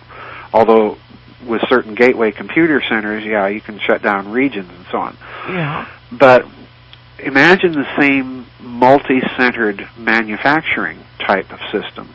Instead of the huge industrial plant, you have a little tiny production facility in Flagstaff, Arizona, producing 10 cars a year through 3D printing, and another one in Winslow, Arizona, and another one in Laughlin, Nevada, and Pahrump, and so on, all over. Yeah.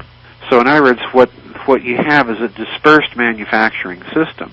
Well, that sounds good. Well, but stop and think about what the military implications are.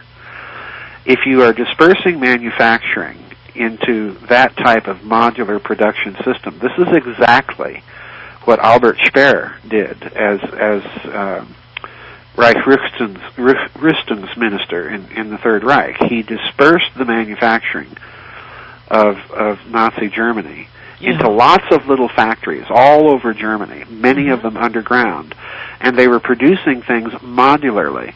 So in other words, they were producing these terribly advanced U-boats and then just simply shipping them to port and welding them together. But the U-boats weren't even being built by the sea.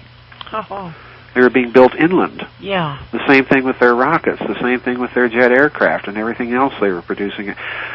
German production at the height of the Allied bombing campaign in 1944, that's precisely when German production, war production, peaked in all categories. Wow. They were producing thousands of aircraft. They didn't have the people to fly them, but they were producing thousands of aircraft. Yeah. Thousands of tanks. So in other words, the military solution that Speer came up with actually nullified and blunted the Allied bombing campaign. So look at the dispersed manufacturing that 3D printing makes possible. Yeah. It makes conventional military targeting virtually impossible. Yes, it would. And so if they're pushing 3D printing, could it possibly be for a similar type of military reason, that they're thinking in terms of some long-term threat? Well, possibly. Wow. Possibly. Yikes. So, yeah, it's going to change things dramatically. They're already using 3D printing in space to take pictures of things on Mars and 3D printing them back here on Earth so that they can have a closer look. Wow, jeez. Oh, my gosh. Yeah. Well, why is the school system so backward? No critical thinking. Because they want worker bees. Oh, okay. They want worker bees. They don't want people that can think, act, be responsible, think critically. But, as I've said before, they're hoisting themselves on their own petard. Yeah. Because it's like I've said many times when we've talked before. If you're people like the Rockefellers or the Rothschilds or the, all these big financial dynasties, the Warburgs and the Schiffs and so on. Yeah. If you're these types of people and you perpetually surround yourselves with people of your own outlook, then what happens when the paradigm of the world changes? Can you change your habits of thought easily, particularly if all of your advisors are the same habits of thought? Well, no. So in other words, like it or not, free and open inquiry and critical thinking is vital to human progress. Yes, it's absolutely vital, even for the power elite.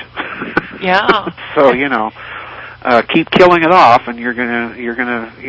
This is why I think that some of the current actions of the power elites in the West, in particular, are so counterintuitive because they've been following the same playbook for so long. It's habitual. They've surrounded themselves with so many yes people that they can't imagine doing anything in any other way. Oh, gee. Well, because they're incapable of thinking about it. Yeah, they're shooting themselves in the foot. They're shooting themselves in the foot, Oh, gosh. So, if you're listening, Mr. Rockefeller or Baron Rothschild, start having some different people to your Bilderberg's conferences and, listening rather than dictating. I met a Mr. Schiff, and I won't say which one, but it's, I guess was the most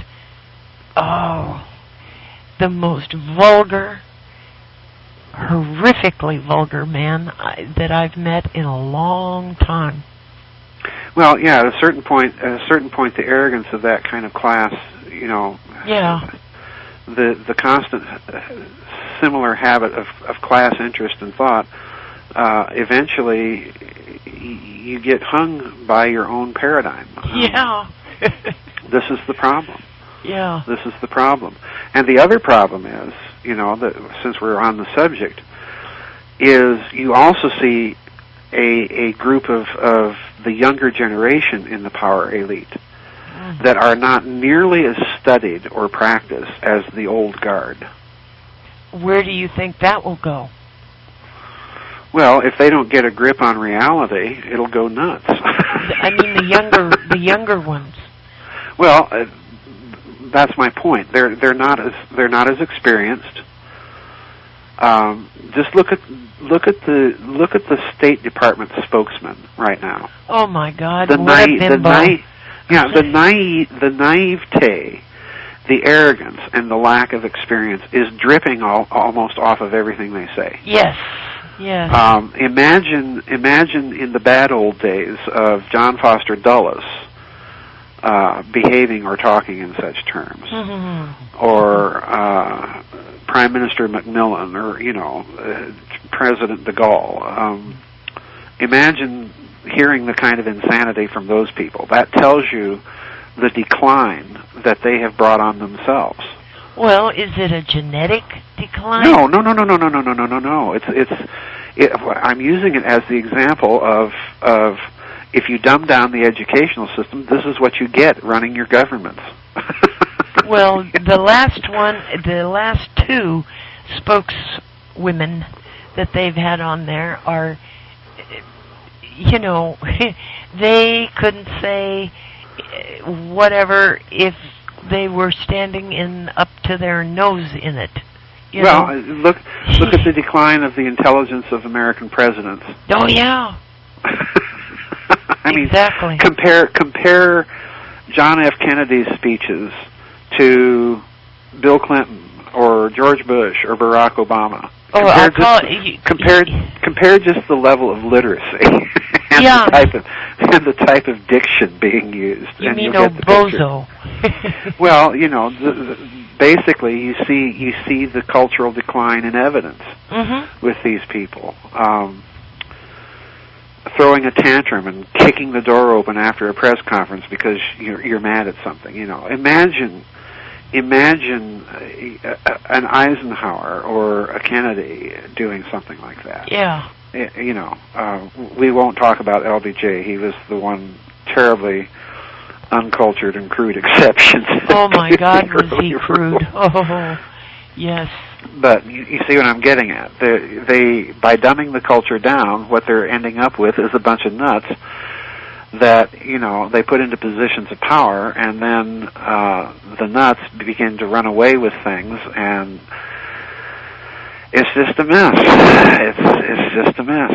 So hope and pray for some sanity in those policy analysts. The thing is, we don't have any policies.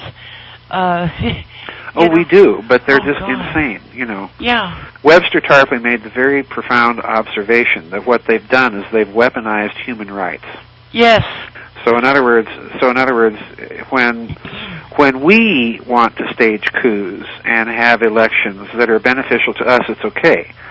But God forbid if people in the Crimea don't want that result and ask Russia for some help, then it's not okay. Yeah. Double standard. Yeah, it's a double standard, of course. Hypocrisy. It is. Yeah, of course it is. God. But that's the way international politics has always been. It has always been that way. Oh, Joseph. The only difference is that we haven't seen insanity like this until 100 years ago, before World War I. Well, I don't see it getting any better anytime soon. No, it's not going to get better anytime soon. No. Oh. We may be dealing with the case of the out of control alcoholic that has to hit absolute bottom. Yeah. Before things get any better. Yep. I think you're right. It may be a case where society and its ills and the corruption are so systemic that it just has to run its course like a boil and then just finally break. Oh, God. I certainly hope not, Well, it seems like they are destroying this country. Yeah. And I mean, it's to the point where I think that it needs to be destroyed and start over. No, I don't think it needs to be destroyed. No, not at all. Well, Joseph, you've got the judicial system, out of control. I understand. Georgianne. I know all about the police tasering people and shooting people and an out-of-control judicial system and a non-responsive Congress and a bloated federal government that doesn't give a damn. I know all this. That's not the country. That's the government. Yeah. The country, the problem is there are still many good people in this country. And to wish for something like that to happen, no, I can't go along with that. I still maintain the hope that somehow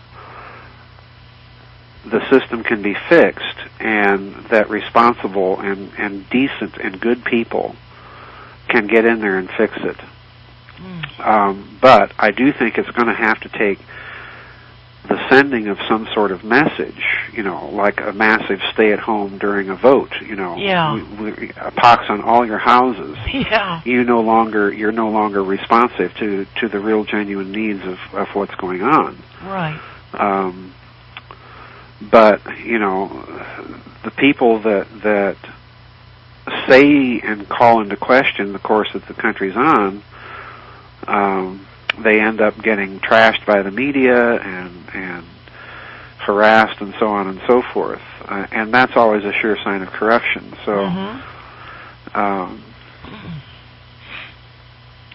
it's like what happened in the Soviet Union and the Warsaw Pact. The leaders woke up one day and pushed buttons and levered levers and found out nothing was happening because they'd lost the people. Yeah. Yeah. Well, I know they're losing people more and more every day. They are, but there are still millions that are tuning into CNN and tuning into Fox and MSNBC and dutifully going and saying, well, if you don't vote, you can't complain, so I'm going to go do my patriotic duty. Well, your patriotic duty is to be responsible, to think critically, to see things as they are. Yes. And not what you want them to be. And not what you want them to be or what you're told they should be. Yeah. See it like it really is. See it like it is. Boy. I'm of the George Carlin school. Yeah, me too. This idea that if you don't vote, you have no right to complain. Well, if you keep voting in the same crap over and over again by participating in a rigged political system with these two corrupt political parties, then you're the ones that don't have the right to complain. That's right. That's right. George Carlin was a real master. And he saw this years ago. Oh, yeah. Years ago. Yeah. When the rest of us are dutifully being, good liberals or progressives and voting Democrat or good conservatives or centrists and voting Republican, blah, blah, blah. And, I'm certain the same sort of thing goes on in Great Britain between the Labour and Tory party and Canada and elsewhere. So, in Germany, social democrats or Christian democrats.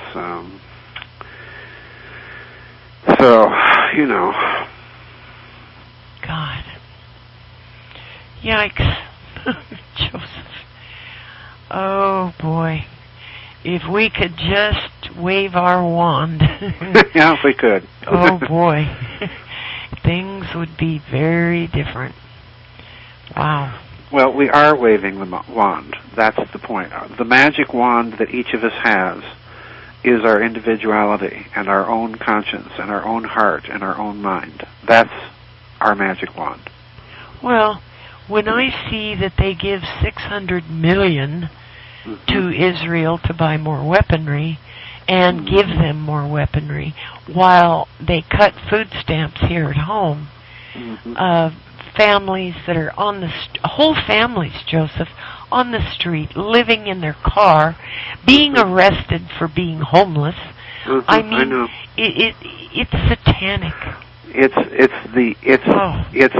what all empires do when they are in the final stages of decline. Yeah. It's what all empires do. Yep. At a certain point, when these big centralized political behemoths resort to these practices, their regional governments, provinces, states, whatever you want to call them, begin to act on their own, independently of the central authority. And interestingly enough, I just scheduled a blog about the Premier of British Columbia, Christy Clark. Yeah. She just held a conference with Chinese government representatives and businessmen in Vancouver. Yes. And has begun bilateral talks between China and British Columbia to be able to trade in Chinese renminbi. Mm-hmm. So, in other words, what she's just done is she's thumbed her nose at Ottawa. Yes. Okay. God bless her. Well, I think you're going to see gradually more and more of this sort of thing take place. Yeah. Because when your central authority is no longer responsive and addressing the genuine, you see these types of things happen. It's happened in this country, in Arizona. Yes. It's happened in Texas, and it will continue to. I mean, they're deluding themselves if they think it won't, unless they change their policy, unless they start listening, unless they start being responsive and responsible. So, that's the times we live in, I think. Oh, boy. It's pretty grim times, Joseph. It's pretty grim, but, we need to remember that this country and this government has done good things, and it's not... Governments are not inherently evil, and they're not inherently good. It's the people you put into them, and the kind of culture that they're surrounded with. If you're surrounded with perpetual corruption and blackmail and surveillance and so on, you get the government you deserve. And I'm reminded of the old senator from Oregon, I forget what his name was, that during the Gulf of Tonkin, Democratic senator, I forget what his name was, that was calling the whole Gulf of Tonkin business that got us embroiled in Vietnam right from the start. He was calling it a false flag and a lie. Yeah, So, and he was, again, even back then, he was virtually alone. I mean, the guy was vilified in the national media. Yeah.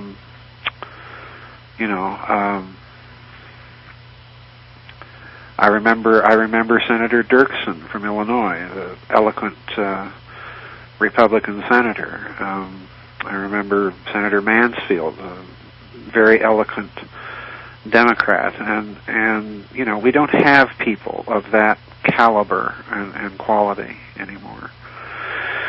So it is what it is. Well, it is bad. It is very bad, and I just hope and pray that people will wake up and. Well, this, for the praying sorts, that's, pray for the leaders. If you think a leader's stupid, then pray that they get some smarts. Yeah. If you think they're, oh boy. Change of heart. Oh, Joseph. I can't, I don't hate these people. I wouldn't want to be president of this country in this system. Yeah. I can't imagine the strain that any of them are under. Well, much less the knowledge that there are people that will put a bullet in their head, or like they did with President Obama, implicitly threaten their family, which I think was the clear message of that state dinner that he gave for Prime Minister Singh, with the so-called lapse in security.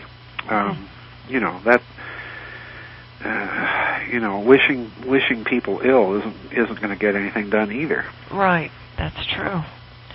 And it seems like a lot of the bankers and whistleblowers are made to disappear one way or another. Yeah, we do seem to have a lot of bankers being offed. Yeah, it does seem that way. And they seem to be concentrated around a certain bank in particular. Yes.